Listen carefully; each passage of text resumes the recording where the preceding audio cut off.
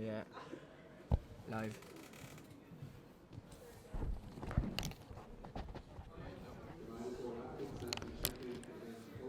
So, welcome to day 2 of the IUAA InterVarsity Track and Field Championships finals day here. We're directly underway here in the women's 400 metre hurdles. So, from lane 2-8, we've got Celine O'Shea, Jessica Neville, Kate McGowan, Ciara Cummins, Laura Fry, Lisa Kelly, and Aoife Conroy. So, we've gone over hurdle 1, just about to take hurdle 2. Looks like Kate McGowan from DCU doing the early run-in with Jess Neville, a CIT. Laura Fry in the mix there as well, and also Aoife Conroy from IT Carlow. So it looks to be those four running clear of the field at the moment, but Kate McGowan striding away. Jess Neville, obviously a very experienced competitor at this level. Look to see her strong in the second half of the race. But it's Kate McGowan from Neville, Laura Fry, and then it's Aoife Conroy from IT Carlow in fourth. At this stage of the race, it really is all about holding their rhythm over the final hurdles. The fatigue is really going to be starting to set in. They'll be swimming and lactic, but it's Kate McGowan from DCU here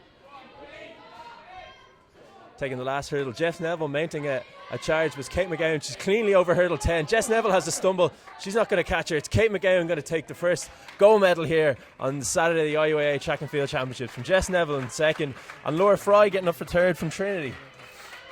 Aoife Conroy coming in from IT Carlow to take fourth. Ciara Cummins then from DCU, and looks to be Lisa Kelly from Athlone IT to finish it off. So great race from Kate McGowan at DCU there to take the first gold of the day. Jess Neville, I suppose, would be disappointed not to have taken gold herself. She's featured prominently in this race over the years, but it was a great race from McGowan.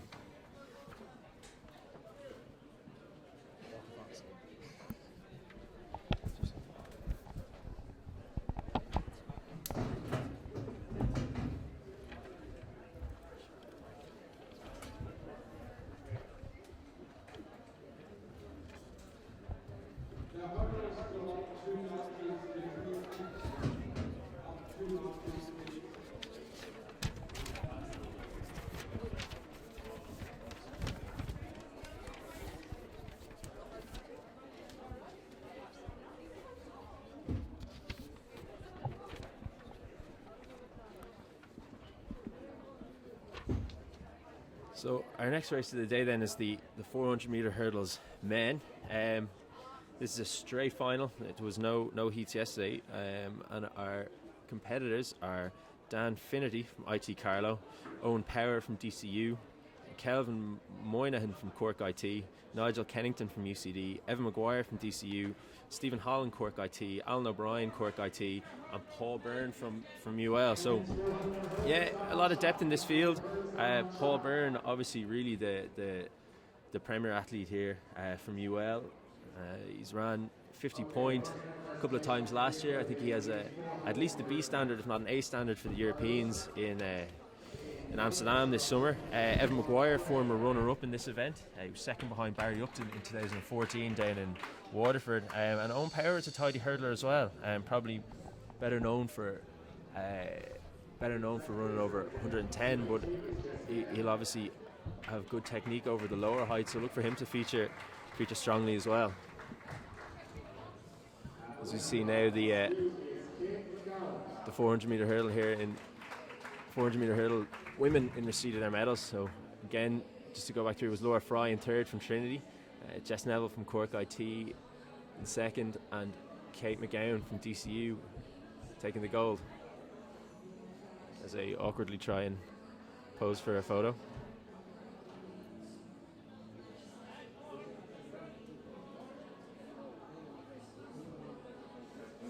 See Enda Fitzpatrick in the infield there from DCU. DCU obviously hosting today's championships. A lot of strength on the ground in terms of volunteers and organising, so great work from Enda yesterday and today, getting the numbers out and making sure the event goes smoothly.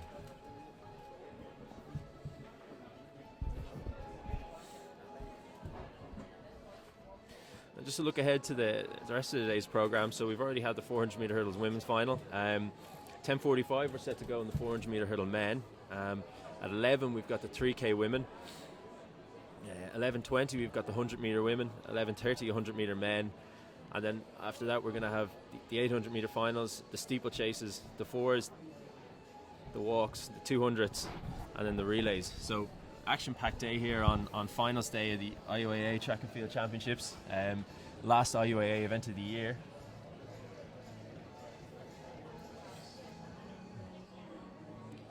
Now we can see Kate McGowan walking off the track after her win in the 400 metre women. So it'll be interesting to see if we see her going again in the 4x4 relays at the end of the day. No doubt she'll be on a high after that, and she'll be looking forward to adding to her medal tally for the weekend.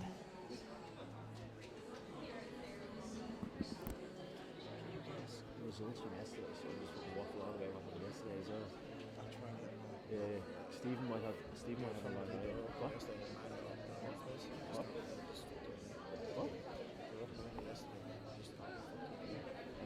I think like Stephen might have a few lines on the SSC. Yeah, so it'd just be good to talk about in the gaps.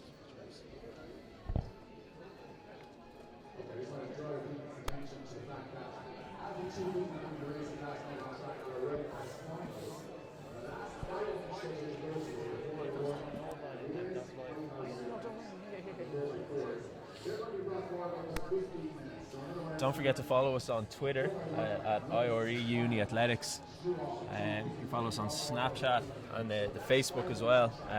Live streaming today has been brought by Santry. It's going to be the first live sports event broadcast on Facebook, so don't forget to share the Facebook around. We'll get as many people watching as possible. It's also streaming live on YouTube as we've done for all the previous events, but first live sports event being broadcast on Facebook today.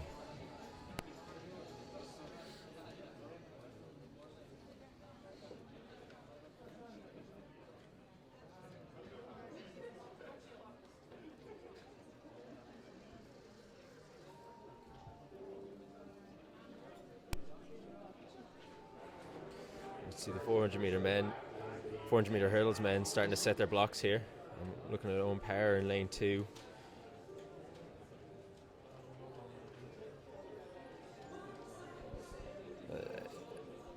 It's an interesting event, 400 metre hurdles.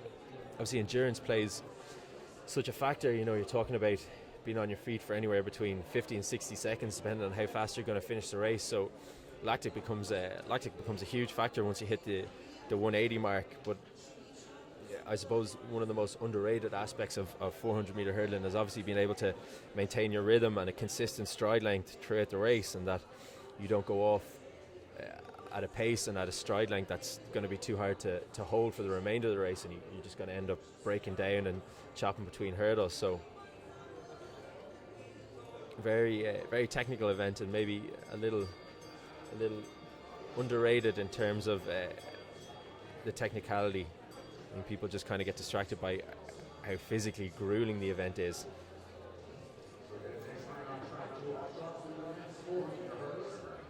You can see Paul Byrne in the bright orange top 8 in lane 8. He'll be the favourite for this race. As I said, he's sub 51.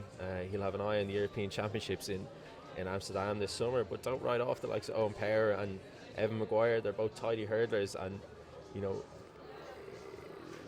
this is one of those events that because of the technical nature and because of the demanding physical nature, there's huge room for mistakes to happen, or for people to have a bad day or let things slip. So you know, oftentimes you're going to see the guys doing well in this event are the people that make the fewest errors going over the hurdles, the fewest errors with their strides between the hurdles, and are just able to kind of to run consistently for the whole race rather than setting the world on fire. So it will be an interesting race.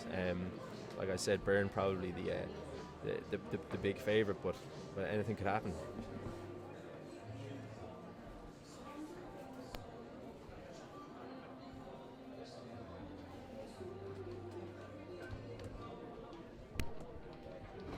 Thomas Barr obviously would be Ireland's kind of top 400 metre hurdler at the moment, maybe, you know, going in recent years. I suppose it would have been nice to see Thomas today. He's won this event a couple of times in the past. He's you know, done great for UL. Obviously at indoors as well, over 400. He ran over 200 metres this year. I don't know if he's been carrying an injury or what his plans are. It would have been nice to see him. Himself and Byrne have been training together, obviously running well, pushing together. Would have been nice to see them squaring off early on in the season. But look, it's going to be a good race nonetheless. The conditions here in Santry today are lovely. Bit of a wind coming up the home straight. It looks a bit of a cross, but I think really it's going to be a plus wind for the 100-meter sprinters anyway.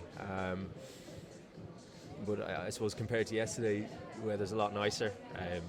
It's a lot warmer, a lot drier compared to the hails yesterday. They kind of delayed proceedings for a good half hour. I believe the 200-meter women were absolutely soaked over at the start line. But this is more in line with what we hope to see for track and field.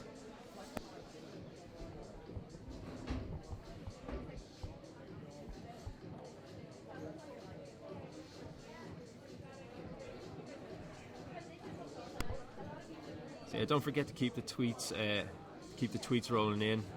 IUAA Uni Athletics. Myself and Michael Deedy will be monitoring the Twitter, so don't forget to keep the tweets rolling in.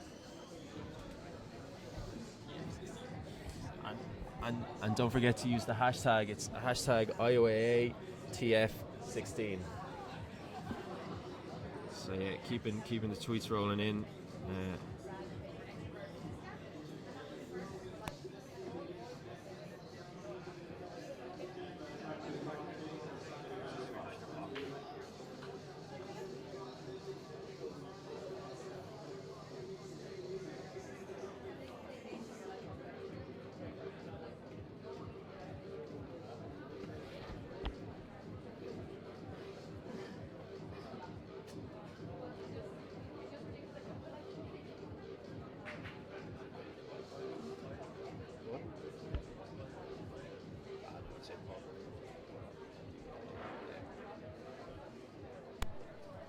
Snapchat username there for anyone looking to add us. It's IUAA Uni Athletics. So same as our Twitter username. Got a good following on Snapchat. We keep the snaps rolling out. So follow us on Snapchat. Send us a couple of pics. What are you up to? You're watching the race. Send us a couple of videos, and keep the tweets rolling in. So using the hashtag IUAA TF16. So we're underway here. The men's 400 meter hurdles. Got the singlets on. Boys are standing behind their blocks. And from lane 1 out, we've got Dan Finnerty of IT Carlow, Owen Power of DCU, the 110 metre hurdler, Kelvin Moynihan from Cork IT, Nigel Kennington from UCD, Evan Maguire DCU, Stephen Holland Cork IT, Alan O'Brien Cork IT, and Paul Byrne from UL out in lane 8. It's Byrne there with the top off, doing a bit of the Linford Christie, trying to psych his competitors out with the physique.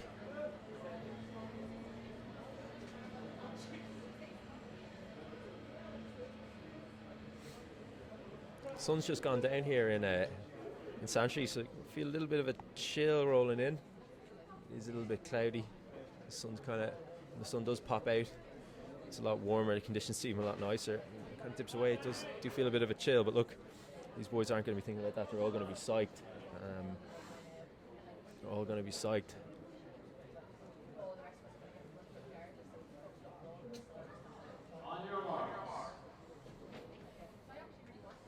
And the starters called them to their marks. Kieran O'Cahan, president of AIT, is, and indeed president of Athletics Ireland, starting this race. He'll most likely split starting duties with Stuart Smythe, the chairperson of the IUAA.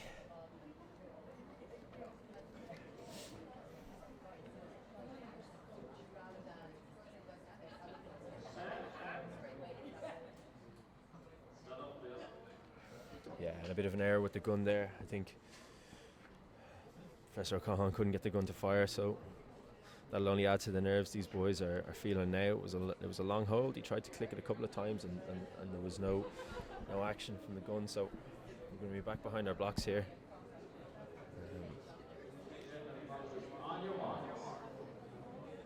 Yeah, and whatever technical difficulty that was, Professor O'Cahan seems happy that it's been resolved. So we're on our marks again here. And from the inside, we've got Finnerty, Power, Moynihan, Kennington, Maguire, Holland, O'Brien, and Byrne. So again, looking for Byrne to get out early and build up a huge lead down the back straight, but keeping an eye on Maguire and Power here. This has the makings of a good one. Yeah, and we're away this time. Clean start. And already Byrne building up a huge lead over the Cork athletes inside him. He's first to take hurdle 1. Maguire was the second to rise, and then we've got Power back in third. Yeah, and it's Byrne building an absolutely massive lead here. He really is the class of this field. Like we said, he's a sub-51 guy at his best, and he's running away from Evan Maguire here. So we got Byrne. Here he is, left leg lead the whole way around. It's Maguire and Power following. Byrne again with the left leg. Here comes Maguire. He's also hurdling with the left. And we got Power, and we've got Dan Finnerty from Carlow coming up inside Carlow. And Byrne's down, but he's a big enough lead that he's back up. And it's Maguire in the lead. Finnerty's down as well. There's dead bodies everywhere. We've got Evan Maguire is going to take it. Byrne's not going to catch him. The fall really took it out of Byrne. So we've got Maguire from Byrne, and then Owen Power getting up for third. And yeah, we've got Nigel Kennington then getting up for fourth. Stephen Holland getting up for fifth, and then we've got Alan O'Brien and Kelvin Moynihan finishing the race off here. And we've got it up on a replay here. So Byrne looked to be away and absolutely cruising. When it was up around hurdle 8 here, he clipped it and he stumbled. He looked like he was going to keep his balance, and he just went down. And I suppose such was his lead at that point that he kind of got back up, and he was still in contention. But a fall like that is always going to take it out of you. So big disappointment for Byrne. But this is what we said at the start of the race. The physical and technical nature of the 4 hurdles is such that you can't really bank on anyone as a pre-race favourite, because there's just so much room for mistakes to creep in, especially this part of the season. So early it'll be Byrne's first run out of the year. So they'll still be working on a couple of technical things, race sharpness and stuff like that. But hey, fair play to Evan Maguire. He still had to run a good race. Like we said, he was just smooth in between the hurdles, good rhythm all the way through. And look, he was in the position to take the lead when Byrne went down. So great race from Evan Maguire. That'll be his first individual gold out of varsities. He would have been on 4x4 teams now that have won gold before as well, but that'll be his first individual gold. And Owen Power, the 110 metre specialist, getting up for third as well. So big points for DCU as well. They'll get 7 points now for Evan Maguire taking first, and they'll get 5 for Owen Power taking second. So 12 points coming out of the 4 hurdles, putting DCU in a good position already in the team standings. But yeah, and a big fall from Dan Finnerty, IT Carlow. He was looking strong. He was up on the shoulder, Owen Power, and he actually clattered into hurdle 9 there. That stage of the race, the legs are jelly, you're wobbling, you're going from side to side, and the hurdles they don't look like 3 foot anymore. They look like they're about 8 foot at that stage of the race. So hard luck to Dan Finnerty there. It was a tough fall, especially he was coming through. He was in a strong position to challenge for a medal. But look, that's just the nature of the event. These boys just have to deal with the disappointment, go back, train harder, come back stronger, and use that as kind of motivation to do well in future events. So yeah, great race to get us started off here. The 2 400 metre hurdle races. Again, Kate McGowan for DCU taking gold in the women, ahead of Jess Neville and Laura Fry from Trinity. And you can see the boys are going to be presented with their medals here. In the Fitzpatrick and Fitzpatrick on the PE, on the PA, announcing this. So we've got Owen Power there from DCU.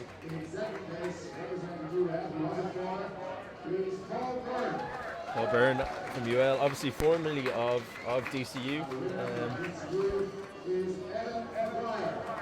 And Evan Maguire there taking a well-deserved gold. So up next on the track, we're going to have the 3,000 metre women. Big field for this race, as always.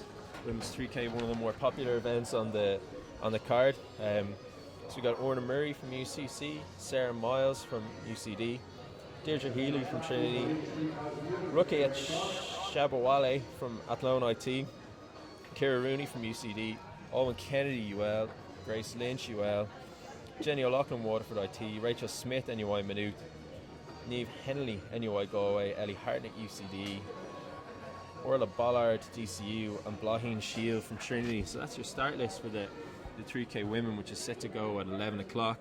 In the meantime, we've got a hammer men's final, which is taking place outside the main track area in the throws cage, just to the side, and a stacked field in the men's hammer. We've got Moffat back from Queens, Conal Campion is there, so yeah, Killian Barry for UL as well, back from the States. So yeah, it'll be interesting to see how things shaping up.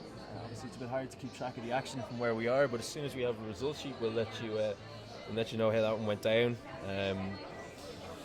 With the women's triple jump final, that'll be starting at 11 o'clock.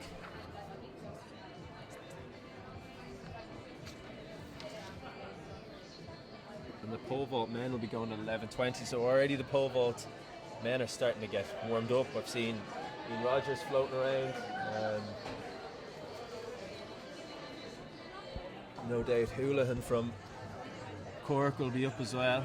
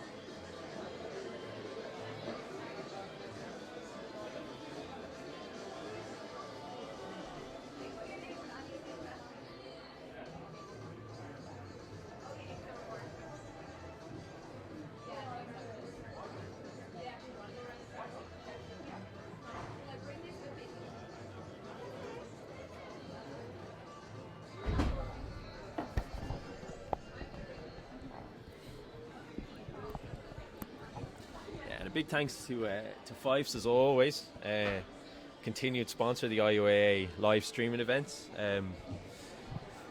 Great to see them. Great to see their support in getting these events streamed and open to air for all our viewers around. Obviously, the IUAA is such a tight alumni network, so you have people not only watching in from at home in different parts of the country around Ireland, but the more recent Irish diaspora will all be tuning in. We've had people watching from as far afield as Australia, Dubai, the States. So a lot of keen IUAA alum around the globe will be tuning in. Now, maybe not this early in places like the States. It'll only be 5 o'clock in the morning, but I think maybe kind of over the other side of the world we'll probably have a little bit of viewership going on. I know Maria O'Sullivan in Australia tuned in to the indoors last year. She was Snapchatting us. Great IUAA career had Maria. She had a cross country win, a couple of team wins, a lot of wins on the track as well. So good to have the likes of Maria, such kind of, what would you say, people who competed well, had great kind of careers here at the IUAA, still keeping in touch, still watching the events and throwing up their support.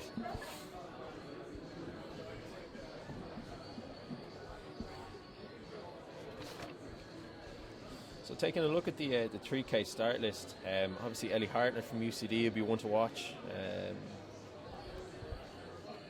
Rachel Smith from NUI Maynooth, she had a great race in the 3K at indoors, second place in that race. Deirdre Healy from Trinity will feature. Orna Murray from Cork will be in the mix, obviously part of that very strong women's cross-country team from UCC over the past couple of years. And Blaheen Shield from Trinity on Erasmus in France over at the moment. Had exams last week and has exams again this week, but she decided to come home for the weekend in between to give the 3K a crack here at varsity. So great commitment to the cause here from Blaheen Shield. Also runs for Raheny Shamrocks. She was women's captain at Trinity last year, so still leading by example, even though she no longer holds the the officer captain.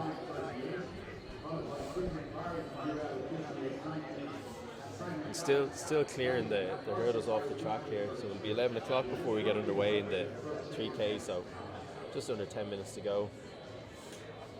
You see Enda Fitzpatrick still running around from point to point, ensuring there's enough volunteers, chatting to people, getting people organised. So great work being put in by Enda this weekend from DCU.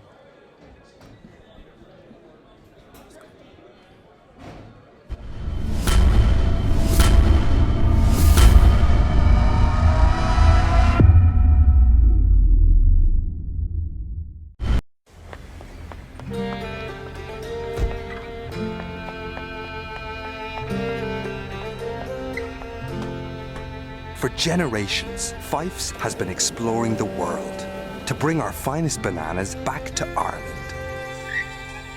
And today, Jack! that spirit of discovery remains. So here's to the next generation of Fifes explorers. Fifes, discover more.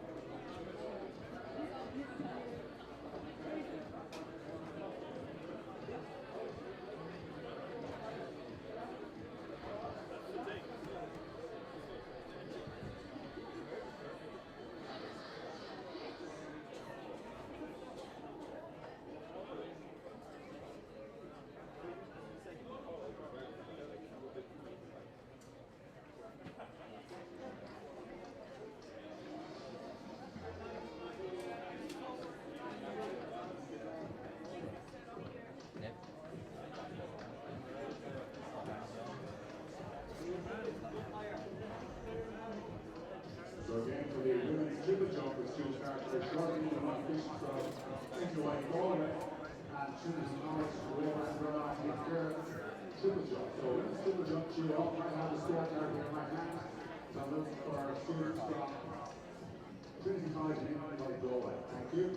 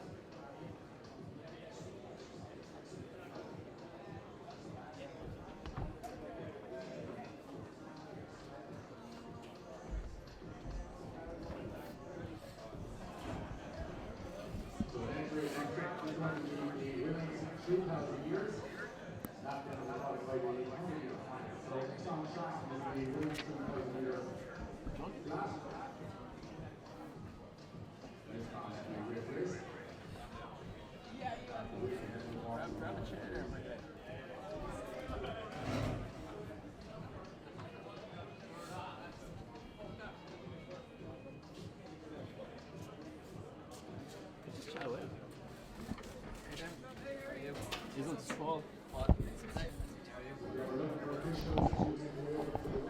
You still need to hold that one down, don't you? Or is it grand? Yeah, anyway. Okay. That's the start list for the 3K. It's on now. So things starting to heat up on the track again. Got the women's 3K just about ready to go. Sarah Smythe lining them all up at the 3K start. And things heating up here in the commentary box as well. I'm joined by Isilda O'Donnell. Hey, how's it going? So, you've had a look at the start list here, Isl. What do you think is going to go down in this women's 3K? I wouldn't be too sure. A few people in form now. Maybe UCD looking for it. Yeah, Ellie Hartness back from the UK, could be in good shape. Rachel Smith as well from Maynooth, we'll keep an eye on her. She was second in the 3K at indoors. So there's a couple of names. In this, and it just depends how these races pan out, doesn't it? You know, Yeah, it could exactly. be fast or it could be slow and tactical. So It was very nice conditions anyway out there this morning, so Yeah, it's yeah, nice. race.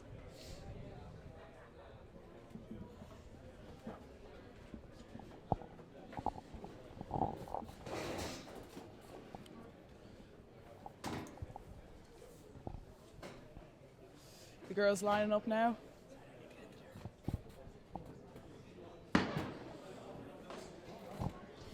Yeah, and that's it. We're underway. So Sue Smythe getting them going. Like we said, he'll be sharing starting duties with Professor Kieran O'Cahan. It doesn't look to be majorly fast here now as they No, we'll as they come around. see as they go around the two. Yeah, that's it. We'll see how quick it is when they go around the two. But The two girls, Rachel Smith and Ellie Hartnett, taking it out. yeah, that's it. And it's the two girls we figured it would be. We've also got Deirdre Healy from Trinity up in the mix there too. They're going through in 39. And we've got Grace Lynch from UL involved with those top three. Orna Murray from UCC, like we said, she's been very solid over cross country the past couple of years. She could feature well in this race. The two UCD athletes, obviously Ellie Hartnett up there, but we've also got Ciara Rooney and Sarah Miles. So yeah, it's not actually as slow as we thought it was at the outset. We can already see, the girls going in single file here, so the pace is honest enough here at the start. Looking like it's going to be about an 80-second lap. So They're stretching out a bit. There's two groups after forming.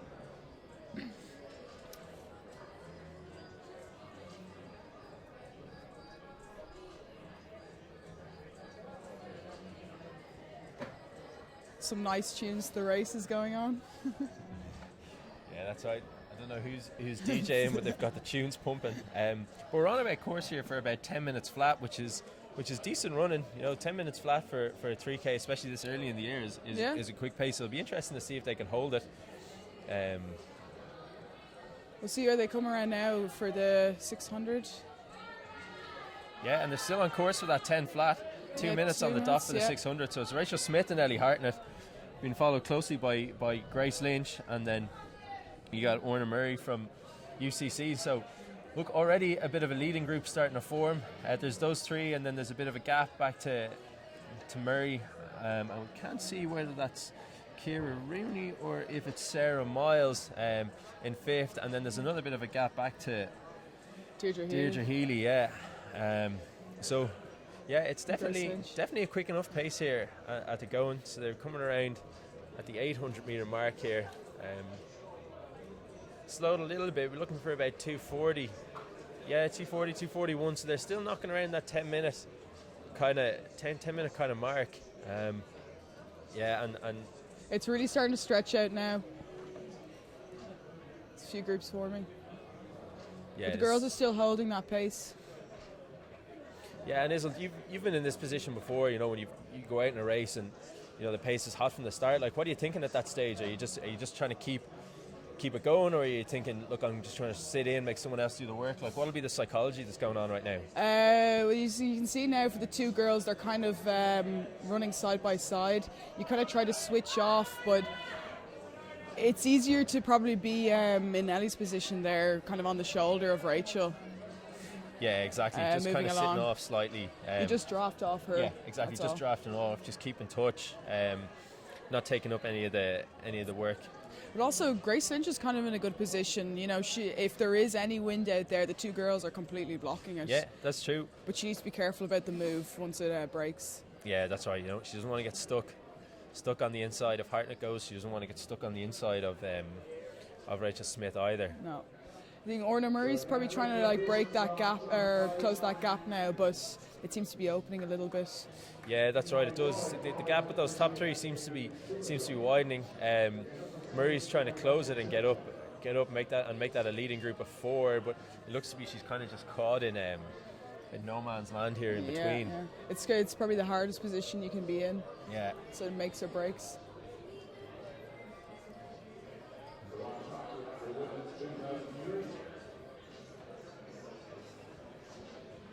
Oh, you can see what time the girls come around now.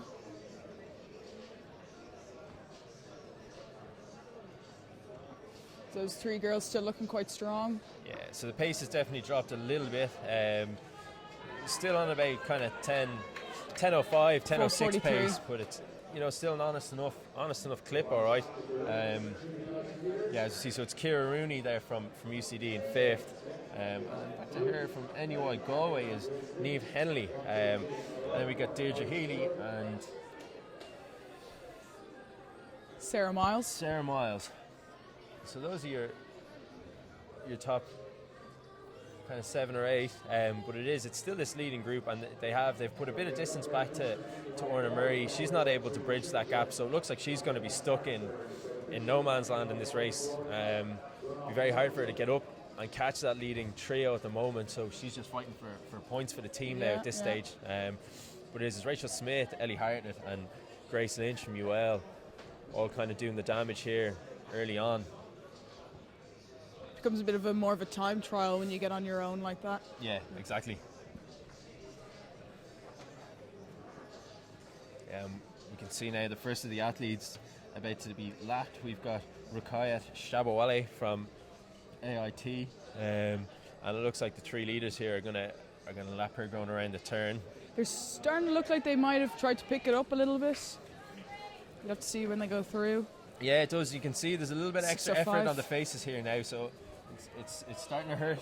It's starting to hurt here at the 6-minute mark. So they have 3 full laps to go. That's 1,200 meters. 3 full laps to go, so they're just kind of coming up to the 2K mark. They've definitely pushed it on a bit when they're passing at the AIT. Yeah, and you can see now Rachel Smith is trying to make a move here. She's kind of put a little bit of pace in, so yeah, she's probably trying to get away from Ellie's quick pace, and you can see over Ellie's 15 time and that. Yeah, and that's right. Ellie Hartnett, obviously the IUAA 1500 meter record holder, so she's got serious speed over 1500 meters. So you kind of think if it comes down to a shootout at the end of this race, that she'll fancy her kick over anyone else's. Yeah. So maybe that's why Rachel Smith is going early. Yeah. They're 6:50 through 2K, so 325 kilometers. It's good going. It's about 10:15 pace for the race, so it has slowed a little bit since the opening couple of laps. Yeah. But we'll see. There might be a sudden injection of pace here in the last 800. Yeah, Rachel's trying to make a break there, but you need to make it significant. Because Ellie and Grace Lynch they're holding on. Yeah, and it is. It's still Rachel Smith in the black of NUI Minute. Ellie Hartnett with the orange spikes there used to be behind her. They're after Grace Lynch passing at 7. Jenny O'Loughlin, WIT. Yeah, that's right. Jenny O'Loughlin now the second athlete to be lapped. We've got Orna Murray still running strong here for 4th. It doesn't look like she'll get up for a medal, but she looks to have consolidated 4th place over Ciara Rooney from UCD. Yeah, holding on strongly anyway. But it's still Rachel Smith leading here. Looks to be a little bit of a gap forming now from Ellie Hartnett to Grace Lynch. So looks like Grace Lynch might be falling off the pace here set by Rachel Smith. And a little bit of a gap forming from Rachel Smith back to Ellie. Yeah, so it looks like it's all going down the here. bend. Yeah. All going down here. 5:50 to go, just over half a K. And it looks like Rachel Smith is starting to put a bit of distance between herself and Ellie Hartnett. Big gap starting to form now back to Grace Lynch. Will she have anything to come back? We'll see now. Rachel's after really opening that gap. She knew when to move. She had a good race plan. Yeah, that's right. And look, it's Rachel Smith. She's away and clear. She's got 10 metres. And she's flying. She's really comfortable. Yeah.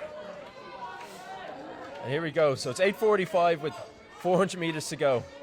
So 10 metres back to Ellie, another couple of metres back to Grace Lynch, but it's going to be Rachel Smith here. And we'll have to see. She's doing all the running here. Yeah, she really is flying, yeah. Yeah, she's 3:50 to go. Yeah, and that gap is now up to 20 metres. Ellie Hartnett's finished. We'll have to see now to be a fight between 2nd and 3rd. Yeah, exactly. Can Grace Lynch get up on Ellie Hartnett and make it a race for 2nd? Ellie, obviously, like we were saying, she should have good finishing speed. She's not going to catch Rachel Smith, but could be a fight on here if Grace Lynch can get up on her shoulder. It's still Orna Murray going to take 4th. Well, we can see Rachel Smith flying. Yeah, through 209.20. That's it. The gap is now 50 metres. So Rachel Smith absolutely flying down. She's gone. 150 to go, and it's going to be Rachel Smith taking the gold here. So improving on her 2nd place finish in the 3K and indoors. Yeah, and that's now 80 metres back to Ellie Hartnett. It's a fantastic run. Yeah, great run. Yeah, Really really, good really run from executed Rachel. well. Yeah, she did, and she controlled it from the outset. She did, yeah. You know, she set the pace early. She set a good pace early with about a K to go. She ratcheted it up. So here she is. Sub 70, 69, 72nd last lap. So yeah, very good. Yeah, Yeah. very, very quick finish there from Rachel Smith. 9:54.46. Yeah, so great race. We have Ellie coming through now. Ellie Hartnett coming through now in second, and Grace Lynch in third. So absolutely fantastic run there from Rachel Smith. You know, brilliant. 69-second last lap. It's clipping to take the win after. from Ellie Hartnett. Yeah. Geez, that is clipping. With some of the girls coming through now in their last lap. And Yeah. here's Erna Murray finishing. She ran a strong race throughout. Yeah, that's the thing. You know, she got isolated early, so you know she was running on her own for most of it. But she ran well to kind of hang on to fourth place. Points in the bag for UCC. And here's one of the UCD girls coming along. Yeah, and it's Sarah Miles who actually got up on her teammate whoa. Ciara Rooney to take We fifth. missed that after. Yeah. So it's Ciara Rooney coming in now to take sixth. And we have Deirdre Healy Deirdre from Healy in Trinity. seventh. Yeah. And UIG. Yeah, Niamh Henley from Galway. And then we've got Jenny O'Loughlin taking the bell there for Waterford. First DCU girl. That is Orla Bollard. And we have Blahin Blahin Shield coming in to finishing now. finish, yeah. Nice one. Yeah, nice one from Blahin. Your Raheny Shamrocks Yeah. clubmate. / Trinity. / Trinity clubmate, yeah. Yeah, so 9:54, serious time set by Rachel Smith there in that 3K final. 9:54. What is her? We don't know her PB. No, we don't know her PB, but geez, I wouldn't be too surprised now if that was a PB or very close to it. Yeah, she's looking good for the summer now because it's quite early in the season. Exactly, yeah, Nice yeah. one. Very promising running, you know, laying down a sub 10 in early April. You know what I mean? Yeah. Set her up good. See Tony Walsh having a few words there with Orna Murray after that as well. He no doubt congratulating her on a strong run to take fourth. Definitely, yeah. And as we have the last of our athletes to take the bell here, Ruqayyat Shabawali. She'll be finishing now. There's the WIT girls coming around with 100 to go.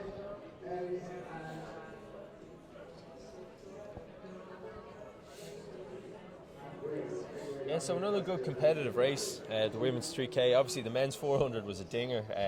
Paul Byrne with a big lead, hitting hurdle 9, and Evan Lynch getting up for the win. But that was another good, solid competitive race. You know, it was anyone's game between those three until about 500 to go, when Rachel Smith started to put a bit of track between themselves and the other two. But Yeah. it was a good race. It was a really definitive decision. Yeah, exactly. And that's kind of what you have to do in championship running, is if you commit to going, you have to go. You can't go no. half-heartedly, because you know the other people will sniff It's it a- off it's a you and you'll be weakness. gone. Yeah, it's a They'll weakness. sniff it off you Yeah. and you're gone. So next up on track we have the 100-meter finals. Exciting. So the weather's setting up nicely. There's a bit of a tailwind here, so we're going to see some fast times. Whether it's legal or not, I don't know. It could be over the legal limit at 2 meters per second. But look, it's good conditions for sprinting. Definitely compared to yesterday. Yeah, how was the weather actually yesterday? Yeah, it was hailstoning very, very heavily. So yeah, a lot of disappointment. The flight was with the quite times and the conditions. Yeah. the flight was quite bumpy last night. Oh jeez, yeah.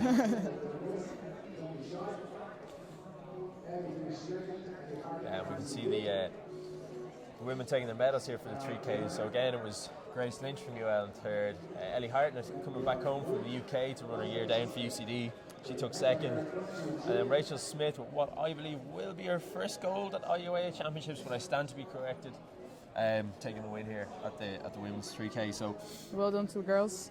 yeah, so like Nice we said, run, nice race. yeah, exactly. Yeah. Good race. Good for the viewers watching at home or watching from around the world. Just a reminder, it's Santry here bringing us to streaming. It's the first live sports event being broadcast on Facebook, so you can watch it from Santry's Facebook page. Share it around, guys. We'll try and get as many people watching as possible, and try and connect with as many of our past and present IUAA members, in Ireland and around the world. The event is obviously streaming live on YouTube as well. Like we said, first live sports event to stream on Facebook.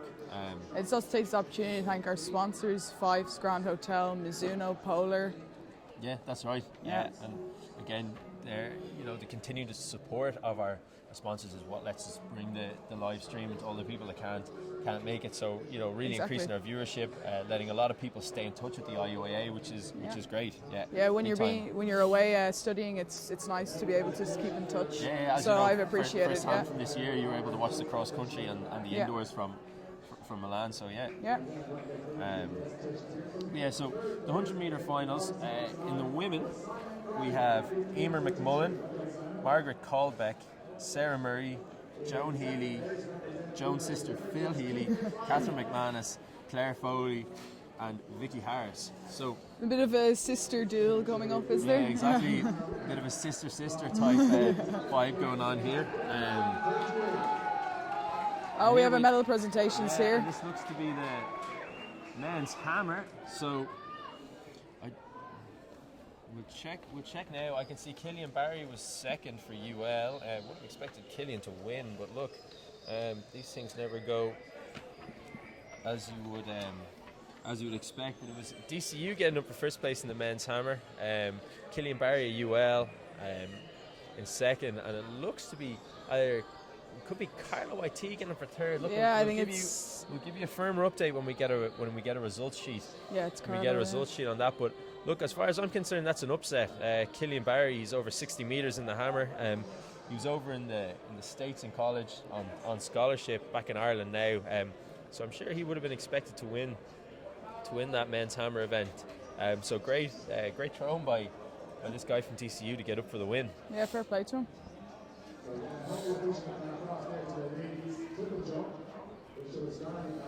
and we're going to get underway soon in the men's pole vault, I would expect as well. Seems to be a couple of guys still taking warm-up jumps. That competition is due to get underway now in the next 5 minutes. Over the far side of the track, I can see the women warming up for the triple jump. Again, we've no start list for that, but we'll try and get our hands on one and keep you going on how that one's progressing. I'm just going to get a bottle of water.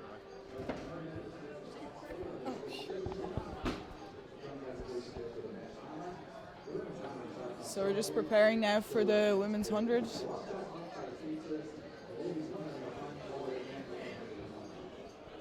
We have a break now on the track.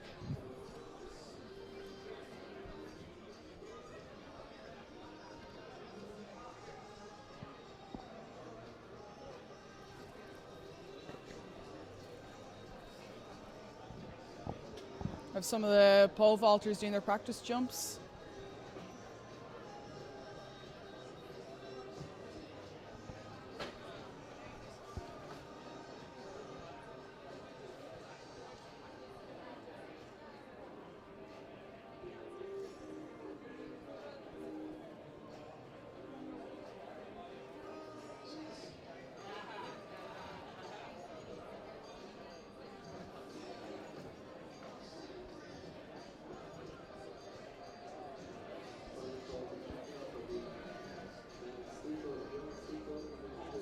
It's a lovely day for athletics out here now today. The girls lining up their blocks now down at the 100-meter start line. Wind's starting to pick up a bit, so we'll see. Will be a legal wind.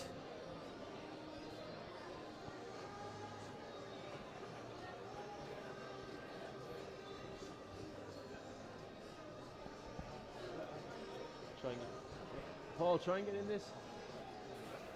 Oh, here we go.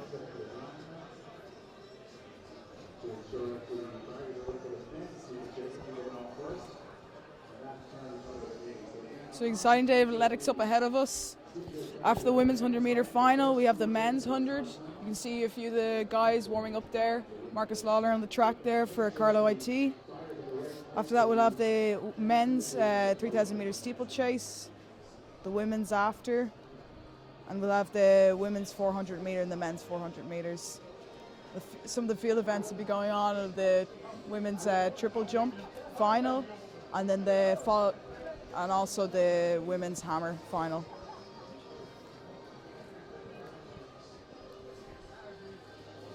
Some of the girls taking some strides out now before they start.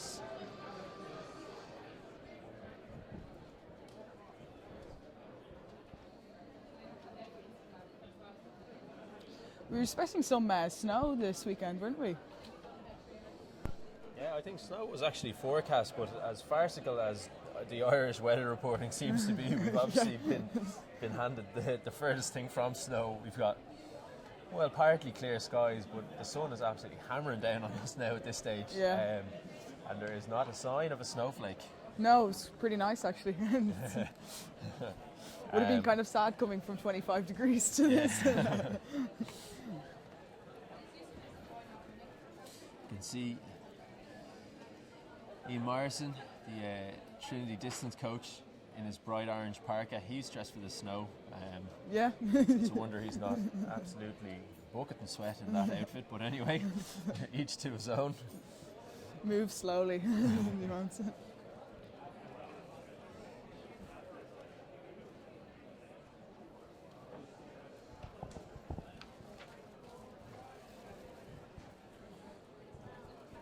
Good strong turnout from the colleges as always. Santry pretty much packed to the rafters here up in the main stand.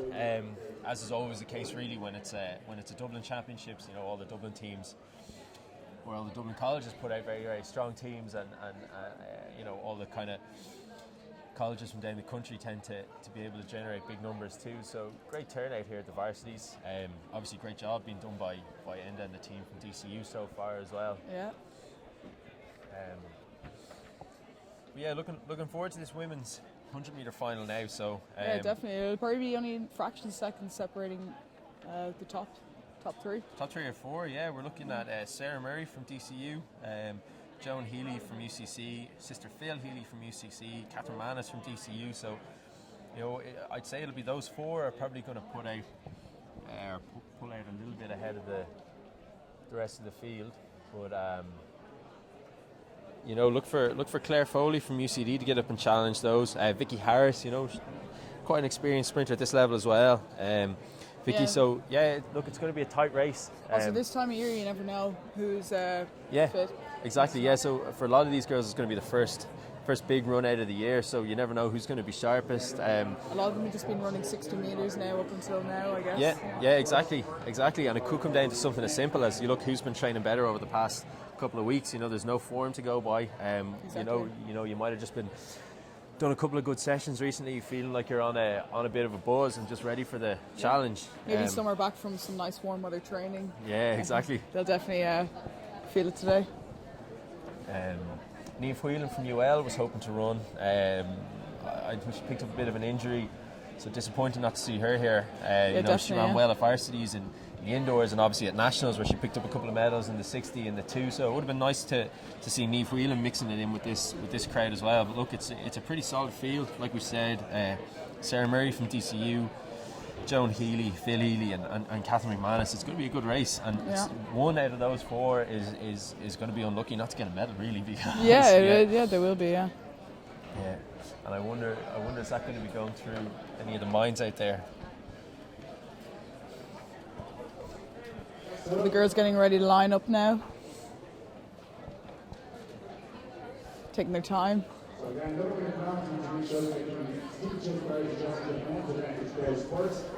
Yeah, the start line.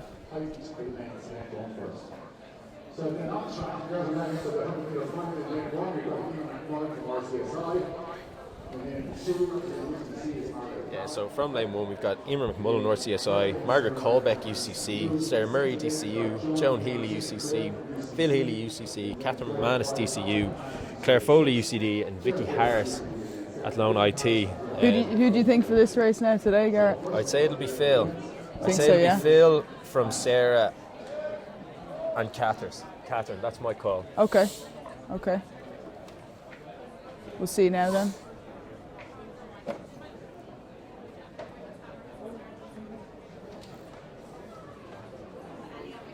Look for Phil Healy to get out quick. She's always a strong starter in these races, as is Catherine McManus. Catherine McMahon is very quick out of the block, so Yeah, certainly. and that this race could come down to someone just getting a good start, getting the nose out in front, and just hanging on to the finish. So let's see where we go. We're on our marks here. Sarah Smythe raising the gun. We're all quiet now. And the girls are off. Wait for his time. A good start from Sarah Murray. Yeah, Sarah Murray with a good start, but it's Phil and Joan. It's Joan Healy in the lead here. It's going to be Joan Oh, Healy. it's very tight. It's very tight. It's Joan from Phil from Sarah Murray. So Joan Healy getting up for a Very win nice. over Yeah. her kind of favourite sister Phil. So Yeah. great run from Joan Healy. Yeah, fair play. Like you said, it was Sarah Murray who got out first for DCU. It looked to be Sarah Murray with the fast start. Yeah, she did. Yeah. But it was Joan Healy coming through. Yeah, Sarah Murray started quite quickly. Joan wasn't too far behind her though. Yeah, so it looks to be Sarah Murray, and yeah, Joan actually got a great start as well, and then she got out ahead of Phil, and there was around here this kind of 40-50 metre stage, she just got just upright, clicked. and yeah, she went by Sarah Murray, and she had enough top end speed to hold off Oh, her sister very Phil, strong. who was finishing very, very quickly. Yeah. Yeah, Nice run so- from the girls. Very good race. Yeah, and yeah, great top end speed from Joan, because Phil Healy was finishing like a train there, Yeah. and if it had been an extra couple of meters in that race, Phil would have got her. So yeah, great top end speed from Joan to hold off her sister, and that's a good win. Yeah, that's quite a good win. Obviously Yeah. Joan coming back from very, very long term injury. This is her first season running in a good while. So look, good win for her. Yeah, fair play to her. Good to see her showing such strong form returning from injury. It must be good to have the motivation though in the house of two years being 100 metre sprinters. Yeah, stop. Competitive running.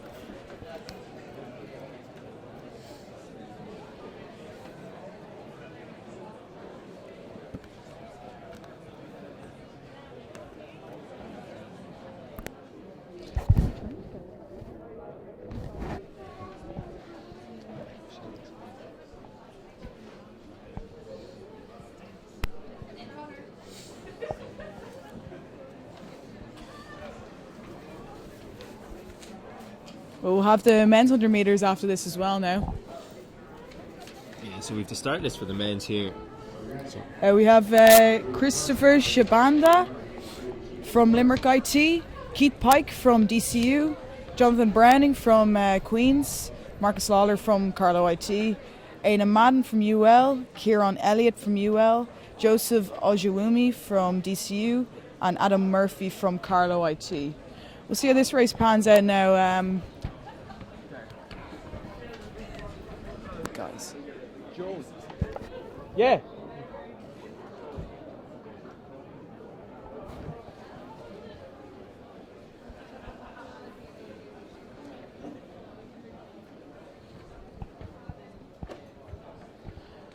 He's getting ready for the race now down there at the start line. I think we're getting ready to the medal presentations for the women's 100 metres.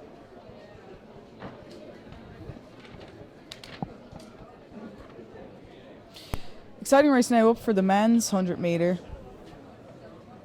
Right, looking at who would you think? Marcus The Lawler men's. maybe to take it. Yeah, like Marcus Lawler, Johnny Browning, Aina Madden, Kieran Elliott, Johnny Browning. Oh, Aina's withdrawn. Yeah. Okay. Yeah, so Aina actually withdrawn. So, okay, so it's a bit more of a 4-horse race. We got Pike, Browning, Lawler, Kieran Elliott, Joseph Ojewumi. Jeez, this is wide open. Yeah. I suppose, look, Lawler's always going to be the form horse. He's some competitor, but Johnny Browning's a beast. Johnny Browning was ranked number 1 in Ireland over 60 last year. It's certainly an exciting race now anyway. Oh, it's going to be a cracker. It's going to be an absolute cracker. Back to the podium though, we have the girls receiving their medals with Sarah Murray 3rd, Phil Healy 2nd and Joan Healy 1st. Great return to form by Joan.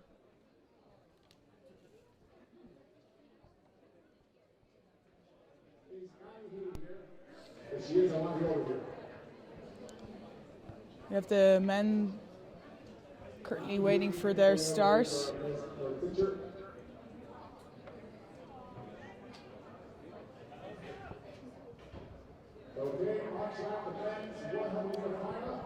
Okay, so we're looking at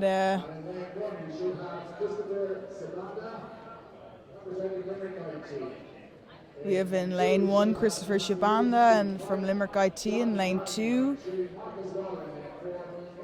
Keith Pike, lane 3 Jonathan Browning, lane 4 Marcus Lawler, lane 5 withdrawn Aidan Madden, lane 6 Kieran Elliott, lane 7 Joseph Ojewumi, and lane 8 Adam Murphy from Carlo IT. Exciting race up now ahead.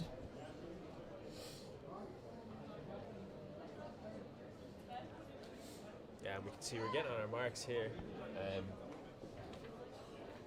So we got Aidan Madden's lane 5 there empty. We've got Elliott in 6, Ojewumi in 7. You've got Lawler in 4, Pike and Browning inside him.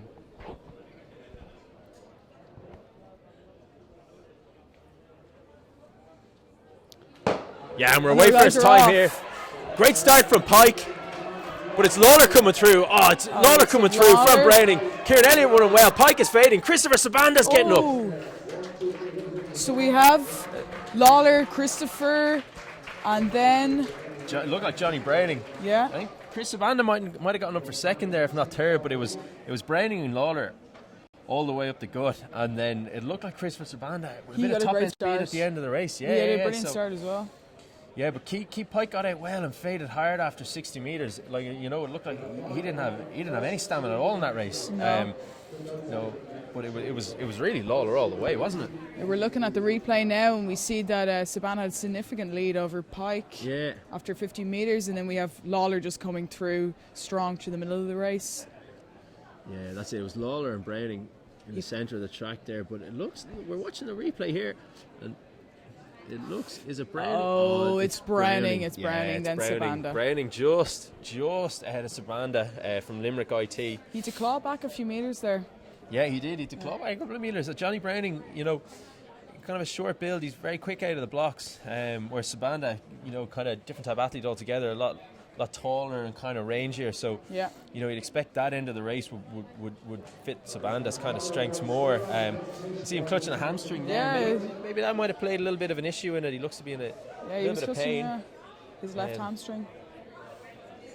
But yeah, you know, great run from Marcus Lawler, adding to his collection of gold medals at IUAA events. And he'll be looking to do a double again. Obviously, he'll go in the 200-metre final, which is up later. So we had Lawler from Carlow in first there in the 100, Browning from Queen's in second, and Chris Sabanda from Limerick IT.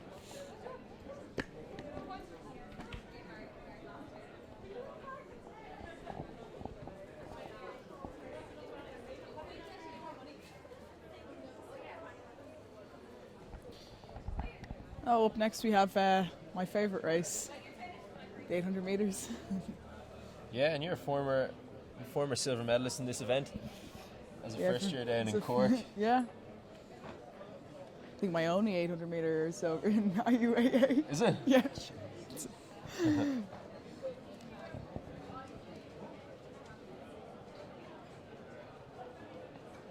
I think that year the Trinity 2 relay teams were pretty successful.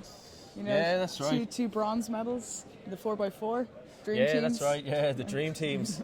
Obviously a bronze, great result for Trinity. Haven't won a relay in a long time, but no. Yeah, that's right. The men and the women both coming third in the 4x4. Women's looking good this year as well. I coughed up second place in that relay on the final leg. Oh. Jason Harvey from UU got me. I suppose no shame in getting picked off by Harvey on the anchor leg, but pretty disappointed nonetheless. So that was a good day. Good day.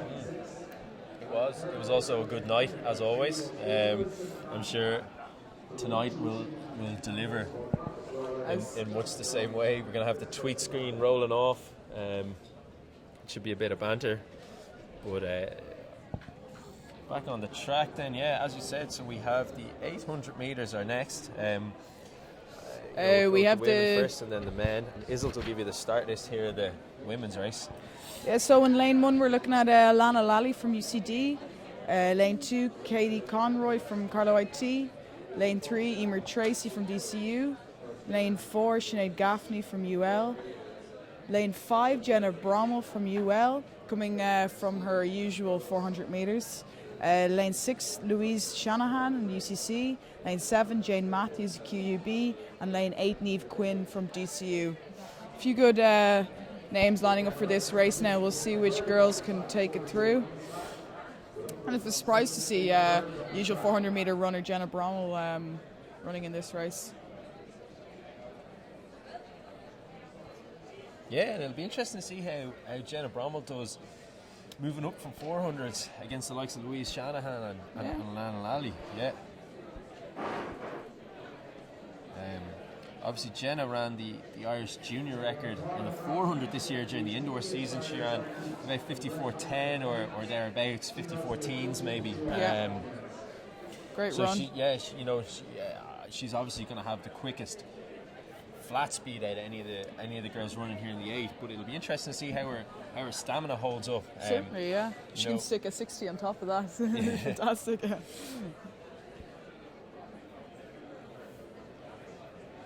I think a lot of people estimate or underestimate the difference between running a 4 and running an 8. A lot of 800 meter guys would be good over 4, but it's very hard to do in a reverse. Not a lot of good 400 meter guys are good over 8. It's almost like a different sport, and I think it's more so the training, the jump in training. If you come down from 800 to 400, it actually is a treat. Yeah. But if you're trying to go up to 8, it can be very difficult. The longer runs, the more time you spend running is. That's the thing, and it's just the additional stress on the body. Obviously, you're used to training at quite a high intensity, but it's just the volume of work from the 8 or from the 4 up to the 8 is just something that a lot of people underestimate and can't cope with. And sometimes, kind of the general body type might be a bit different for each races. They're quite different. One is predominantly aerobic, and the one is predominantly anaerobic. So. Now the 400 would have probably an anaerobic or an aerobic element to it. Exactly. But only a small element, Whereas when you get up to the 800, you're talking about 50-50 aerobic, anaerobic. So it's a different energy system that a lot of 400 guys just wouldn't train on a regular basis. So it'll be interesting to see how Jenna goes. Obviously she's a good competitor. She gave Sinead Denny a great race in the indoor nationals. You saw that, Obviously she beat Christine McMahon, and she beat her in the varsity indoors as well. So look, she's a good competitor. She's not going to back off. No. So she will feature. She'll push herself hard. But that's what you want to see in these races, championship races. Yeah, exactly. Those type of competitors are the one that comes through.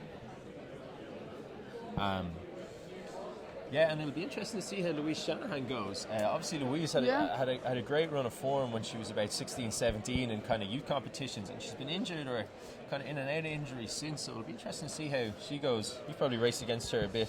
Yeah, I think I raced against her when maybe a few years ago now, before I picked up those few injuries, but I think she might have beaten me.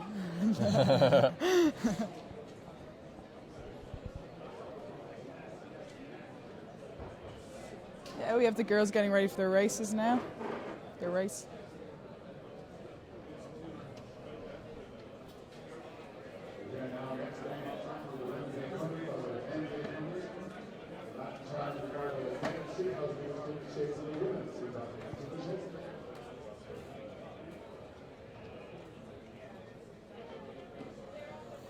Just a reminder, guys, to keep the tweets rolling in using the hashtag IUAA TF16. You can tweet us at IRE Uni Athletics, and keep the Snapchats coming in, boys. Follow us. We're putting up Snapchats from our account. It's IRE Uni Athletics, and keep the snaps rolling in. We might even screenshot them and stick them up on the Twitter if they're any use.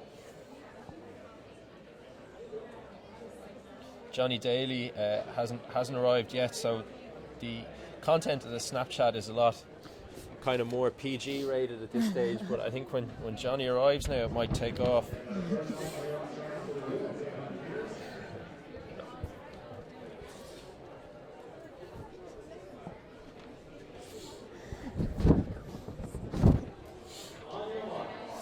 So we're Well, on our the marks girls here. already, it's quite quick start. So we have lane 1, Lana Lally, Katie Conroy, Emer Tracy, Sinead Gaffney, Gemma Brown, Louise Shannon, Jane Matthews, and Niamh Quinn. Okay, we'll see what time the girls are going off. Fairly comfortable start. Yeah, comfortable start. It doesn't look too slow, but no one's really bringing it out. And actually won a race that Jenna Brown will suit quite well, as if it was quite slow first lap. Well, that's the thing. If it's a slow first lap, this will play right into Brahma's strengths. She's 54-1 over 400, so look, she'll have a good kick here, provided that she doesn't waste a lot of energy on the first lap. And it's very slow. It's very slow, yeah. You're looking at about 35 through 200. 35, so you're talking about 220 pace, which is going to be comfortable, very comfortable for the likes of Shanahan and Alana Lally, like 220 pace. And you can't forget that they do have a quick finishing as well. These guys have quick finishes as well, yeah. These guys have quick finishes as well.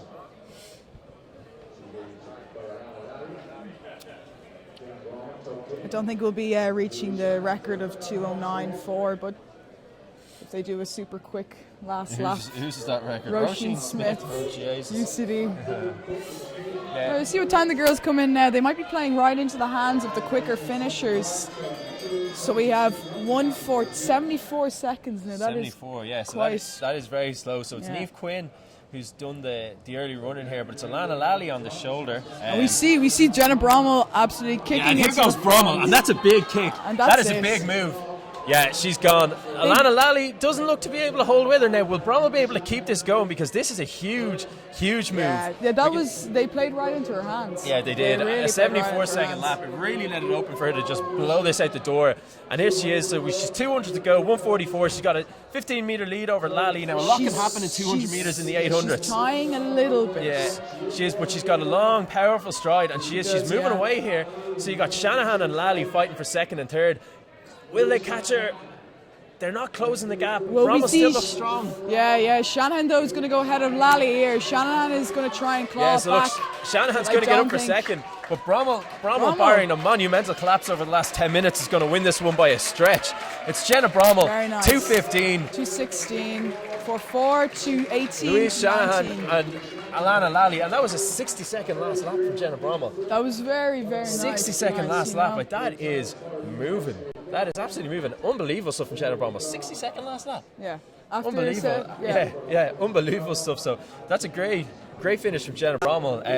We kind of expressed doubts about, whether or not she could keep with the likes of Alana Lally and Louise Shanahan moving up for the 4. And she really kind of blew that out of the water, didn't she? I think the race did play right into her hands as well. The slow first lap. Maybe if... That was an interesting race. Very good run from her. Smart run.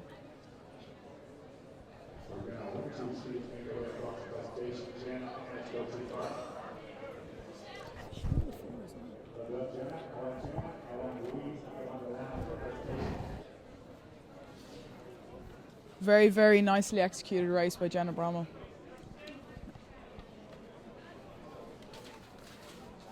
Yeah, big time. So we've got the men's 8 now up on track. We can see the boys getting their tracksuits off. And in this one we've got John McCallion UL, Patrick Erskine Queens, David Kavanagh UCC, Jamie Cullen UCD, Angus Meldon NUI Galway, Conor Duncan DCU, Owen Murphy TCD, and Dara Lynch DCU.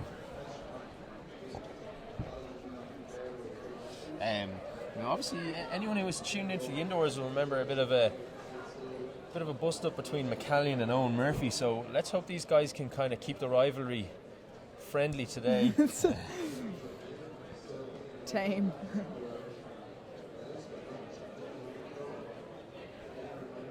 Well, we have McCallion starting out there now, along with David Kavanagh.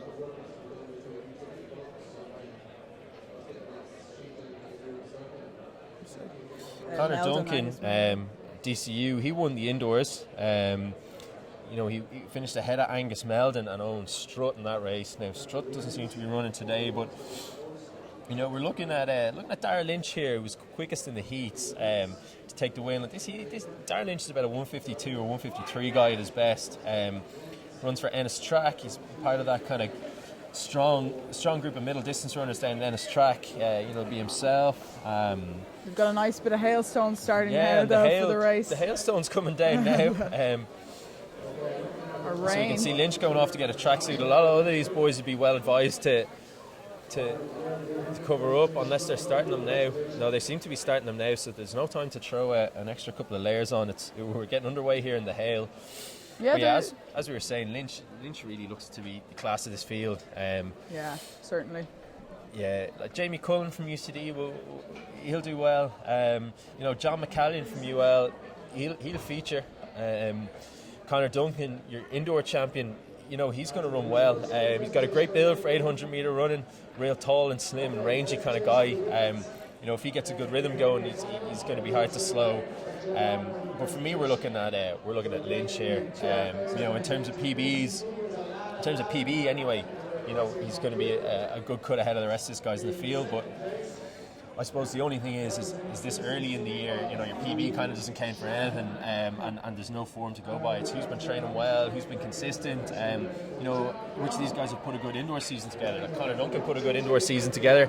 Angus Meldon had a couple of good indoor races as well. So look, these guys will be in interesting race. good shape coming into it. We'll see if they do the same tactics as the previous race, slow first lap and then see who comes out on top, because it completely flips the table sometimes. Now Lynch is definitely a fast finisher, so I think he will be fine with that.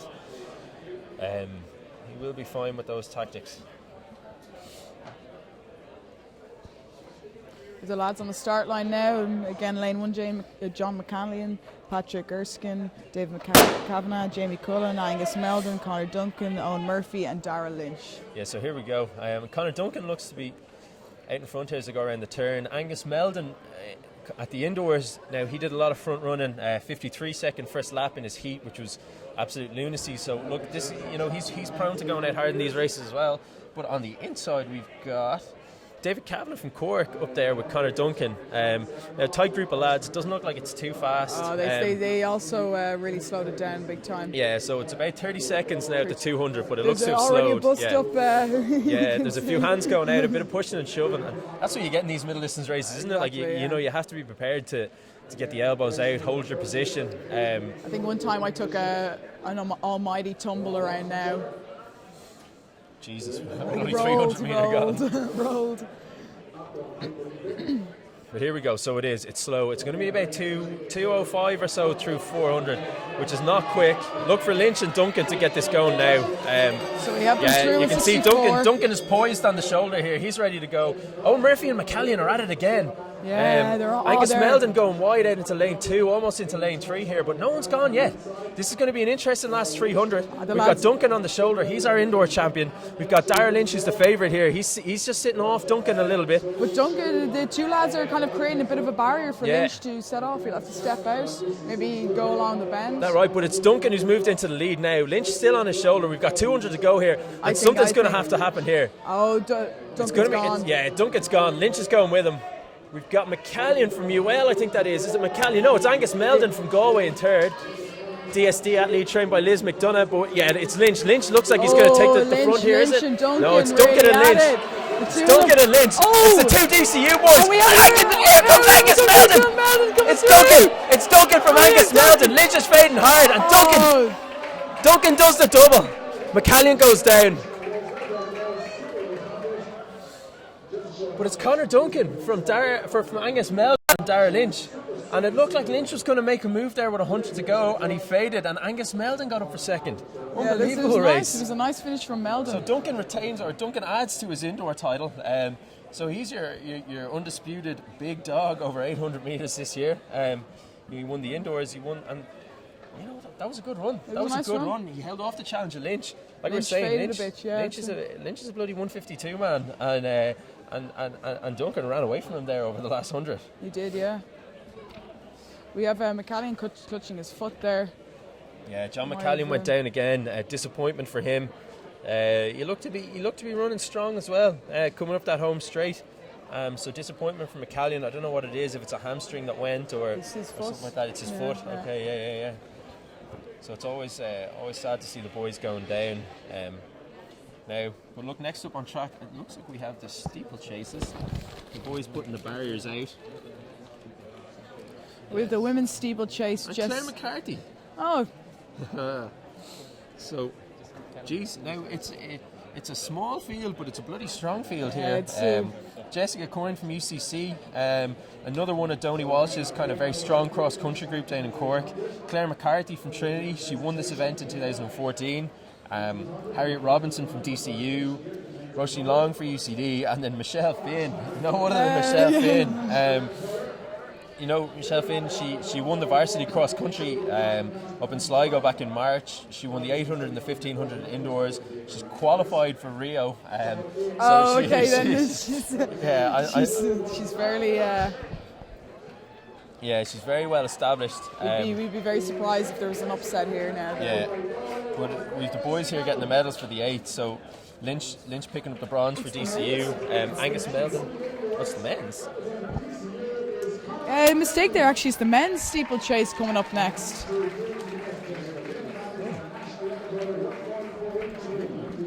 Okay, so yeah, apologies for that. So it's actually the men's steeple which is next on track. We've lost Usually our the events sheet. go women's and then men's, but the steeple seems to go men then women's. There must be an issue with raising or lowering the water jump or some kind of structural issue like that. Well done to the lads over the 800. Good race. Bit of an upset. Well, not an upset, but Yeah, well, it's a bit of an upset now in the sense that Lynch would have been probably our favourite to win it going into it, but I suppose, look, Conor Duncan, he is the indoor champion. yeah, can't take that away from yeah. him. But I suppose it's Meldon who came through. That was a bit of an upset. Yeah, Meldon coming through.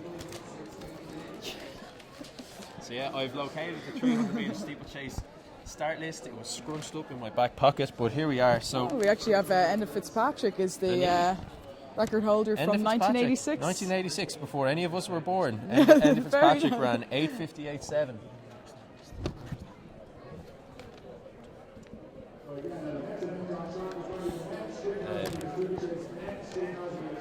Yeah, so great, and again, similar to the women's, this is a strong field. Oh, it's a big Darren Rennick's field. from Athlone IT, Anthony Bowen from UL, Brian Kerwin IT Carlow, John Neville UCC, Mark Clifford from Cork IT, Patrick Chesser from Limerick IT, another Chesser, David Dorn from DIT, Michael Carey from DCU, he'll be strong, Josh O'Sullivan Horahan from UCC, the Orienteer, Andrew Nevin, Tom McCarthy IT Carlow, Adam Foley DCU, Andrew O'Donglia from NUI Galway, Sean O'Sullivan UL, Colm O'Leary TCD, and David O'Keefe UCD.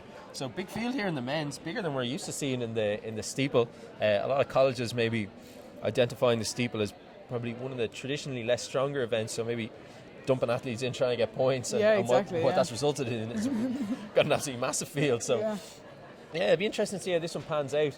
Obviously in the steeple, if no one takes it out hard early and spreads the field out, you get a really, really bunch field going over the barriers, and there's always absolute mayhem. So exactly, a few falls into the water jump, and yeah, it's not really. If it's traditionally known as maybe an event that people might be dumped into, it might be mightn't be a very nice event to be dumped into. I wouldn't be fond of jumping over barriers for 300 meters, 3,000 meters. 3,000 meters, yeah.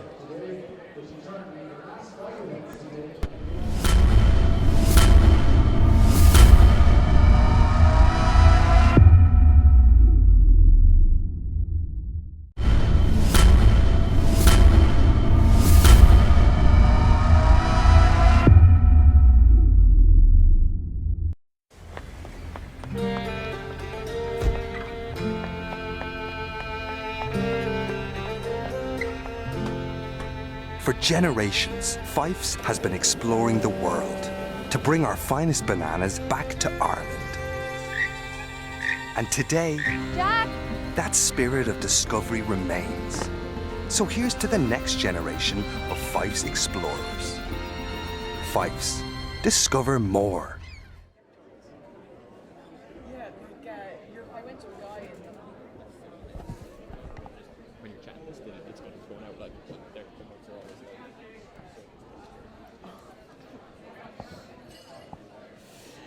Hey, how are you? We're back here now in Santry Morton Stadium. If you want to press the link above the link on the Facebook page, we're going to finish after 90 minutes and you'll need to renew the link. Coming up next, we have the 3,000 men's steeplechase. As we were saying, a big field now here.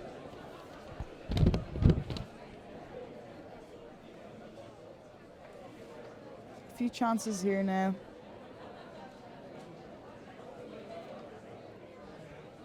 Who do you think would be the favourite now here, Garrett? Yeah, like for me, like you're looking at Renix. You know, he's a great runner over cross country. You know, he's had a couple of medals in there for AIT. Steeplechaser. So I'd say we're looking at Renix. Michael Carey from DCU will feature. Patrick Chesser. Look, you see a Chesser in there. You know they're going to be strong. Colm O'Leary from Trinity. You know, look, he's a former medalist in this event. He's really a good racer. He really puts the head down. Yeah, that's it. He puts the head down. He gives a lot. So yeah, no, it'll be interesting to see how it pans out more than anything else. That if someone takes it out hard, or will the boys be hesitant to do it? Because I think if someone like Michael Carey or Patrick Chester or Darragh Renix takes this one out hard, you know, that could be enough really. But if it's a kind of a slow enough race, you might see a bit more of a bunch finish. It'll be harder to call that way.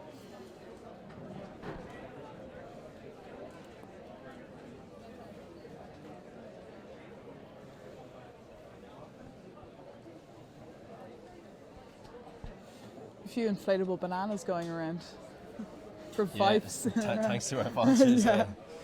Our sponsors, Fifes, yeah. You can see the inflatable bananas going around. Are there any bananas around? I'm sure there are somewhere, yeah. Kind of hungry. Izzle's getting a bit peckish.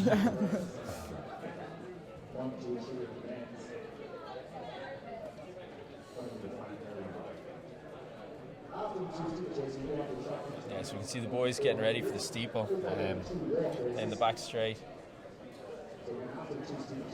So steeple will be 7.5 laps of the track, 7 times over the water jump. Obviously your first half lap is clear, there's no barriers. You take your first barrier just as you go through the finish line with the 200 mark, and then from there there's 25 or 28 jumps, including 7 water jumps. So the boys are going to get nice and wet.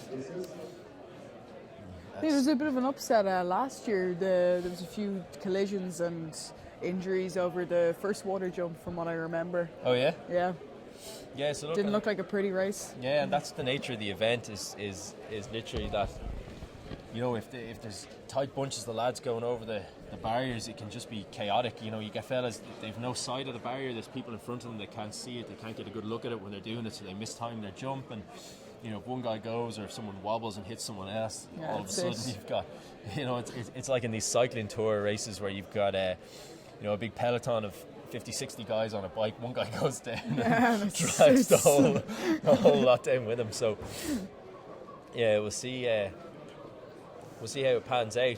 I'd say the likes of Renix and Chesser, Michael Carey, you know, they'll probably be a little bit hesitant to take this one out hard. You know, obviously front running it can be dangerous enough at the worst or at the best of times, but the added element of the barriers, you know, it's a really fatiguing race, and it kind of just creeps up on you. I've done it a couple of times, and it is like it's you know, there's a lot more of an element of fatigue in this than there is in just a flat 3K or a flat 5K. You know, you get to the point where the legs stop working and you think every hurdle might be the one that you don't clear. So yeah, actually coming through a technique over these barriers as well. Yeah, that's right. I'm quite I'm curious about like what sort of technique that some of the top runners now will be using. I wouldn't be sure that I'd be able to clear them. Yeah, and technique can be the difference in a race like this. If you think you got 28 hurdles to clear or 28 barriers, and if you can put even a half a second on someone over a barrier, you know, that's 14 seconds over the course of the race. Yeah, it's also like a confidence inducer. Yeah, and if you look at guys that have had like recent success in this event, Emmett Jennings for DCU won a stack of steeplechases. Like, he's been doing the event since he was about 14 or 15, and he's just so smooth over the hurdles. And it can be the difference that it's just you know, you're almost just gliding over them, and you're not even thinking about it. Where you get the less experienced guys, every hurdle is a huge effort to try and get up and down, and Yeah, I saw so some of the it can guys. be the difference, yeah. Yeah, some of the guys clearing them fully.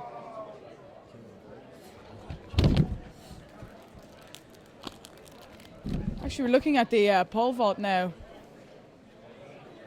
You've not sure if I can see if it's UCC or CIT. And the guy's taking a jump now.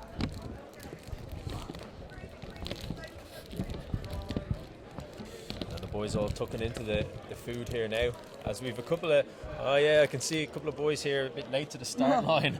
Absolutely legging it through the infield to get over in time. In the green, I don't know what college it is wearing the green. Is it Limerick? Could be Limerick, or is there a Limerick IT? Yeah, it's Patrick Chesser from Limerick IT. So again, would have been a shame now if the race went off without a Chesser in it. But you know, not to worry, he's here. We jump now from pole vault. Not cleared.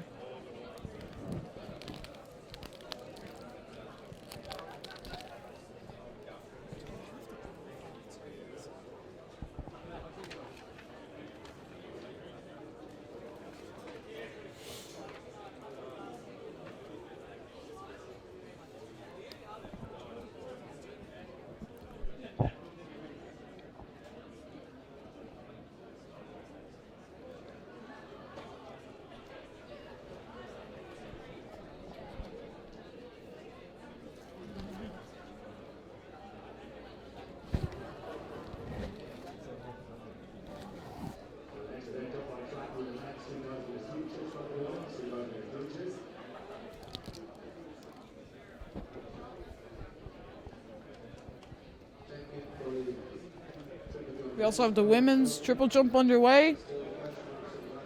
Carlo IT taking a jump.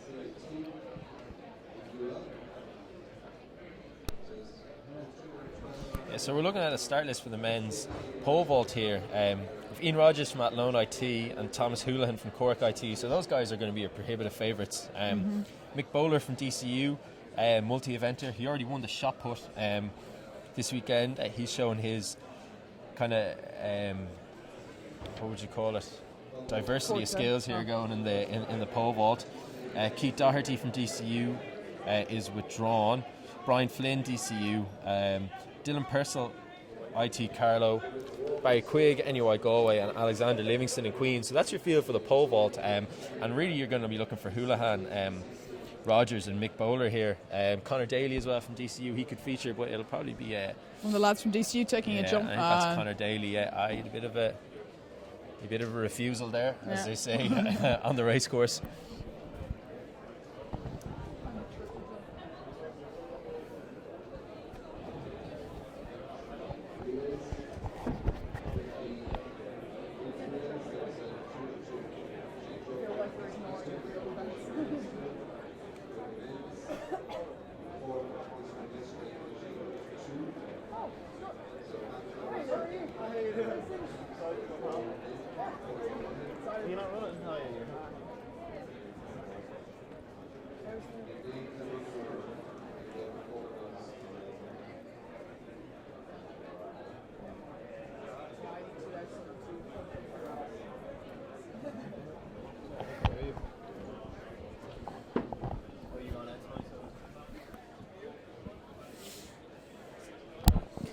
Yeah, so I think there's a bit of a delay. One of the athletes hasn't turned up for the steeple, but I think at this stage, athlete. We've announced, that it's going ahead without him unless he arrives.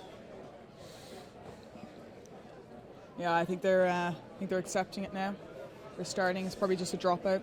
Yeah, so that's the thing. So he'll be a DNS, and we've got Professor O'Cahan. It is this time getting them underway.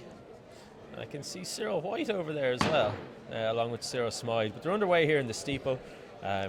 So first time around the bend, there's no water jump. They'll have a clear track up to 200, and then they'll start hitting the jumps then once they get around the finish line. So yeah, like you said, huge field here. And as we've been saying all along, if this one doesn't get spread out early, there's going to be casualties going over these jumps. I think it'd be funny if there was a hurdle jump at the start. It would be absolute collisions. Yeah, so We have Dara Rennick's now in front. Yeah, that's it. We've Rennick's up in front, and we've got Andrew O'Donnell from IUAA Galway as well. And I suppose the clever thing here to do if you're Dara Rennick's is to just get ahead of this and get clear of the other athletes in this field. There's a new technique there, climbing over the barrier. Yeah, and to be honest now, I think that's an instant disqualification for using your hands on the barrier. I don't think anyone told that poor fella from UL. No. Oh, that's UL out of the whole. Oh no, Yeah, they've won more. so- They've won more. But yeah, and as you're saying, I think smart tactics from Rennick's, just get out and get ahead of the crowd, get away from the chaos, because if you let a big pack build up and you just risk getting hit in a barrier, having someone hit you, or getting involved in a collision or a pull down. So look, smart stuff from Rennick's, getting this one going early. Andrew O'Donnell up there with him. From Cork, that looks to be Josh O'Sullivan Horahan, the orienteer. And they're coming through now. It's the first water jump. We'll see if they take first it. water jump. Yeah, and actually, they're all getting wet. A couple of heavy falls there. I think Michael Carey didn't take that jump very well. From what I remember pretty now, flat. I think it was Dara Rennick's who went down in the water jump last year. Rennick's went down last year, did he? He dislocated his shoulder or Jesus. something like that happened. It was really not a pretty sight. Well, he's cleanly over the barriers here. Look with Donglia and Chesser. And from Chester must that's be taller actually than the rest of the Brian athletes. Kerwin from Carlow. That's up with the boys here. So Michael Carey really now should be trying to stick with that leading pack. You shouldn't really see him fall off. Cullum O'Leary there from Trinity going around. But yeah, it's Rennick's, it's Andrew O'Donnell, it's Brian Kerwin, Kevin Chesser, or Patrick Chesser, is it? Yeah, Patrick. Sorry, there's Patrick too many Chesser Chessers. really- I can't even bloody remember which one is running. But there's Patrick Chesser is up here for Limerick IT going well. He's gone over the barriers quite well as Rennick's. Yeah, and Patrick Chesser's brother, Rory Chesser, obviously a very accomplished steeplechaser. So they probably do a bit of work together, technique and training and stuff like that. Maybe it's just in the blood. Maybe they don't train together at all. It's just just in the genes, man. Nice off the barriers, completely clearing the water jump. Kerry taking a heavy water jump, and Andrew O'Donnell did not take that one well. He's dropped back a little bit, and I suppose for anyone watching, the key with the water jump is to, I suppose with the key to the other three jumps every lap is to just get over them cleanly. But with the water jump, you want to plant your foot on top of the jump and clear as much of the water. Use that foot to push it and to clear as much of the water as possible. The lads coming through now in 3:18. That's 5 right, laps to go. Yeah, like what you don't want to do is to land flat-footed in the water, because you lose that extra couple of seconds trying to get out after a heavy landing. So More of a short hurdles technique from one of the UCD guys here now. oh yeah. Straight leg. Straight leg, yeah, and that's what you see. Yeah, so look, and the hurling technique is really starting to show here. Andrew O'Donnell from NUI Galway has fallen off the back of this pack because he's moving very poorly over the barriers. And it's the strong hurdlers up top. You've got Michael Carey, Brian Kerwin, you got Rennick's is taking the hurdles. It's not Lovely. much for Rennick's. He's quite tall. It's doesn't look like much work for him at all.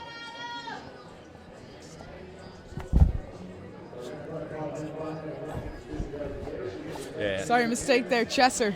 Yeah, for Chesser, exactly. And you can see Chesser and Rennick's taking a good water jump there. Better from Michael Carey this time around. Brian Kerwin, O'Donnell looks to be falling off this pack altogether. But it's Rennick's and Chesser doing all the nice hurdling. Carey's still going over with a foot on the barrier here. A nice background, Rihanna again. Yeah.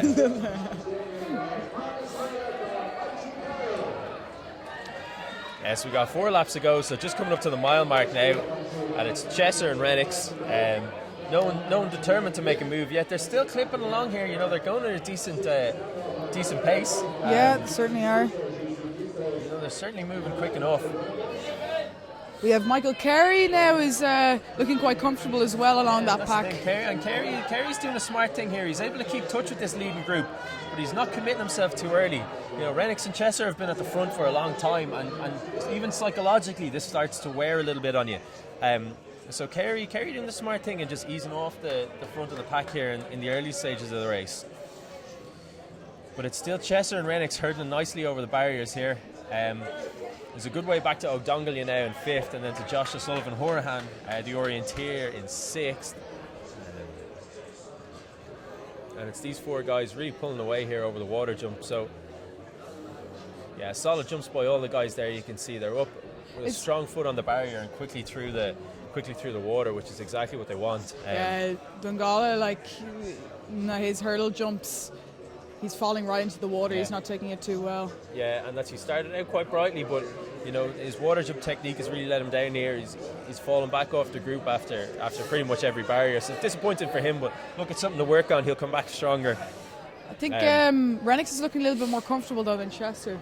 Yeah, Chester kind of a little bit more of an awkward runner. Renix a lot smoother. Certainly. Smaller, kind of compact athlete, a lot lighter. Chester probably a bit more of a Joe Sweeney type distance runner. Kind of tall and a little bit untidy looking, but very fit and very fast nonetheless. And it's Renix, and Renix is starting to move a little bit here. You can see he put a little bit of pace in coming up to that hurdle. Starting to try and pick the pace up here. Going to lap their first athlete now.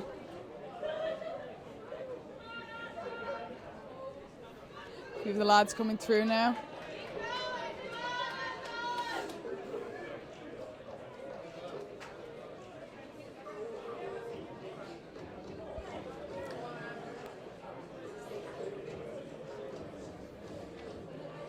Yeah, and Rennick's a little bit of a stutter there, but he's still got over the water jump quite nice. I think they're after picking up the pace a bit now, just coming out of the water jump. All of them sort of suffering now. Yeah, and this is where the pain is going to seriously start setting in. Yeah. They've got 1,200 metres to go, just over 1,200 metres to go. And this is where it starts to hurt. The barriers really start to add up. The legs are starting to get very, very heavy. Their quads will all be starting to tire. Chester's done a lot of running on the outside as well. Maybe that'll start to tell a little bit. But this is where the race is going to start to get really, really interesting, because you've got 4 guys here. They seem to be honours even this far. Brian Kerwin looking quite strong. Yeah, as well. Brian Kerwin looking strong. Now look, he's moved up into the lead here over this barrier. Oh, and Renix has had a fall. Renix has had a fall. He's walked around and he's put his hands on the barrier and he's actually walked around it. So I think Renix is gonna get disqualified out of this race for that. I'm almost sure. Also affected by that. Yeah, collision. Chester really put off his rhythm by that.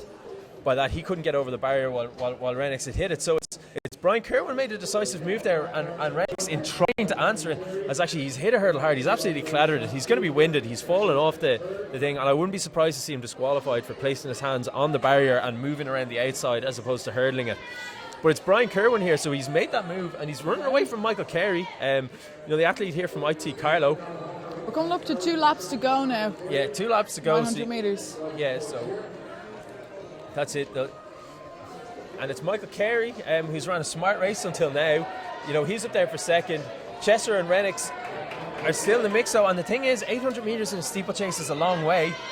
Oh no, this is the bell. This is it. Oh, it's the bell. This is the bell. Yeah, sorry. Bell. So there's a miscount of the laps here. These guys are actually taking the bell, and it's Kerwin from Carey. It's a little way back to Patrick Chester. It doesn't look like Chester is going to be able to make the ground up, and then Renix after that collision with the steeple seems to be spent. This is where it's going to be all down to the hurdles, because the 2 lads are taking them quite well, but Kerry's starting to close that gap. Kerry looking to close that gap now, and he is closing the gap. He's really closing the gap on Kerwin. There was about 10 metres between them there after hurdle 2, and he's moved that right up. He's on the shoulder now, but here goes Kerwin. Yeah, strong over the hurdle. Yeah, but I think Kerwin has a little bit of a nicer technique now than Kerry. He's tidier over the hurdles. Yeah, Kerry's putting his feet on them, whereas Kerwin's just kind of gliding over a little bit nicer.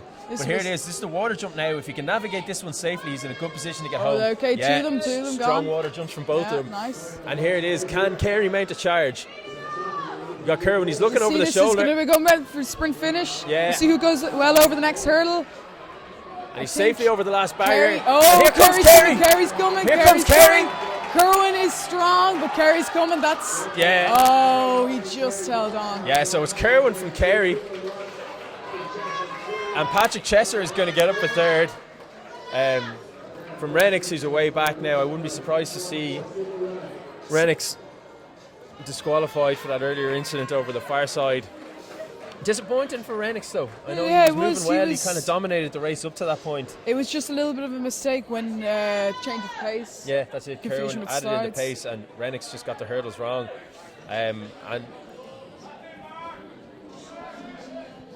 So we're going to look at it up again here. And you can just see he clatters it. And it was actually Kerwin who'd hit it first, which and Kerry hit it again, and then So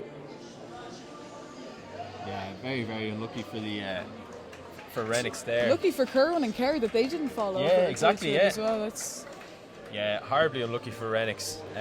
Especially if what we said about last year is true, if it was indeed Rennick's that fell on the water jump last year, it'll be 2 years disappointment, 2 years in a row. This is the event that this is. But that's the nature of steeplechasing. So I can see Colm O'Leary from Trinity here safely navigating the final barrier, coming in for the finish. There's a bit of a challenge coming in from Cork here, but O'Leary with a good finish to get home safe there. Safe for Trinity. Then we have Adam Foley coming in for DCU. Yeah, good man, Adam Foley. Former training partner. Of you? Yeah. Is he? Adam Foley is also a former commentator at IUAA events, I'll have you know. Oh. So that's two things you have in common. Maybe he'll go up and contribute again.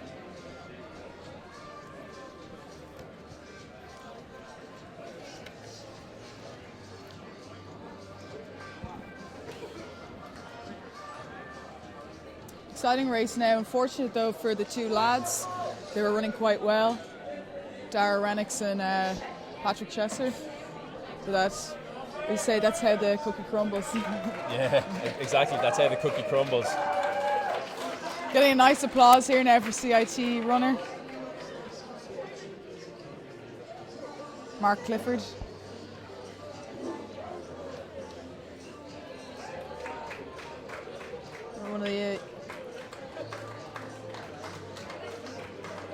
One of the other Carlo IT guys coming through. Tom McCartney. You don't know six? What? You don't know six? I'm shooting off my own account. Okay. Oh, it's the right reason. Yeah. We have the women's steeplechase final coming up next. We already told you the events, but we will repeat them.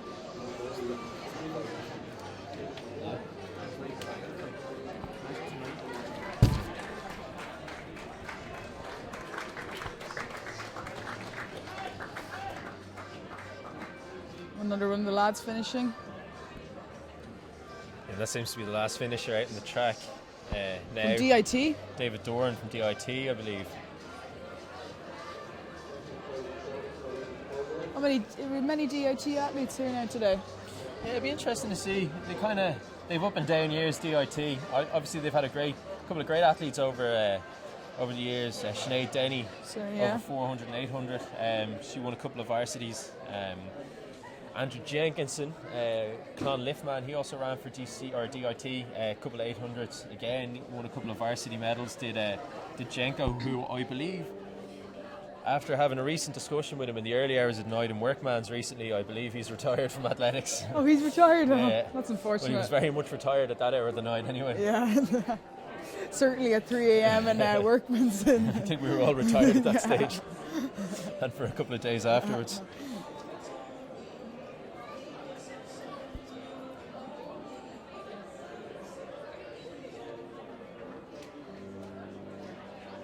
Guys, just remember to keep the tweets rolling in. The hashtag is IUAATF16. We're just outside the top 5 trending topics on Twitter in Ireland right now, so keep the tweets rolling in. The event is being streamed live by Santry. You can watch it on Facebook. It's the first live sports event to be broadcast on Facebook. For anyone that is watching on Facebook, just remember to refresh the link above the current video link. We'll be locating to a new link after the 90-minute mark. So just a reminder to all those guys watching on Facebook to refresh the link using the link above. The event is also being streamed live on YouTube for anyone watching there. And yeah, huge thanks to all our sponsors. Fifes will be the head sponsor here, giving us great support to get the streaming live, and like we said, so that we can connect with all our past and present members in Ireland and places further afield. So big thanks to Fifes, and like we said, guys, keep the tweets rolling in. Follow us on the Snapchat, IRE Uni Athletics. Yeah, also thanks to Polar, O'Neill's, and all our other sponsors here for today, because without them we wouldn't be able to keep this commentary going. Yeah. So up next we've got the women's steeplechase. So the officials will be just going around now, lowering the barriers to the women's height. They're very low, aren't they?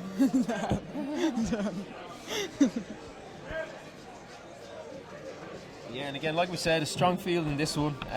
Jessica Coyne, UCC, Claire McCarthy, Trinity, Harriet Robinson, DCU. Myself and Claire were trained together, both members of DSD. Roisin Long, UCD, and then the big favourite Michelle Finn from UL. I don't think there'll be any upsets here now today.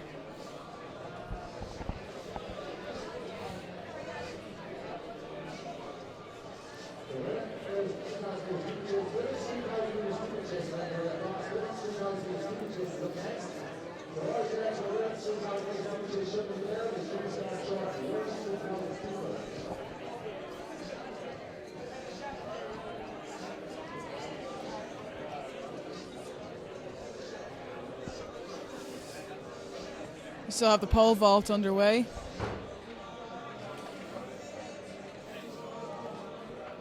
The rejection there. Yeah, I think that's Connor Daly again. Another refusal from Connor Daly at DCU. Can't quite see what the bar is at now, but it looks to be at a reasonable enough height. We're getting up towards 4 meters at this stage, I'd say. Yeah, there's no indication. I can't see any yeah, I think board. The board is just facing a little bit away from us up here in the box, but yeah, so it doesn't look like Ian Rogers or Thomas Houlihan have come in just yet. So the bar is still probably just under 3 meters, or just under 4 meters, probably about mid to high 3 meter territory here. We also have the girls just doing a few strides in the back straight for the 3,000 meter steeplechase.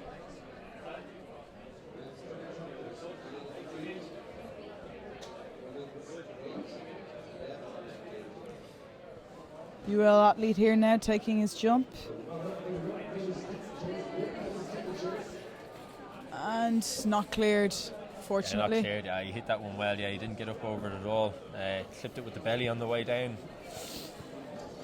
So you can see Ian Rogers, probably the favourite for this event, going over offering a bit of advice. So nice to see that camaraderie between the vaulters. Yeah, certainly.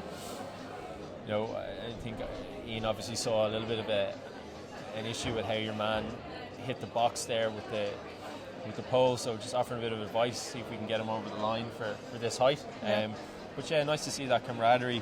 Yeah. Ian obviously a very accomplished vaulter himself, and quite involved with coaching at underage and kind of you don't see him down junior here. levels and stuff. Yeah, you would see him spend a lot of time in Santry. Here's Houlihan anyway, and he's safely very nice, over. yeah. Great jump from Thomas Houlihan. That's only the way sport's going to progress, when athletes help each other. Yeah, exactly. Yeah. It's a bit harder now though during races to help an athlete along when you're trying to beat them. Yeah, it's a bit more practical in the field events. Yeah.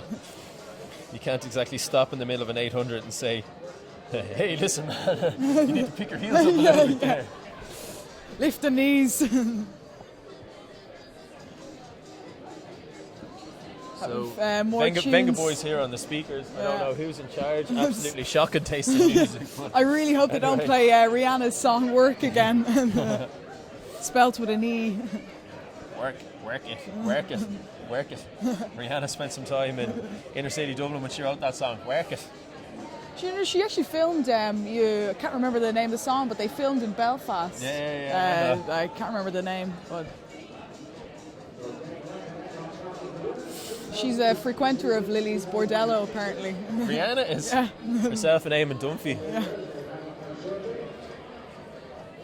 Jeez, the place would be snowing when Dunphy's in there, if you know what I mean. I'd say so, yeah. So we see Connor Daly from DCU here getting psyched up for his next shot at this height. Let's see a bit of a crosswind for the vaulters. You can create a bit of difficulties, all right. Yeah, exactly. Just kind of dying down a little bit now as he times this jump well. Oh no! And again another refusal. Really, wrong placing. kind of typical of pole vaulting, I suppose. This early on in the season, you'd see guys, they haven't quite got their mark set. The run-ups wouldn't be perfect, so you would see a lot more refusals.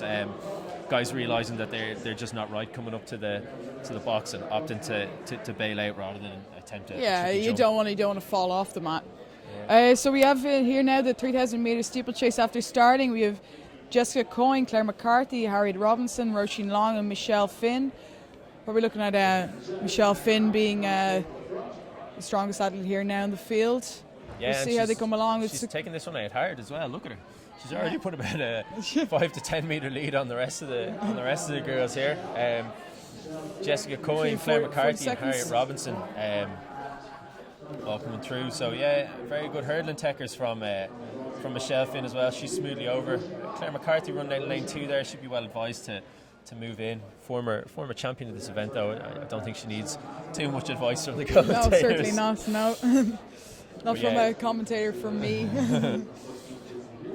Which, as you can see, it's Michelle Finn doing the early running here.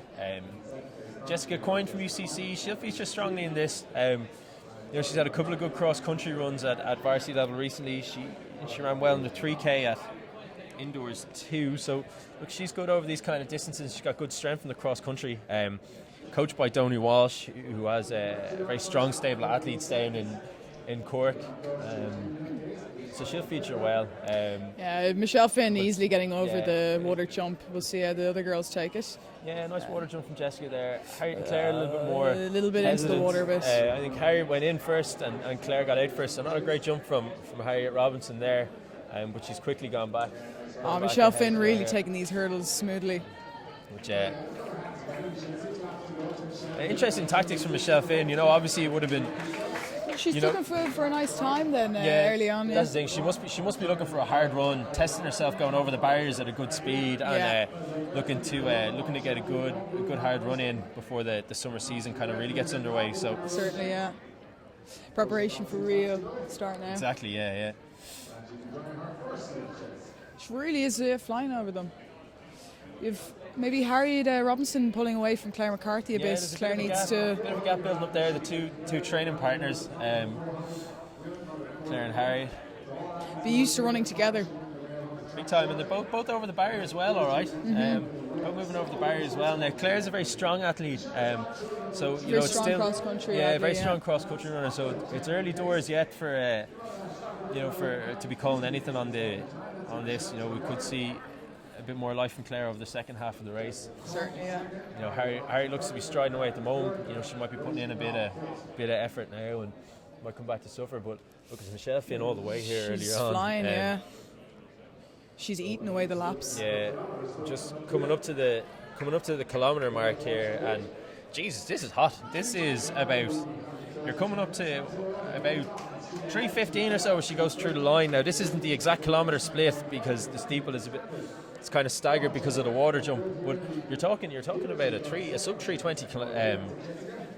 3:20 opening kilometre here from Michelle Finn, which is it's fairly impressive. Crazy stuff, yeah, great running. And if she can keep that going, she'd be on course for a sub 10 steeplechase, which would be absolutely outrageous running on her own here in Santry this early in the season. April, considering that Rachel Smith of NUI Minute ran 9:54 in the 3K flat in a very competitive race, so it really does show Michelle Finn's class here, the pace she's taking this race out at on her own, and she's still looking very smooth. Yeah, she's looking good. She's not tying up at all. Yeah, and she won the 800 metre indoor intervarsities at a canter. She won the 1500 metres at the same indoor intervarsities, and then she won the cross country by a day. So she's obviously in great shape. She's training very hard with an eye on what's going to be a huge summer for her.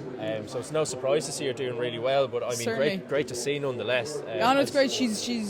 She's really putting her head down. Like when it starts this early, that's what you got to do. Yeah, exactly. What you got to do. Hard. Now chopped a little bit coming up to that hurdle, so she'll want to get a better sight coming into. I see. She's not used to approaching it this quick. Maybe she is chopping a lot. Yeah, she is. She's chopping a lot. Maybe she may be only hurdling off her right leg now. I don't know if she's hurdling off both legs, which is probably causing a little bit of an issue, but it's an absolutely huge gap back to Jessica Coyne. You're talking about the guts of 150 metres here, maybe even more, and then again about 30 or 40 metres, maybe even more back to Harriet Robinson, who still hasn't quite pulled away from Claire McCarthy. But now, Harriet didn't go over that barrier very well. No, it's very. I think Claire might catch up to her now with those better jumps over the hurdles. Just a reminder, guys, to keep the tweets rolling in. Again, the hashtag is IUAA TF16. You can also get us on Snapchat. It's IUAA Uni Athletics. So yeah, keep buzzing off us, guys. We're nearly inside the top 5 trending topics in Ireland right now, and we've still got a lot more to come. We actually have, during the discus throw now, we have our own Conall Campion getting ready to throw. Yeah, that's right, Conall Campion getting ready to throw in the discus. And here we go. Yeah, he lets that one rip. That's a nice throw from Conall. That's going to be out around the 35 metre mark, I'd say. Yeah, good throw from Conall. Nice one. Conall recently awarded Pinks in Trinity.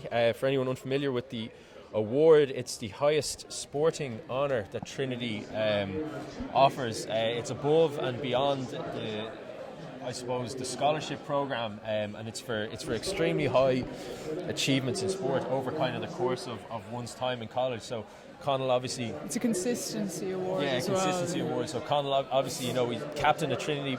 He also captained the Irish team in the University International against the Scottish universities. He's multiple medals from varsities in events, the shot put, the weight for distance, the hammer, the javelin, the discus. So I know he's been a great athlete for Trinity and a deserving recipient of the certainly. Yeah, 100%. And we actually see Claire McCarthy's after overtaking now Harriet Robinson. Yeah, so a big move by Claire. It did look like Harriet was working hard very early on in the race, and Claire McCarthy's gone past her. Now, they both look like they're suffering, but Harriet does look like she's fallen back. She's not taking the hurdles with any type of aplomb at all. No. And it looks like Claire might put a bit of a gap between herself and Harriet now. And we have Michelle Finn coming through now, still looking smooth. Probably starting to tie up a little bit, but that's to be expected with 2 laps to go for a steeplechase. 7:15, the marker with 800 to go. Yeah, and this is great running from Michelle Finn. She's still conceivably on for that sub-10 if she's able to hold the pace, and I suppose it speaks volumes about how dominant she is running at the moment, in that she's coming up to lap the 4th and 3rd place athletes right now. Only about 80 metres or so between herself and Harriet Robinson in 4th place coming around to lap her. So absolutely dominant performance from Michelle Finn here. Yeah, she's really closing the gap between herself and Harriet.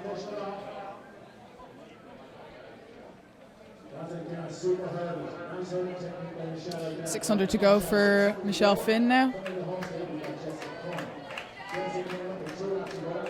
We have Jessica Coyne coming through now as well. 2 laps to go.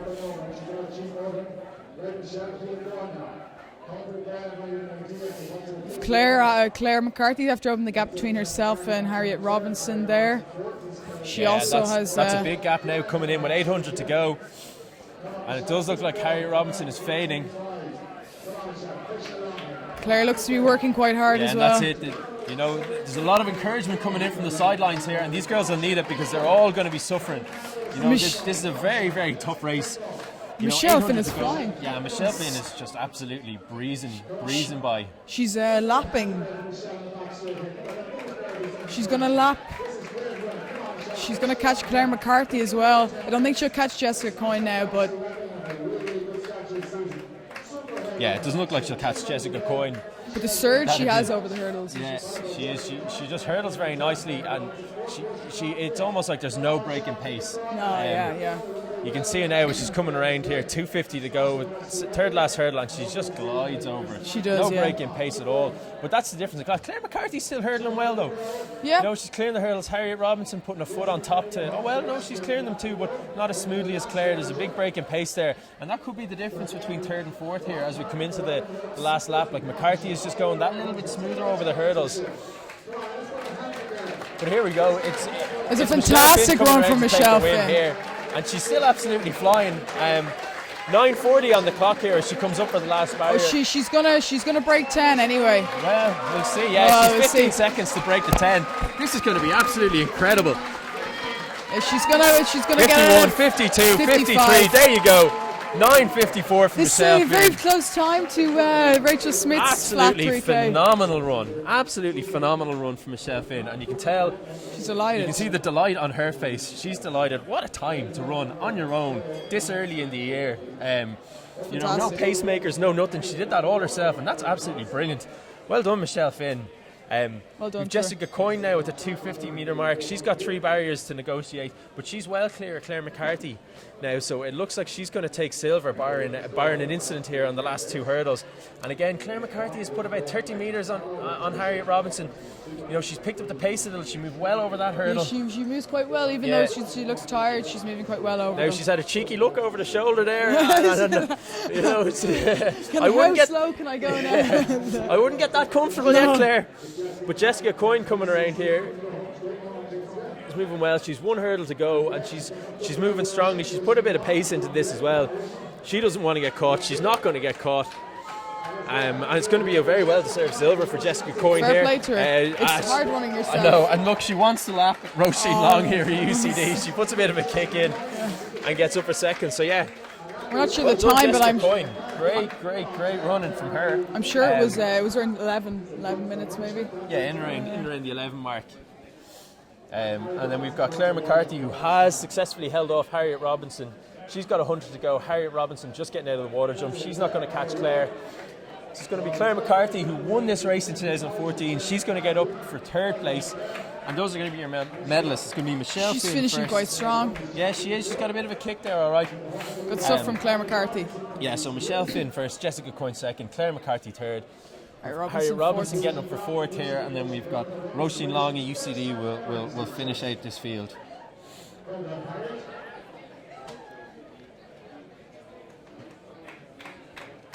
Nice one from Harriet Robinson also.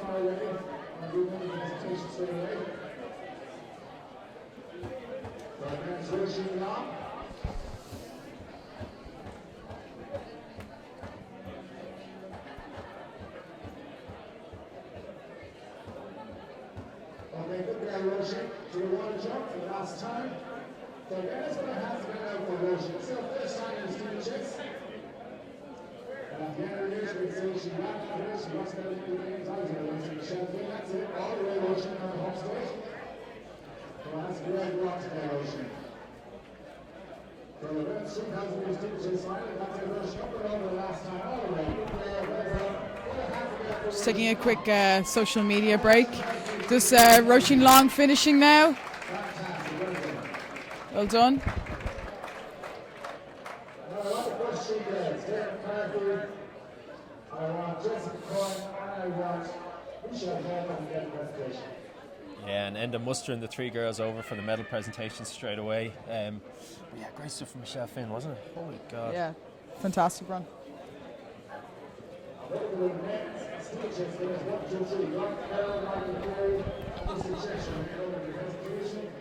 We have the girls getting ready for the 400 meter. Let's see when That's Rachel O'Shea. Yeah. Rachel O'Shea. Iselt's nemesis here, who pipped her for gold in Iselt's debut 800 for Trinity. taking a change for 400 meters.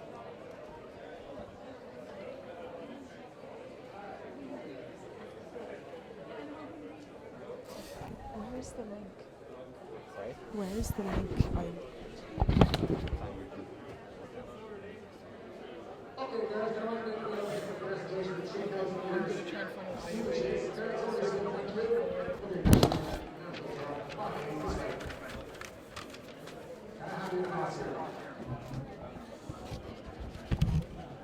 Yeah, so up now we've got the 400s. We're just going to dig out the start list here. We're back to the usual running order, women before men. So we have... So in the women, national record is held by Joanne Cuddihy, 50.73. The under 3 record is held by Joanne Cuddihy, 51.09. And the IUAA record held by Karen Shinkins, WIT 53.50 back in 1999. Sick records. Yeah, sick records. So our start list for the women's is going to be Ruth Bowe of IT Carlow in lane 1, Rachel O'Shea of Cork IT in lane 2, Ashton Drumgoole, defending champion UCD, goes in lane 3, Leah Berg in IT Blanchardstown goes in 4, Grania Moynihan, DCU, goes in lane 5. I think she won this in 2014 down in Waterford. Sophia Ellis, DCU, in 6. I haven't seen Sophia Ellis on the track in a while. I don't know if she's returning from injury or a break or whatever, but good to see her back competing anyway. Christine Neville, sister of Jess, who was already second in the 4 hurdles. She goes for UCC in lane 7. And Emer Lynch, Waterford IT, making an appearance in yet another varsity final. She goes in lane 8. So, Isil, this will be a little closer to your forte. Who do you fancy in this?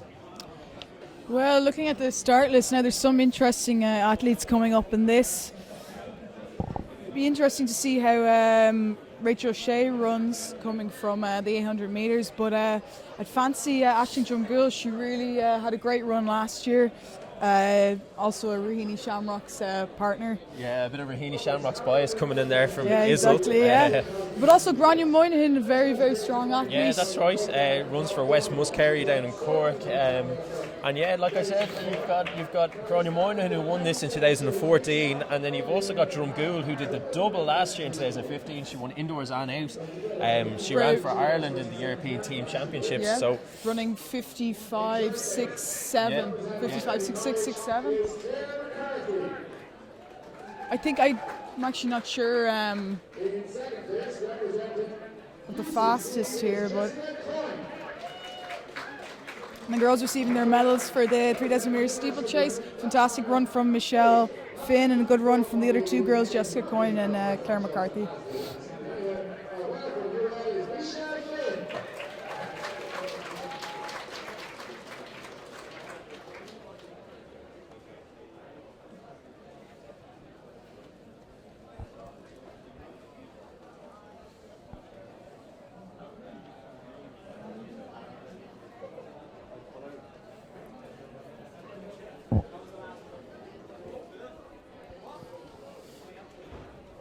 The girls just we've waiting Campion for going the again call. in the discus here. Oh, and that's a good throw from the champ. He's consistently out around that 35 kind of metre mark, so good throwing from the former TCD captain.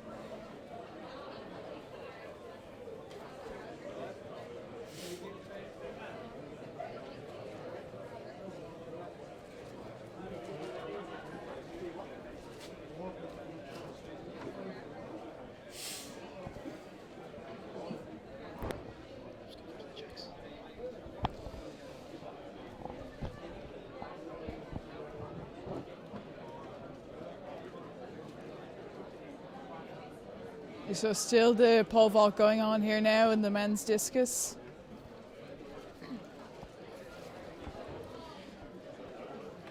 With girls waiting on the track to run the 400 metres. It's getting a bit cold here up in the commentary box.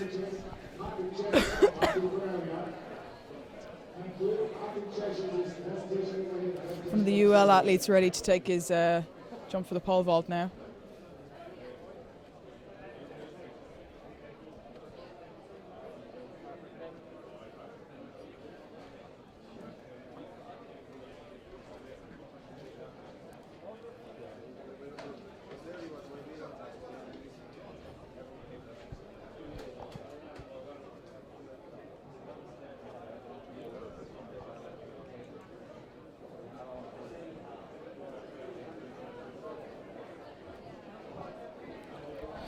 Next few events you have up on the track now after the women's 400 metres will be the men's, and then after that will be the walk, the 1500 metre women's and 3000 metre men's. We'll have our 200 metre finals and our 1500 metre finals and relays.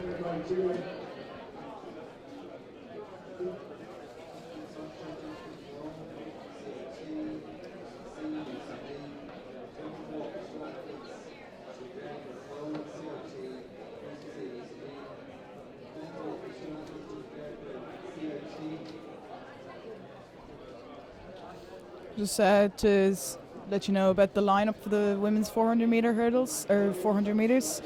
It'll be in lane 1, Ruth Bowe from Carlow IT, lane 2, Rachel O'Shea from Cork IT, lane 3, Aisling Dungill from UCD, lane 4, Leah Bergen from UCD, IT Blanchardstown, lane 5, Grania Moynihan DCU, lane 6, Sophia Ellis DCU, lane 7, Christine Neville UCC, and lane 8, Emer Lynch Waterford IT.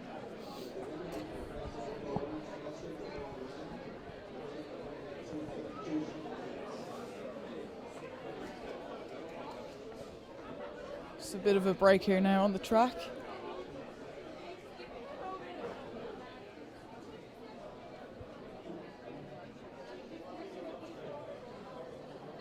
We have Ian Rogers about to take his jump now for the pole vault. Not sure of the height, but it's a failure.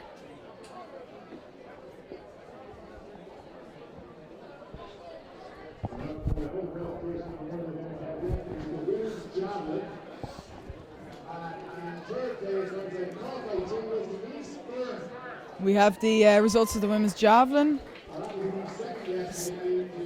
Second place, Denise Byrne.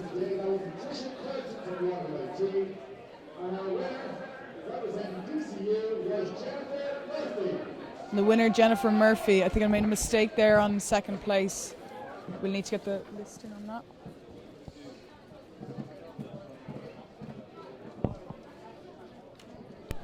Yeah, so only 2 going in the javelin today. Probably one of the kind of smaller attended events of the day. We've seen huge fields and pretty much everything else, but actually look, there's always 1 or 2 events for whatever reason that don't get packed out of it. But yeah, sure, what can you do? 2 good javelin throws. So like Denise Byrne in second there for CIT is no slouch. She had a couple of good runs out for Clonliff in the past. I'm not too familiar with the girl who won it now, but if we get a results sheet up, we might have a better idea. Jennifer Byrne. Jennifer Byrne.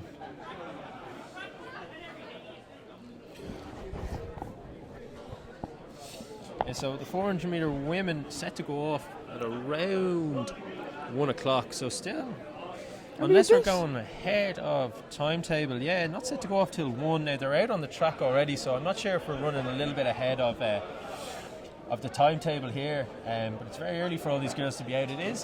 It's a little bit nippy here. The sun's kind of gone behind a big slew of clouds, so it's cold for us guys standing around. I tell you what, it's absolutely freezing up in the commentary box. But yeah, so I'm not sure what they're doing. If the girls are all going to go early here in the 4, or if they, it looks like they are. And they all seem happy enough to go. Just handing out the numbers here. It can be a bit of a pain now when it does go a bit early. Oh yeah, you might not be warmed up or ready to go. You know, you might have been. I'm a very last minute myself. I'm a very disorganised warmer-upper, to be honest. I'm a bit of a. I'll time my spikes in front of everyone before the race so they don't start.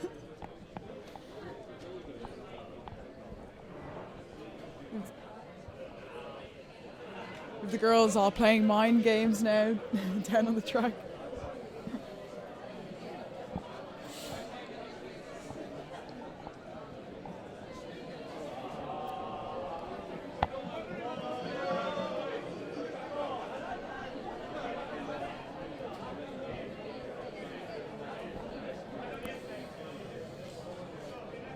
Yeah, you like might need said, a bit of cup of tea up in there. Oh jeez, no, a cup of tea would be devoured if someone dropped us up. So I suppose anyone that's listening to the live stream that happens to be around there, if they fancied bringing up an old cup of tea for myself and Izzle. Maybe some hang sandwiches. Or maybe a blanket.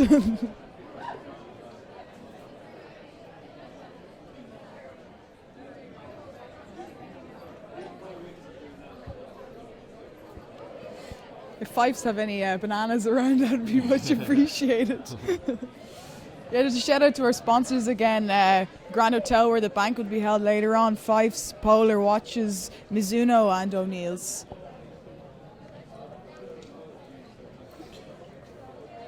Used to wear a pair of those Mizuno Wave Inspires myself. Yeah, the Wave Inspire, great shoe. Definitely a very good shoe. Now we see the boys coming over here with the results in the pole vault. I see Ian Rogers and Thomas Houlihan are all sniffing around the podium, so it'll be interesting to see how that one came down. I think Now I stand to be corrected on it, as with anything else, but I think Houlihan might have beaten Ian Rogers in Nationals this year, so interesting to see how those boys got on in the pole vault here today. We'll be interested. We're not really sure of the heights. They weren't made available to us, but we'll update you when we find out. Again, just another reminder, guys, keep the tweets rolling in. The hashtag is IUAA TF16. Everyone watching on the streaming, this is the first live sporting event to be broadcast on Facebook. The streaming is bought by Entry. So yeah, like I said, first live event being broadcast on Facebook. It's also been streamed on YouTube. And yeah, you can follow us on Snapchat. It's IRE Uni Athletics on Snapchat.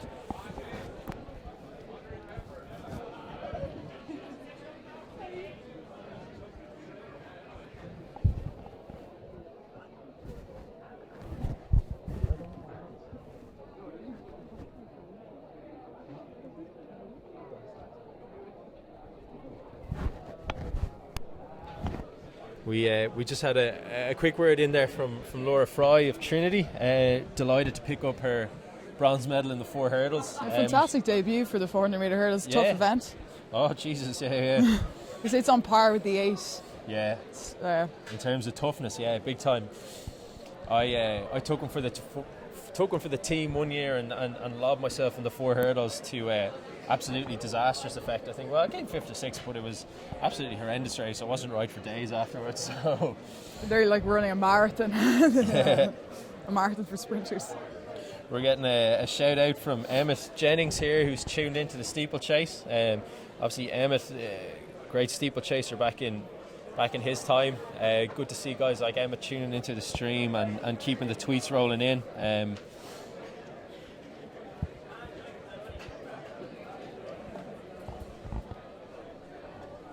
The girls setting up their blocks now for the 400 metres. Yeah, and there's been a noticeable drop now in the music. I don't know who was operating the iPod there earlier on, but we had the Venga Boys was blasting, Rihanna Work was blasting. Oh, maybe we might get a hand to the jeez, yeah, myself and Izzle now will get a bit of David Bowie going on now. It might either be David Bowie or some Axel Bowman. I wouldn't be too sure. Axel Bowie. Axel Bowie, yeah. You never know what way we go. We might turn on some Journey. Oh, jeez. Don't stop believing. Some Boston.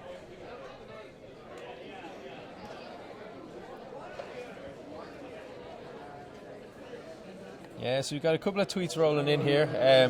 Martin Last says Jenna Brommel was an 800 metre runner as a juvenile. So no surprise to Martin Last that Brommel took off in that 800. I don't know if she was pinging out 60-second last laps as a juvenile, but fairly impressive. I'm sure she's had a keen eye now on the next event that's up. Yeah.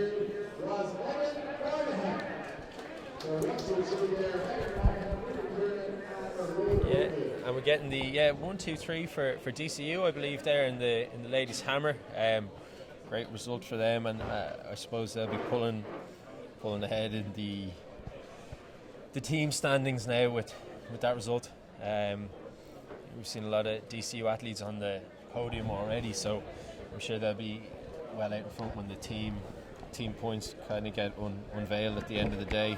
I remember the pain at the banquet last year with DCU winning everything. Oh yeah, it's always a bit disappointing now when they win the sprints, the jumps, the throws, the mid-distance and the relay trophies. Exactly.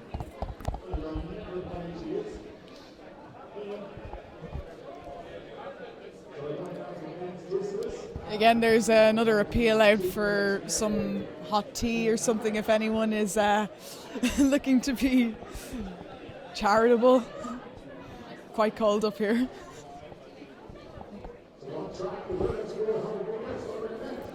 Yeah, so we're about to get underway here in the 400 metre women final, and again, just a reminder now, we'll go through the starting line from the inside. So we've Ruth Bowe from IT, Carlo in 1, Rachel O'Shea from Cork IT in 2, Astram Gould UCD in 3, Leah Bergen from Blanchardstown in 4, Grania Moynihan from DCU in 5, Sophia Ellis DCU in 6, Chris Neville UCC in 7, and Emer Lynch Waterford IT in 8.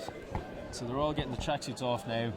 Looks like they're going to be standing behind their blocks in the next minute or two. It'll be a good race, nice race. It's Professor O'Cahan with the gun for this one, so we'll have Cyril Smythe will be. Aisling Rungool, I remember, had a great run last year in this particular race. I think she ran a 56 quite early on. I think she broke her PB at this stage in the season. Is quite good. Yeah, that's right.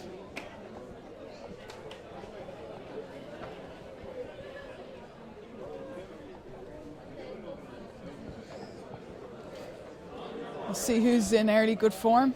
The girls getting on their marks now. Yeah, exactly. My money's on Drumgool for this. Drumgool, I think so too. Sophia Ellis's lane I see is empty. She's not running. So for me it'll be between Drumgool and Grania Moynihan. Certainly, yeah. But a few girls now in the mix for the more minor medals as well. Yeah, exactly. Rachel O'Shea, your own nemesis, could feature. She'll have a bit of strength from the 8s. And the girls are off.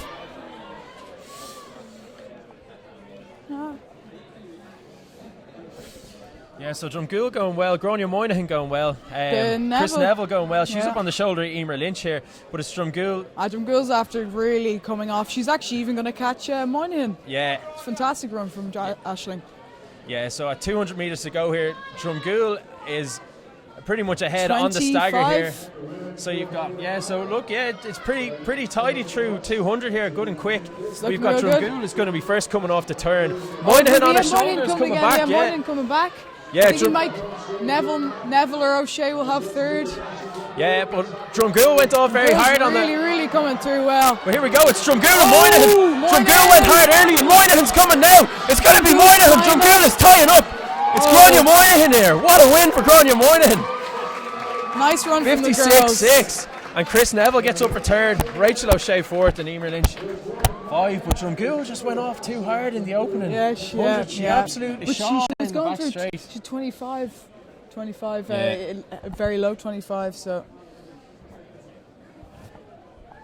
just tied up a little bit at the end, and Moynihan just had a little bit there left. But big run from the two girls. With disappointment, for Drumgool. She would have been looking to retain the title she won at outdoors last year. Certainly. But good to see Grania Moynihan coming back. Yeah, definitely. Last year, the 2014 champion comes back, does it again. And she had to run a good race to beat Drumgool there. She didn't panic when Drumgool got up on her shoulder early. No, she didn't. It's very difficult. But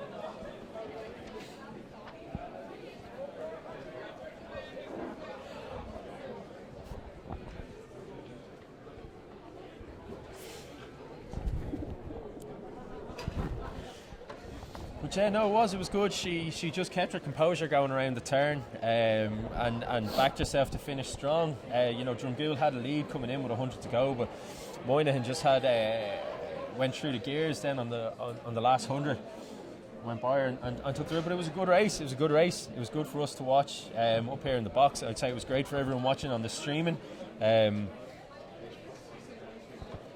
Moynihan wasn't running last year, was she, in the championships? She must have been injured or something like that. I don't really know what her story was, but she wasn't there all right.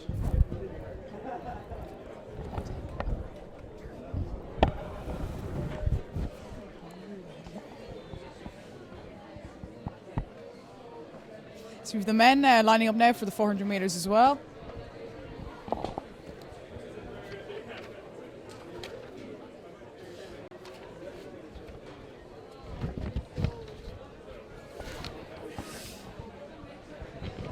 The lineup is featuring in lane 1 Nick Ennis from Dunleary. In lane 2 we've Ben Kiley from IT Sligo. Lane 3 Andrew Mellon from Queen's. Lane 4 Adam McComb from UU. Brandon Airy from lane 5 from DCU. Robert Meyer, lane 6 from MUIG. Lane 7 Sean Dunnigan at Lone IT. And lane 8 Paul White from UL. An exciting race coming up now. Yeah, very, very exciting race. A lot of quick guys in this final. Adam McComb and Andrew Mellon. Andrew Mellon's a 47 guy, Adam McComb a 48 guy, Brandon Arry another 48 guy, Paul White, he's a 48 guy, Ben Kiley's a 48 guy. So look, there's a lot of fast guys in this race. Nick Ennis, he's 50 points. Sean Donegan, he's 50 points. Robert Maher, I'm not too sure on.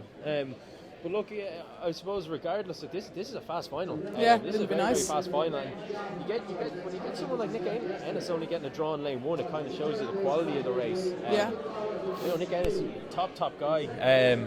Training with John Shields now out in Dunleary IT. He's been pretty solid over the past couple of years, knocking on the door sub 50 for a long time now.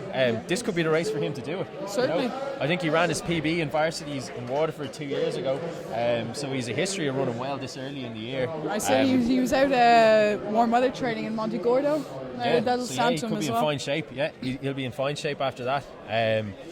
Then in 2 we've Ben Kiley, obviously had huge success as a youth athlete. You know, he won the 400 metre hurdles at the World Youth or the European Youth Olympics. Sister Megan came second or third or thereabouts in the same competition. So yeah, the two of those for Ferrybank enjoyed great success as juniors. Ben's still, you know, quite a consistent athlete now as a senior. You know, he still can still digging it out. Like I said, he's a 48 guy. He'll feature. And then Andrew Mellon. So Mellon, he was our IUAA indoor champion. He was second in nationals.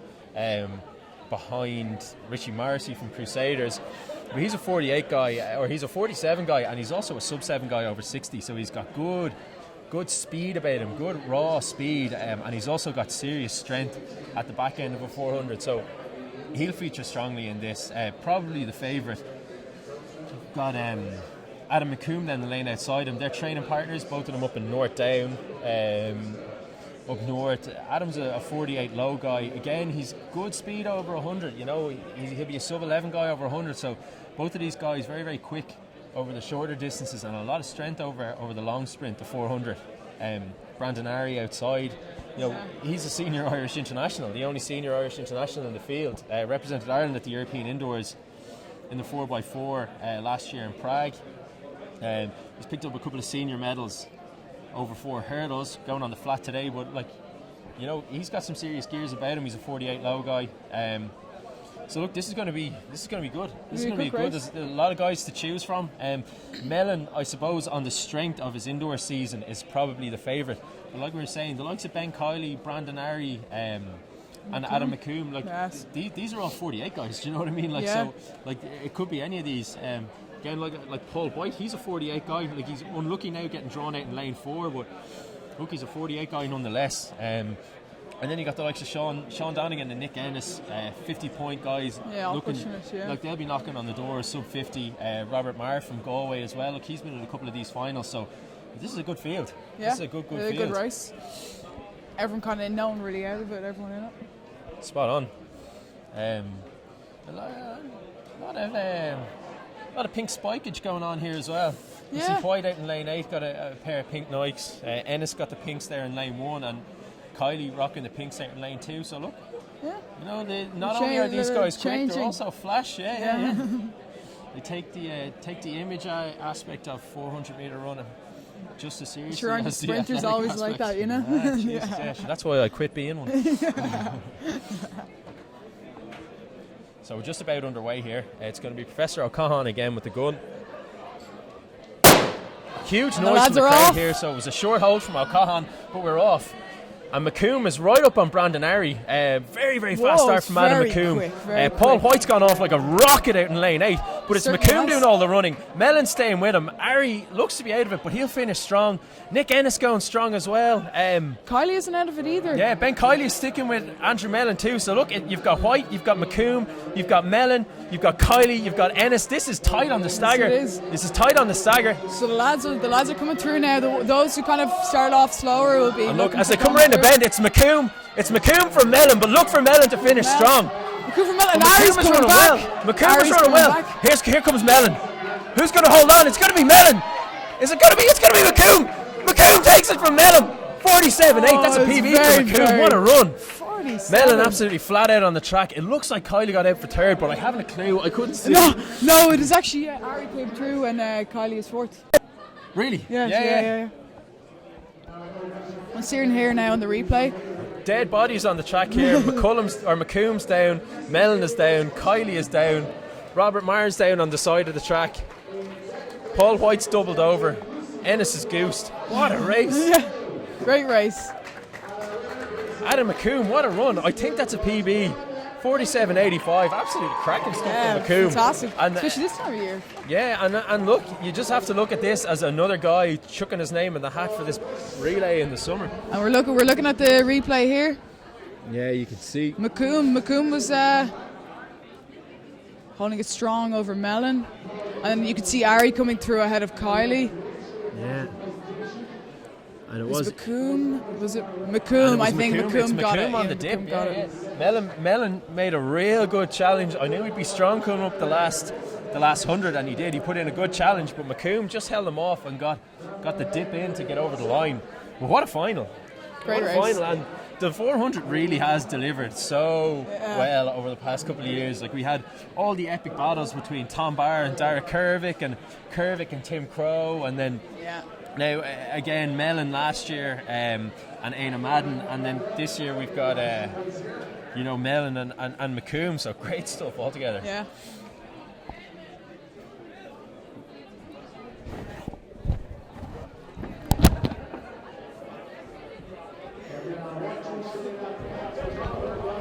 I think we're like announce and then one of us could take it and tell them. Wait, I'm kind of hungry.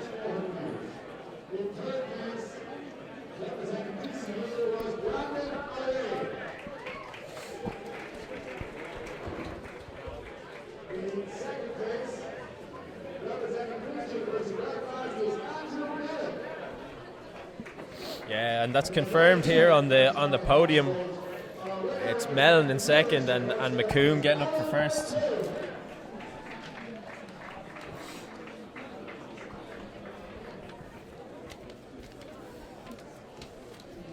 And now we've got some more high octane stuff coming up now. After this, we've got the women's 1500 metre walk, and we've got the 3K men's walk.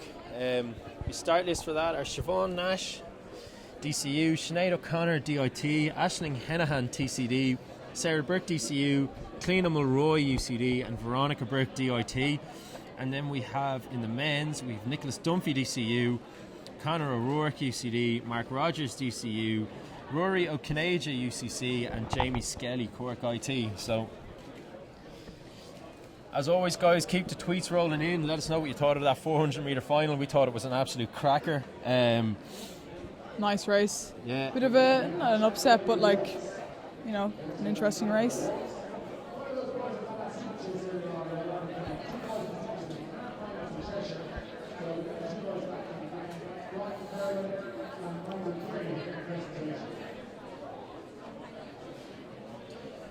I'm gonna go off and get a tea. Do you want a tea or sandwich?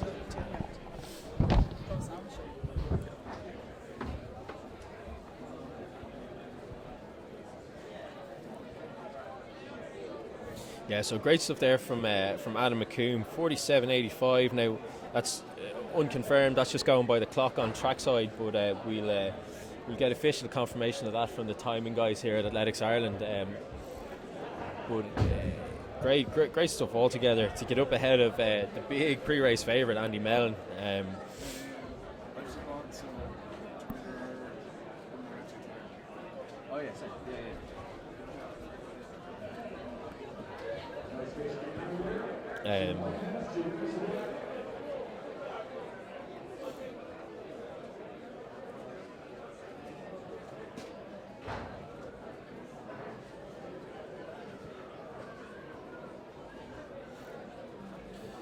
Just again, another big thanks to our sponsors, Fives. They're a great bunch of lads all together. Again, giving us great support to keep the live stream rolling on throughout the year. We were at the indoor varsities. We're here again at the outdoor varsities. So great shout to them. A lot of guys from the IUAA, past members, current guys that couldn't make it today will be tuning in, watching us on YouTube, watching us on Facebook.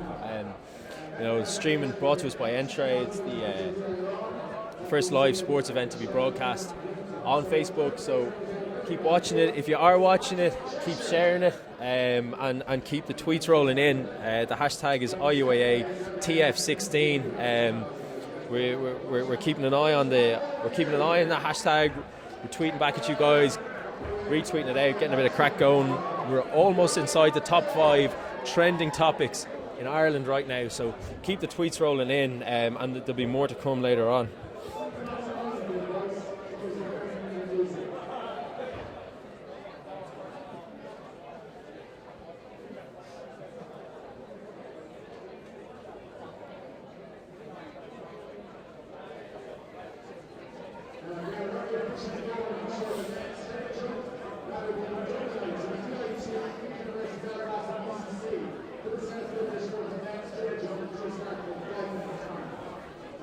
And we can see Andrew Mellon and Ben Kiley still suffering after that 400.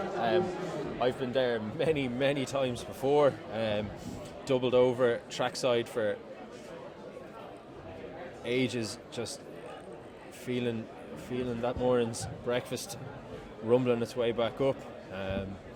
Excruciating event, and especially in a final like that with medals up for grabs, you're not really leaving anything left in the tank. You're absolutely emptying it, and fair play to the boys, absolutely strung out. But look, that's what it's all about, isn't it?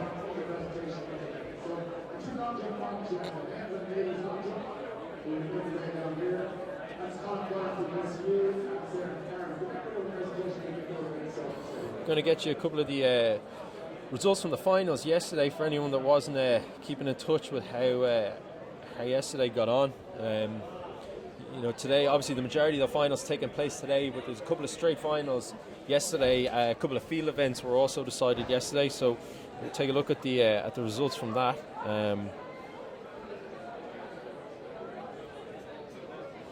So in the 100-metre hurdles, we had Catherine McManus from DCU took first, from Liliana O'Hora, also of DCU, and Kate Doherty of Trinity got up for third.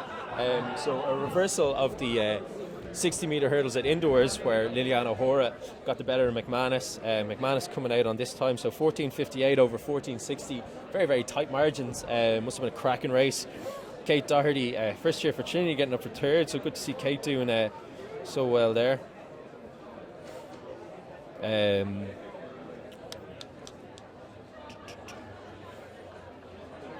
The 1500 metre women was also decided by straight final. This is the case most year. We usually wouldn't have enough women to do heats. So the 1500 metre final, usually a straight final on the Friday. And Andrea Bickerdike of Cork IT getting up for first. 4:43.68 over Catherine O'Keefe from UL, 4:43.89. So great from Andrea Bickerdike. She's been around for a couple of years in CIT now. She's run well over 8, over 15. She's also run on the 4x4s. Got a couple of medals to her name so far, but I don't think we've ever seen her taking a goal. So great to see Andrea getting up for goal in the 15 yesterday. Catherine O'Keefe in second. Cleena Murphy from Trinity in third, and Claire McCarthy from Trinity in fourth. So Claire McCarthy almost going double bronze there. She picked up a bronze in the steeple today, but fourth yesterday in the 15th. In the 15. And Lorna Begley for Trinity making a bit of a comeback. 5:21 for 10th place in the 15. Lorna, obviously a previous bronze medalist in the 15 in Athlone in 2012. So after a 4-year varsity hiatus, good to see Lorna coming back. In the javelin, we had Brandon Hyland at DCU took the gold with a throw of 50.25. Shane Aston was second, 49.73. So very close there, only about 50 centimetres in it. Bobby Smith at UCC got up for third, 47.32. David McGilligan at UCD with a throw of 45.86 was good for fourth. Conal Campion of Trinity got up for fifth with 43.27, so a little bit off his best there with Conal, but good competition nonetheless. Great throw by Shane Aston, the decathlete, proving that he can get up there with the throw specialists. And in the combined events, it was Michael Bowler taking another win. So Michael, who broke Kurosh's indoor varsity record earlier on this year, carrying that form through to the outdoors. his score of 3.374. Not enough to break the outdoor record, but a great score nonetheless. 15.35 in the hurdles, 4.56 in the 15, 11.97 in the shot. That was good enough for first in the individual shot put. 6.55 in the long jump and 1.85 in the high jump. So great all-around performance from Michael. From Michael there to take the gold. Simon Ziegler, UL, was second, 3,246 points. And Mark Rogers, DCU, got up ahead of Shane Aston to take third. I wonder what happened here. I'm having a look. So it's 3,043 points to 3,000, and it looks like the damage was done in the 15, where Mark Rogers ran 4.49 and Shane Aston could only muster a 5.30. So Mark Rogers getting up for a huge 15, a 4.49 in the 15. He was 40 seconds quicker than Shane Aston, and he must have turned around a huge deficit to pip Aston for the bronze. Aston comfortably ahead after 4 events. He ran 15.25 in the hurdles to Rogers 17.66. He did 10.82 in the shot to Rogers 8.87. 6.16 in the long jump to Rogers 5.14, and 1.80 in the high jump to Rogers 1.50. Oh no, sorry, I'm looking at the wrong card. Sorry, Aston 15.25 to Rogers 16.49 in the hurdles. 10.82 to 10.31 in the shot. 6.16 to 6.11 in the long jump, and both 1.80 in the high jump. So Aston comfortably ahead, and really, I suppose he outperformed his DCU compatriot in the first 4 events. But such a performance from Rogers in the 15, enough to overturn that deficit and give him the third. And the combined events women, Amy McTaggart from Athlone IT was first with 2,997 points over Laura Fry from Trinity, who finished with a score of 2,767. So Laura picking up a silver in the combined events to go with her third place in the 400 metre hurdles. And in third place we had Emma McKay from UU with 2,680 points. Confirmation of the medalists in the pole vault here. We've Ian Rogers taking the win, and Houlihan back in third. So good stuff from Ian Rogers, adding to his collection of varsity medals. IUAA outdoor record holder over the pole vault is Ian.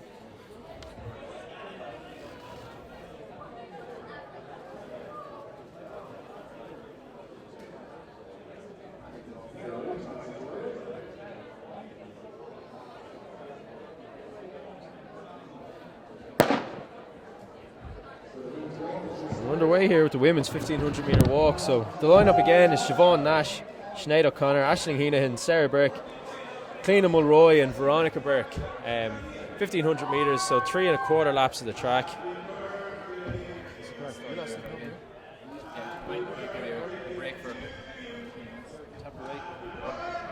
So I'm going to sign out now for the next few minutes. We got Ronan Duggan and Colin Dennehy jumping on. As always, keep the tweets rolling in, lads. It's IUAA TF16. I'll leave you with the boys.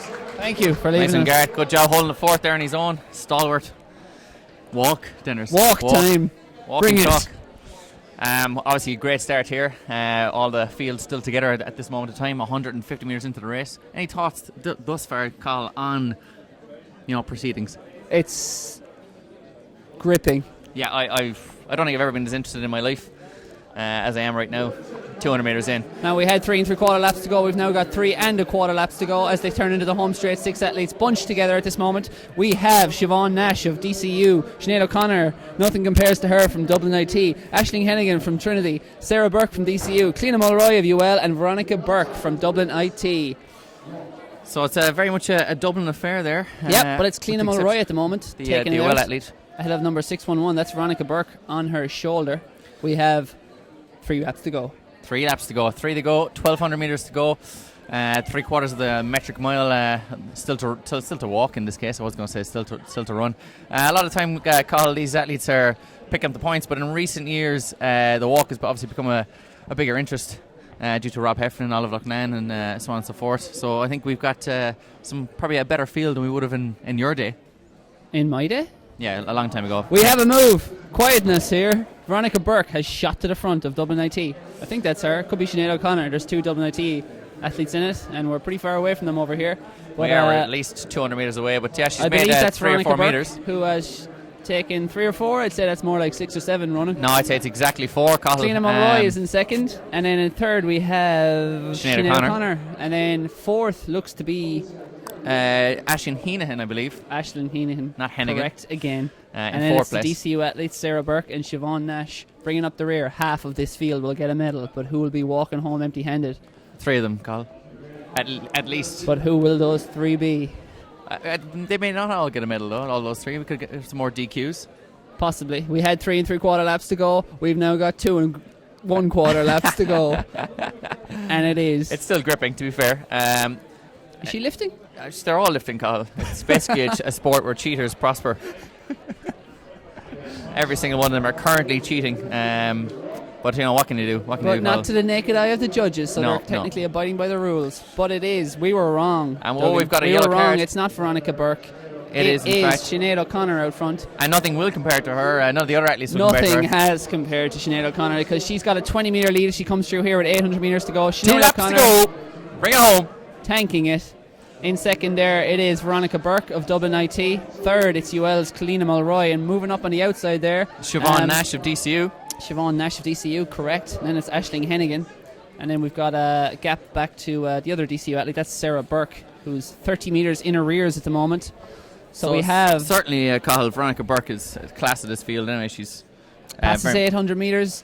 No, 3:41. Sorry, Sinead O'Connor is easily the class of this field. She's made maybe 40 metres of a gap now to the main group there, led by Veronica Burke of Dublin IT. She's walking at 7:20 miling.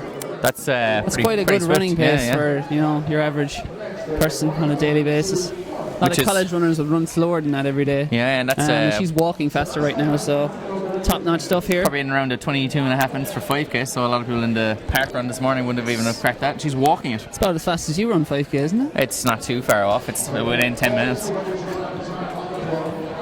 Fact. About a 30-metre lead at the moment for Sinead O'Connor. We had some great walks at these in recent times, Cathal, and actually a great France jacket down there. If we could maybe get a shot of that. I don't know if our camera moves all the way Yeah, down that's there, the but same it's jacket glorious. you have, I believe, It which is. is why you're gloating about it. We had 3 3/4 laps to go. We've now got 1 1/4 laps to go for Sinead O'Connor. She's got a 30-metre lead over DCU's Siobhan Nash. So she's going to take the bell here now with in the next 80 metres, which obviously will... Looking forward to that. it'll be riveting. The bell is always an exciting moment in any race. The clanging But of here, the bell, yes. it seems like the medals are set. Barring any DQs, you can see the official out there in the yellow jacket. He's handing out the yellow and red cards, indicating that there has been some lifting or some unlocking of the knee. He's getting ready to give one out now to potentially to who's that, Cliona Mulroy, but he seems to have disregarded it there for a moment. But we still have Sinead O'Connor well in the lead, taking the bell. Yeah, Siobhan Nash comes through, probably 40 metres in arrears at the moment. Very Then it is coy Veronica walk Burke. from Siobhan Nash there. Didn't go as hard as the rest of them. Yeah, came through well. And then it's a gap back to UL's Cliona Mulroy who comes through. Then it's Trinity's Aisling Hennigan. Trainers will not be the winners today. And then it is DCU's the other, that's Sarah Burke bringing up the rear at the moment. So 6 athletes. It looks like our medals are set. Possibly the only contests left is to determine who's going to get the silver medal. And at the moment that battle's been won by Siobhan Nash of DCU. Silver, or as you like to call it, first loser. First loser. Inimitable, the unmistakable, the peerless. Nothing compares to Sinead O'Connor. I 200 suppose- metres to go for the Dublin IT student. I suppose probably the most interesting thing in the next maybe minute or so would be how many times you can get that Sinead O'Connor Nothing Compares to You reference in. Do you even know any other Sinead O'Connor songs?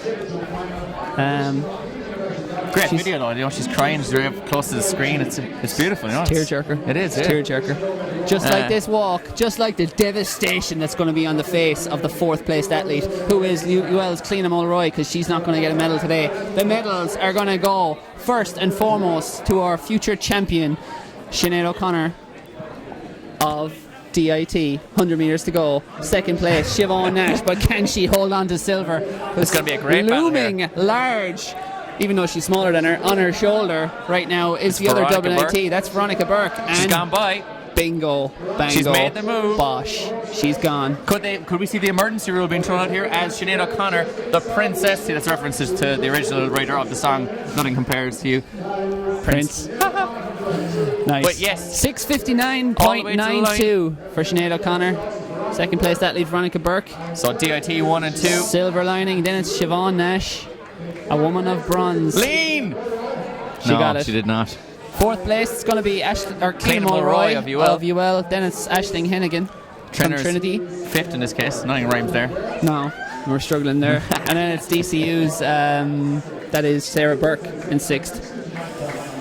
So some Well done, fantastic ladies. walking there. 6:59 for the Sheena Mulroy's had enough. She's having a lay down win for there. herself. Exactly. She's Yeah. done. And look, it is a lot harder than it might have looked out there, It especially is. on the joints and on the perineals. Having to combine technical concentration with general lactic riddled Endurance. fatigue is not a nice situation to be in. I suppose 400 hurdlers will understand.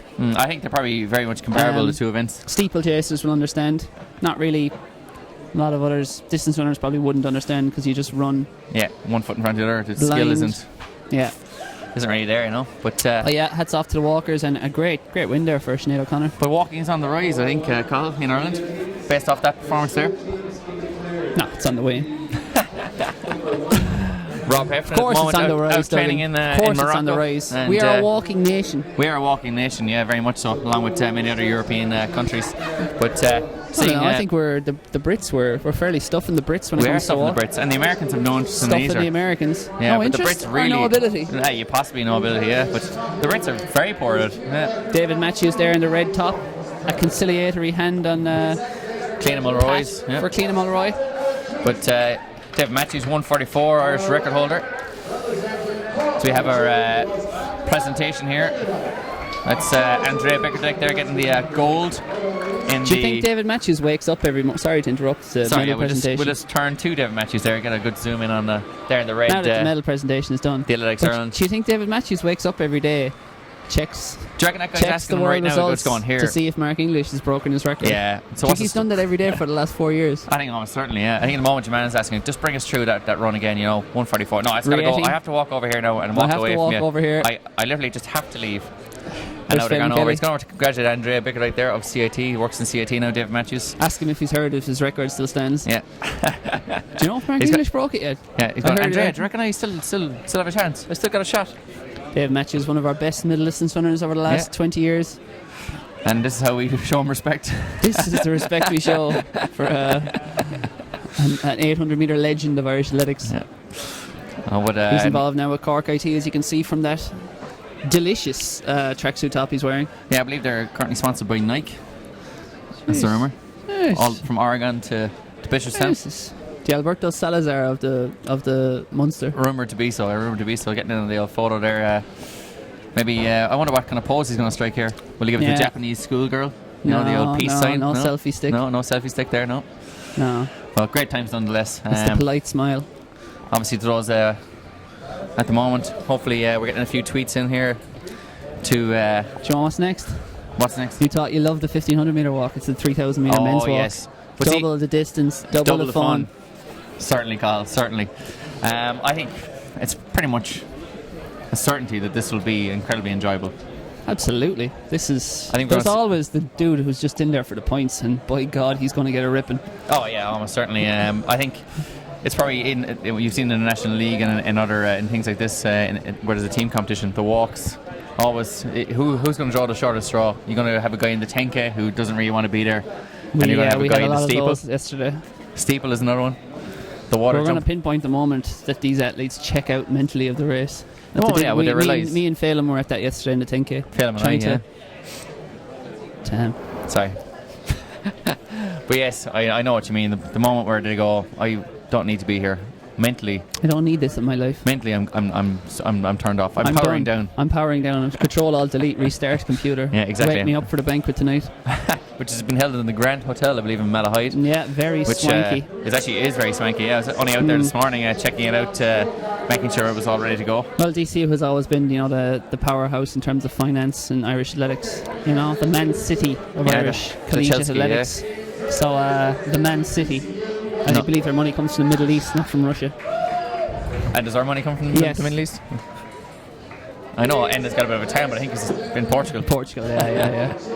It's not from his trips to Jordan, mining oil and EPO. Sudan. Yeah. Here's our champ, Sinead O'Connor.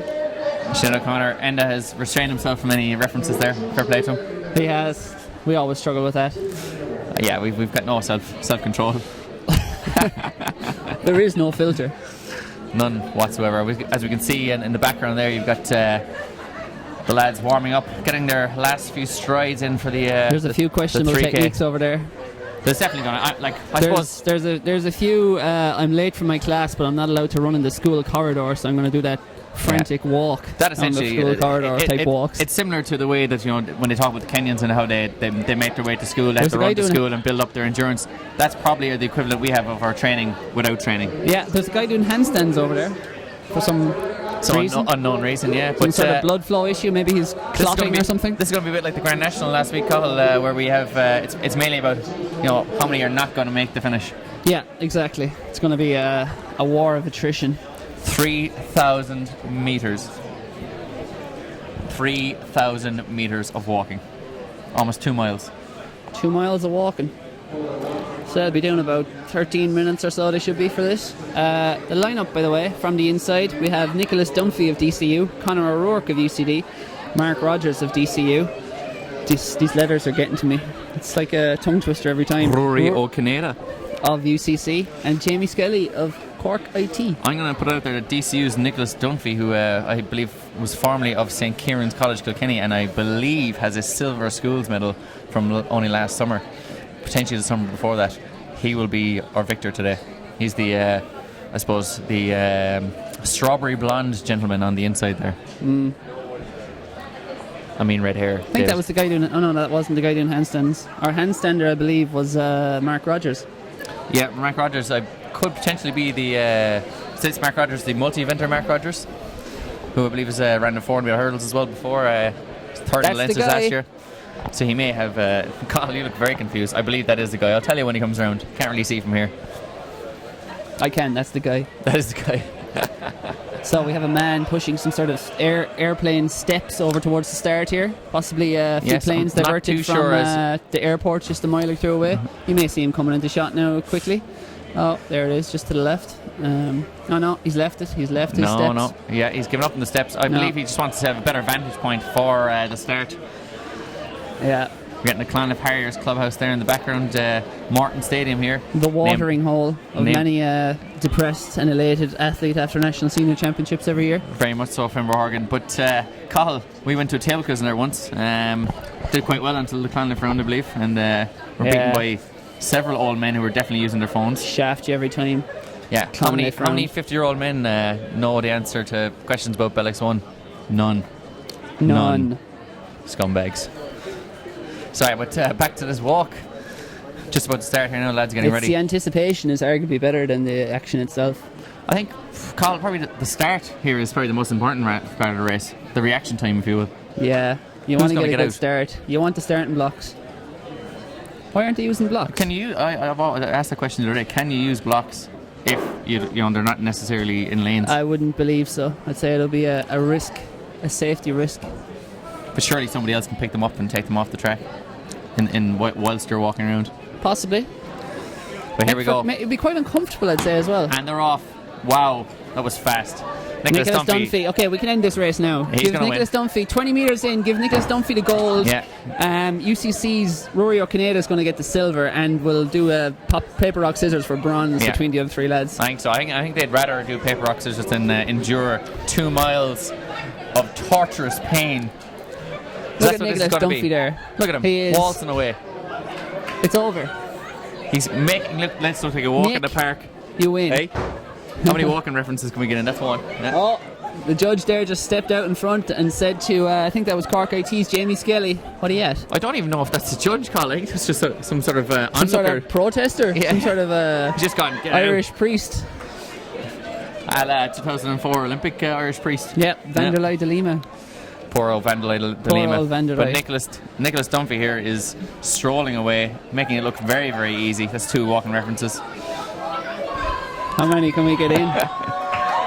And a lot of support here for Rory Canada, the fans' favourite. Ironic support, I will say, because he's giving up a good laugh and giving a wave. He's certainly bringing a lot of style to the event, Colin, with that headband. He is. This is very 118 kind of. And interesting technique here by Cork IT's Jamie Skelly, if we can get a shot at that. He's got some hip movements, like a Chanel model on the runways of Milan. Very much so. The hips don't lie. Shakira. Yeah, look at that. That's he seems to be eyeing up Mark Rogers, who is in fact the multi-eventer I was speaking about. It's kind of a salsa-like gyrations almost in his hips. It could be a flamenco, I think. I think he's getting. Is he training for the Olympics? He's getting ready for the post-Olympic salsa and the Copacabana. No, I think he's getting ready for the solo synchronized swimming. That's what I believe. Yeah. So anyway, these lads are, after 300 metres, they're 140 metres behind Nicholas Dunphy. It's becoming quite the cakewalk. Yeah, don't worry about it. Look how long it takes Dave O'Shea, or Wiz cameraman, to zoom around to pan over to Nicholas Dunphy, who is so far in front. 450 metres and is, frankly, quite bored of all this. He must be quite bored. Let's give him the medal already. Give the man a medal. Give the man gold. But he's quite clearly the class of this field. But I think we're going to have an upset here. The main race. I think he's gone out too fast. I think he has as well. I think this is It's going to blow a gasket, I think. Yeah, the gaskets will be blown. I think this is an unsustainable pace. You're kind of hoping in a little way that he gets DQ'd? Just to show the cat amongst the pigeons? Yeah. If he has more laps like this, he's going to be in Beaumont Hospital. Great without limits reference there for anyone who didn't get that, which I assume was everyone else but me. I thought I turned into a 75-year-old American man. I think Nicholas, easily with 6 laps to go, he knows he has this one. I think he knew he had won before he'd even started. Yeah. Shaking the hands of the other, as he called them, losers on the start line. Losers? That's what he said. That was a quote unquote from Nicholas Dunphy. But yes, in second place we still have... The only losers is the one unwilling to wade into the theatre of battle, the competition, the competitive arena, the man who stands on the sideline and criticises. and commentates. And commentates. We still have Rory O'Canada coming up the home straight now. He looks like he potentially could be getting a yellow card here as the random onlooker has given him some instructions. As a trespasser on the track and pumps his arms in some sort of threatening motion. Holds a yellow placard, which he may well use as a weapon soon enough if these athletes don't cop themselves on with their technique. But Cork IT's Jamie Skelly has... Yeah, he's going at him again. Look, he's going, I'm going to pump you on the ground. He's told him, get off the track. Go home. Get off. Go home, Mark Rogers. Get out. As we've got Conor O'Rourke here from UCD, who seems to be taking the approach of... Conor O'Rourke would actually probably move faster if he just walked. No. He's literally moving at snail's pace here, but... Conor O'Rourke is... he's struggling with the concept of locking out here. And he is... I can't see him lasting the next 6 laps. This is tough stuff. It's tough to watch. And he can only muster a smile as he passes the grandstand. But I think he should be really playing to the crowd more. I don't think he's going to win the race, but he could win the hearts of the fans. Possibly. He's won my heart. I don't know. It's a toss up. It's a toss up between Conor O'Rourke and Jamie Skelly, between the best banter technique. Who's enduring the most torture? I mean, Conor O'Rourke is walking like a man who has stilts for legs. Whereas Jamie Skelly is just like making women fawn all around the Santry Stadium here, because Morton Stadium, because my lord, the way those hips move, it's gone very Beyonce at the moment. It is. It's very Beyonce. As Nicholas Dunphy here is putting the pain on the others by he's about to start lapping the field. You can see how basically far superior an athlete he is at so this Nicholas current moment in time. Dunphy's remaining entertainment for this race will be having the crack off everyone else's technique. Yeah, laughing. He's currently laughing at the others. He's laughing. He might hold it together on the surface, but inside he's dancing, very much so. Very much like Jamie Skelly over there. Jamie Skelly, who's in fairness, and my hips don't lie. Jamie Skelly's making a serious push for bronze here. He is. As you see, when Nicholas Dunphy catches up with them very, very shortly, we will see the battle for bronze. Now, we haven't given much love to our future silver medalist Rory O'Canada on the far left there. He's just passing the water jump at the moment. We'll get a look at his technique here. He appears to be straddling some sort of virtual cross-training machine at the moment. Yeah, given that arm movement. Or possibly picking a fight with a virtual dwarf who's standing in front of him. He really seems to be pumping those arms in a punch-like motion in front of him. He's... But certainly, Colin, he made the push for it early within the first 10 metres, and things have pretty much stayed as is since then. He won the silver medal mentally before he won it physically. I believe there was quite a lot of smack talk before this race in the media. There was. Between Jamie Skelly and Rory O'Canada. There was all sorts of articles on balls.ie and stuff, whatnot. Yeah, UCC versus CIT, it's long been an issue down there, and we can see it playing out now in the walking arena. Yeah, we can see the animosity between the two. And Nicholas Dunphy easily walking by. Would it be fair to say there's a gulf in class, in race walking class here between the fluid, liquid almost technique of Nicholas Dunphy and silk is the word that's coming to mind the here. leaden-footed wooden technique of the others. Yeah, certainly he could teach them a thing or two about walking in a line and then turning a corner. Absolutely. Jamie Skelly though has his eyes set on Rory O'Canada. Yeah, he's obviously wearing the sunglasses today to boot, and very fresh haircut. Potentially wind resistant in mind there. Potentially Conor McGregor inspired. Got a tattoo there on the right shoulder as well. I see that, yeah. He didn't come to take part, he's come to take over. Yeah. And he is taking over this arena with his technique. Yeah, it's stoic. He's very stoic. Very stoic athlete. Mark Rogers, though, is gaining on him a little bit. Maybe Jamie Skelly's gone a little bit early, a little look over the shoulder there just to keep Mark Rogers in check. But I think these two certainly are going to be battling for this bronze. Rory O'Canada looks home and dry at this moment in time with 4.5 laps to go. As Nicholas Dunphy is, I'd say, to be honest, maybe he'll pop down the shops, maybe head out around the Crown Plaza, do a few laps, come back in, make a race of it. I think so. I think he could. Are you allowed to leave the track and come back and compete? You're probably not. The rules probably don't permit it. But I'm sure he could go out to lane 8 there and just start doing a load of core or something, or a stretching session for like 15 minutes. And then join back in. He's come all the way up here. You think he'd get his money's worth for the track and he'd use it. Exactly. Get a workout in. However, if he's doing a bit of core, or is he breaking the rules? Are both his feet on the ground? Is he locking the knee out? True, but unless you're moving forward, maybe it's not an infraction, as they say. We'll actually just get someone to get the rule book there, and we'll have a look. Yeah. And Nicholas Dunphy here, 3 laps to go. So they've come out in their twos here today at the Santry to cheer on this. We're batting them away at the door. Yeah, there was a lot of traffic on the way in there. Tailbacks into the for stadium. about 3 miles, I think. Nicholas Dunphy comes through 1,200 metres to go. He's through in 8:47. It is fine walking from Nicholas Dunphy, and I know we're maybe making light of this event, but he truly is a top class athlete. Absolutely, yeah. You can see that he has proper technique. We have one. We have a lot of points winners in here, but we have one proper race walking talent, and that is Nicholas Dunphy of DCU. We're actually seeing on his way to victory. With 3 laps to go, though, the main battle here, I don't think Nicholas Dunphy's main battle is to stay awake. However, everyone else's main battle here is for silver and bronze. And Rory O'Canada with about a 50-metre lead on Jamie Skelly of UCC, who is getting some instructions from the random passerby again, and Mark Rogers, who appears to be doing from the hips up is doing running man.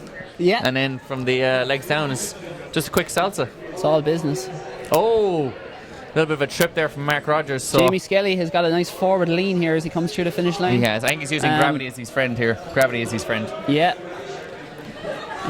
But certainly Rory O'Canada making sure there that no one's going to pass him out because he's on the outside of lane 1 at this moment in time. That's just getting intelligent. Extra distance in, Takes a look around and then increases his pace while he goes behind the pole vault canister, so no judge can see him running. Yeah, quick jog now from Rory O'Canada. Quick jog will sort him out there. Like a certain John May does in the National League. Yeah. John the Bomb May.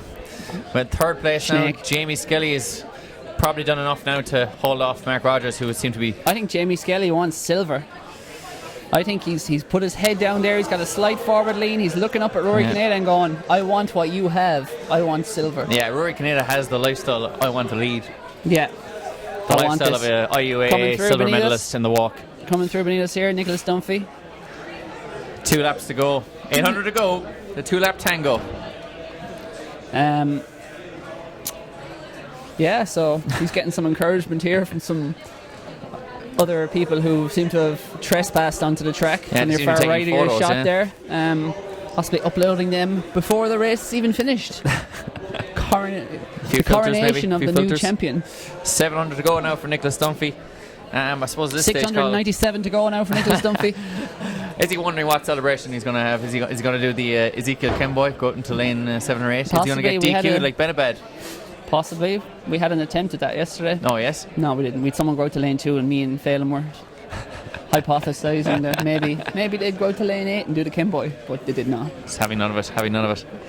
But 600 to go now for Nicholas Dunphy at this moment in time. He's possibly going to look at lapping the entire field Yep. twice. And we'll pan left there to see our silver medal, our current silver medalist, coming into the home straight. We Just also getting some, completely, this shows how long we're out of the game, Cahill. We completely missed Conor O'Rourke from UCD getting disqualified. But obviously, with all the action that was going on there, we obviously missed that. we did. Which is, Do we even know he was disqualified? Do we know he didn't just walk himself into a pit of self-hate and exit track stage left? I know I would have if I was in the position he was in, but obviously maybe he's a stronger man than I and just got disqualified instead. Yeah, possibly. Sometimes it's quite easier to get impressive. thrown out than to give up It's yourself. quite an impressive feat to get disqualified, given there is one judge on the track. And if that is, we're still unconfirmed as to whether that is a judge or not. I still go with random homeless intruder. As Nicholas Dunphy comes up here with a lap to go, will we see a big kick? Should he get in under the 14-minute barrier, the mythical 14-minute barrier? I think that's going to be quite ambitious, to be honest. I believe in Nicholas Dunphy. He will, however, pass out the rest of the field. I don't twice lapped. think he's quite moving at the sort of 6-minute mile, and he'd need to be to accomplish that feat. It's He's Mark moving Rod- fast, but not that fast. Now, the big issue here, though, is Mark Rogers with 2 laps to go. He's in 4th place. He knows he's more than likely not going to get the 3rd. What is actually driving this young man, Mark Rogers, in an event that's not his? Smells like team spirit. Team spirit, nice. Yeah, good reference there to. Don't worry about it. Was it Nirvana, I believe?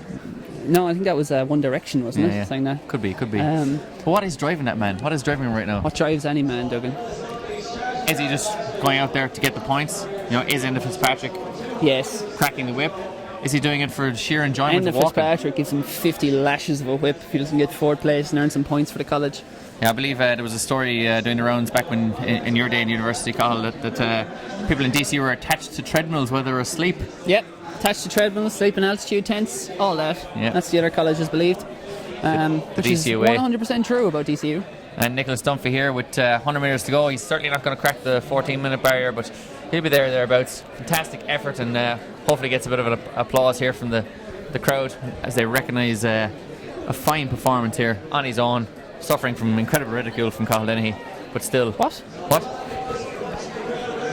I've 50 ridiculed minutes to everyone go. else. I have not ridiculed Nicholas Dunphy. This is a Dunphy. top performance. He's at 14.10 at the moment. Last 30 metres, commanding. He's lapped the full field. I think he's lapped the whole field twice. Yeah. Yeah, What a Dublin man. finishes my sentence was from 4. For you. Correct. 14.20.43. Nicholas fine- a Dunphy, you fine are walk. champion. Nicholas Dunphy takes the plaudits, the support of the crowd, and now I suppose we have to now watch and learn from these men that are coming over the line with a lap to go, with 2 laps to go in You fact. can learn a lot about adversity by watching these men. Yeah, this isn't a moment for fame. This isn't a moment for glory, No, This is just a moment for this is a moment sheer for resolve. drive and resolve, yeah. Dedication to the cause, the UCC cause, the CIT cause, the DCU cause. Rory Okineda, his initials spelled a rock, and he is rolling to a silver medal here today. That's not bad, yeah. They're pretty good at this. Yeah. 2 laps to go for Rory Canada. How would you describe that technique? And if you're just tuning in now, I'm sure you will not be changing your channel, because this is exhilarating as Jamie Skelly Because comes up. this is not on a channel. But if you're turning your laptop off, with 2 Yeah. laps to go, Rory Canada waves to David Matthews, tells him, I've got this. I got I've got this bronze. Don't worry about it. Don't worry about it, Dave. I'm going to do these last 2 laps faster than you can run them. There's Mark Rogers here with Mark 2 Rogers is almost slowed to a stop. It's we pan quite to our painful, left to be here. honest. He may well not make this finish line, not to mind the next 2 laps. This is essentially a bit of schadenfreude here, Cathal, as we watch the pain and misery look of at that. others. He has a Phelim word is- with Phelim Kelly. Phelim Kelly giving says, don't bother. But Mark, yeah, it's the anguish. Anguish is the word I'd use Anguish, his right lace is open as well. That could be a bit of a health and safety hazard. Possibly the homeless tramp who's run into the track here pretending to officiate may try and steal his shoes now, given his lace is open. there. With 750 metres to go, Mark Rogers has got to be worried about that lace, though. It's certainly affecting him here at the moment. It's very Doubts upsetting. are creeping into his mind. Yeah. So far, he's been so concentrated on his task, and you can see now he's finally starting to crack a little bit. It's no easy thing for an untrained race walker to actually master the technique of race walking, especially on your first attempt. I've tried it, Duggan. Have you? I've done the under 12 Limerick County race walks before. Been That's, told I was basically just walked. That's the I pinnacle, walked. isn't it? It was like an 1,000 metre event. I went for a walk for a kilometre, but I was repeatedly told I wasn't locking out. And when I tried to lock out, I was told I was lifting or whatnot. I believe you were actually referred to as the bad boy of walking at the time. That's due to incorrect. your, I'm completely made up. But Rory Canada here with 500 metres to go. It's going to be the longest 500 metres of his life. It is, but at least he's not in danger. No, But maybe Cork IT's Jamie Skelly will be. No, he certainly put paid to the challenge of Mark Rogers for bronze, and Mark is just, he's not doing it for glory, he's just doing it for his own personal achievement, I think. Well, no, he's doing it for And points, the team. Sorry, Yeah. points as well, but personal Let's be achievement, I think. Personal achievement, yeah. Do you reckon he put this on his CV? Fourth in the Irish and the Like, this is a fourth in the National Championship. National Championship, 4th place, just missed out in the middles. Just missed out. This is on a par with getting knocked out in the All Ireland semi-final in football or hurling. Yeah, potentially, like you have a team around you there. This is an individual event, so Yeah. this man's probably doing more than those. Like the guy who loses to Paddy Barnes in the semi-final of the National Boxing Championships. These guys are as good as them. Yeah, I think you're not too far from the truth there. Anyway, Carl. What do you mean not too far? That's true. Rory Canada with a lap to go. He's heard the bell. Bit of a surge there from Rory Canada. He's getting excited now. He's nearly home. He's nearly home, Carl. He's nearly there. Nearly there. And It takes a little left to go over his shoulder. Possibly, a bit of a. There was a lot of panic. It was charged there. It was charged. There was a lot of electricity in the air. He does it again, making sure of it. Jamie Skelly with a lap to go. He's got 40 metres. Let's go, Jamie. Let's go. 400 metres to go. The medals are settled, unless we have a judging call at this stage. But Yeah, I think the judges have packed up and left. Oh no, the judge is down there. To be fair, he's still keeping an eye at the finish. Kind of sharing a laughing joke there He is, about what stage he believes he's at. he's very much Given enjoying it. I think his- that's an Irish schools hat he's It wearing is, as yeah, well. Yeah. and he's coached many walkers and been there down through the 90s, the era of Rob Heffernan, Jamie Costin, Colin Griffin, Pierce O'Callaghan, all the great Irish walkers, Gillian O'Sullivan, Olive Loughnane. You're going all Laura Reynolds. Jimmy McGuinness there. Yeah, don't worry about Mark it. Rogers receiving the plaudits from the crowd there after what is an inspiring performance. A lap to go here.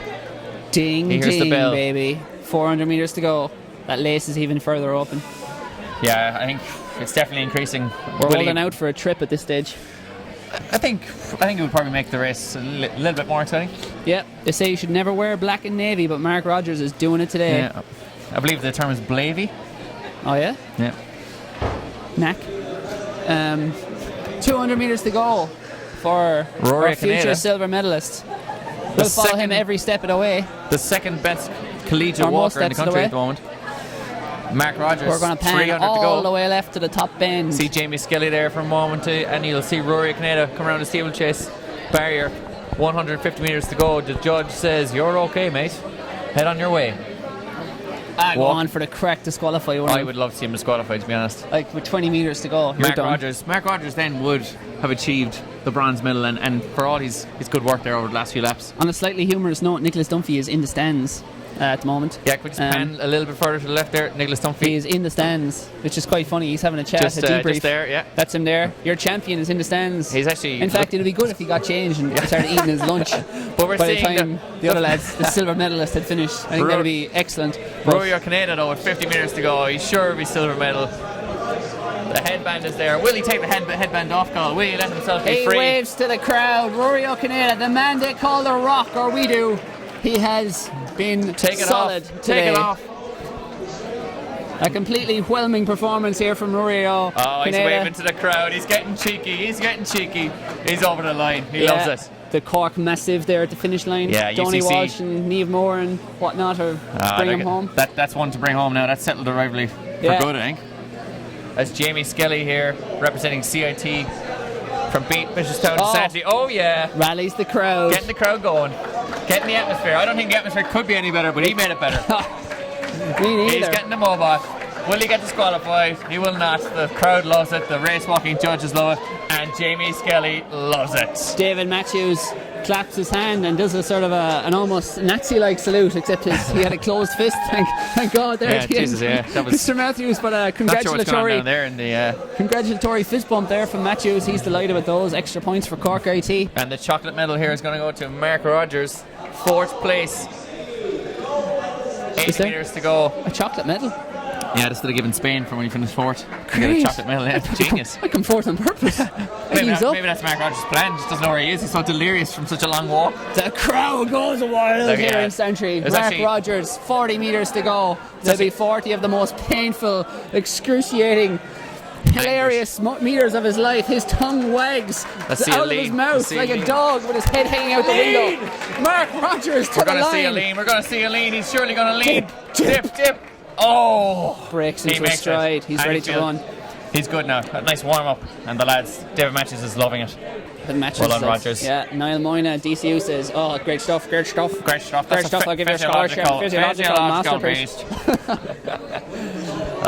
You were running there at 16. You were walking at 16 millimoles of lactic acid in that last 400 meters. I can see it. I can look by the tell in your face. I can see it in your eyes. I don't think life doesn't get any better than this, Carl. Oh, it does. I sure hope it does. Right done. We're almost certainly getting in trouble for a lot of that. That was the race walk.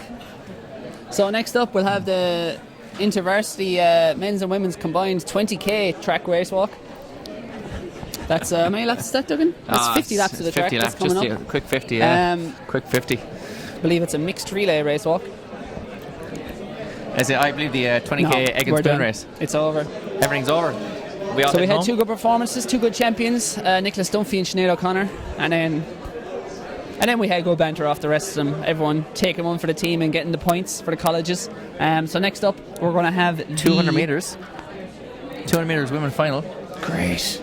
But Carl, I suppose earlier on you said nothing compares to Sinead O'Connor, but I suppose you could easily compare Nicholas Dunphy's performance to Sinead O'Connor there. That's why you get the big bucks. You notice things like this. Don't worry about it, man. I'm here all week. Well, actually, I'm just here for the next hour or two. Yeah. Might go to We're shop here then. until 3:40 p.m. and then we will have our blocks set up on the grandstand here. And as soon Yeah. as they cross the line, we'll be exploding. Back with, to out of here, essentially. Yeah. exploding like Justin Gatlin from the blocks and motoring out of Morton Stadium. No, but that was tremendously exciting, and the walk always gets a great crowd involvement. The 200 metres does. next will be a It little does. bit of a, I you suppose. you just don't get that in the 200. You don't get the lads going out there for the crack.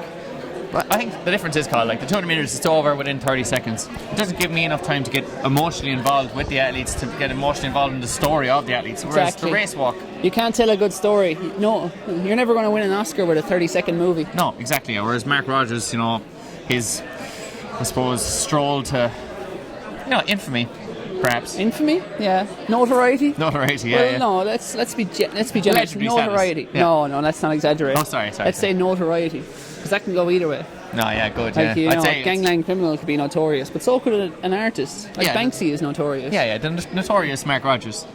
Notorious. Mark Yeah, Rogers. that works for Yeah. me. That works for me. And Conor McGregor is done, so we need a new notorious. Exactly, and I think Mark Rogers is planning on being very notorious tonight in the Grand Hotel Malahide. I believe. No, I think the notorious one. I think we all know is going to be Jamie Skelly. Yeah, you can tell from Jamie Skelly that he's going to bring in a lot of excitement to the night. Lording the dance floor, I would say. We're Like too he's- old. I think someone puts out an arrest warrant if we go near an event like that Yeah, anymore. yeah. But We've surely I'm had sure, our day. sure all these children will be having good fun. And it is the varsity. This is the end of the varsity season as well. And I know you have the cross countries kind of close to indoors, and road relays is an easy one, to enjoy yourself after. But the indoors is in the middle of indoor season. But this, they can let their hair down tonight. Or in Jamie Skelly's case, just keep Just it up. keep his hair looking up. great. Yeah. the lads are getting a bit of a talking to here, so we might just turn the camera so you're able to see this. You can see there that Rory O'Conada he's very much. I don't think he's got much left, really, has he? He's able to stand up there now. He maybe hasn't taken it as much as you'd think, but he certainly is. Jamie Skelly, he looks excited. He's positive. The sunglasses are up. Sun's out, guns out for Jamie Skelly. Tremendous. You are the man, Jamie. You are the man. Yeah, the Skeletor, I believe he was known as. Skeletor? Skeletor. Oh. It's not the worst. Yeah. It's not great. It's not great. We have a podium presentation to our left. Left of your shot there. Hear ye, hear ye. It is the I don't know what event this is presentation. So We have CIT a UCC. there. Oh, UCC, sorry, yeah, mixing it up. The UCC skull in and second. crossbones. I'm going to say that's the pole vault, Carl. Oh, yeah? It's a wild guess, but I'm going to say the pole vault. So we have what looks to be DITs. Is that DIT? That's not a DIT thing, is That's it? an AIT. Athlone. Athlone. So the win for Athlone, second place for UCC in the women's pole vault. Excellent.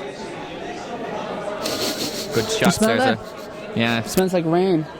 there's rain coming for these 200 metres. Luckily we're actually perched here in the... oh, it is raining, yeah. Yeah, it is raining. Yeah, terrible weather we're having, isn't it? Oh, it's just awful. It's just awful sad. Well, yeah, these 200 metres now, there's always a good few athletes. I mean, Niamh Whelan over the years has ran some fantastic times in these 200 metres in diversities. You've had Kelly Proper, you've had Amy Foster in the last couple of years, you've had Phil Healy and Joan Healy down in UCC. So I think we could see some fantastic runs here in this 200 metres. Hopefully, we'll give you the lineup here whenever we can. I know it's loitering around here somewhere. Just like you're going to be loitering around the Grand Hotel in Malahide tonight. We have Kate Doherty from TCD in lane 1. We have Sarah Lahiff from Dublin IT in lane 2. We have well-known multi-venture and national long jump champion Sarah McCarthy of DCU in lane 3. We have the big gun Phil Healy from UCC, fantastic over the 60, the 100 and the 2, and just an all-around nice girl. Claire Foley from UCD in lane 5. Sarah Lavin, the hurdler from UCD in lane 6. Clubmate of yours, I believe. Correct, but she's now UCD, of course, so not quite Shauna Lowe of Emerald UCC and Emer McMullen of RCSI, the Flying Doctor. And after that, we'll have the men's 200 metre final, and after that, which features Aina Madden and Marcus Lawler. I think Aina Madden might be in a spot of bother. Do you reckon so? Yeah, I saw him hanging around there earlier on. He didn't look like he was prepared for the 200 metres. No, I think he tweaked something yesterday, so maybe out of action there. So maybe a Marcus Lawler route. Yeah, potentially Kieran Elliott there could get up for a good run as well. But the women's 200 metres are going to be getting ready now quite shortly. It's exciting times. Andrew Connick, Ronan Duggan and Carl Denny bringing serious fan to the live stream. Keep it up, lads. And the lads are loving Rory O'Conada's headband as well, any bit of style to the competition. I think he probably wins. I've only been here for a while, but for style points, Rory O'Conada definitely best dressed at this current moment in time. But yeah, Andrew Connick, I believe, is still in college. Please send the commenters to the live stream to Rio 2016.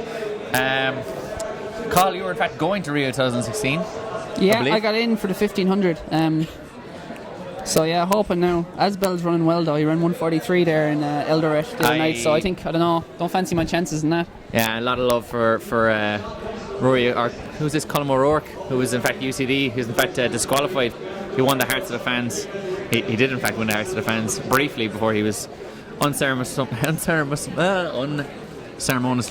thrown out of the competition for an unknown breach of the rules. UCD breaking the rules all across the board. But yes, at the moment, Andrew Connick, I believe, has been in college for, must be up to 25 years now. Yeah, about that, I'd say. WIT Supremo. I believe he was actually born in WIT, raised by wolves. A feral child, I think is what they call wolves are the ULs. He was raised by ducks. They're the WIT ducks. Oh, they are, yeah. Similar facilities to the Oregon Ducks as well. Yeah, not too far away. Enda Fitzpatrick is onto the track, the godfather of Irish university athletics, who rules the land with an iron fist.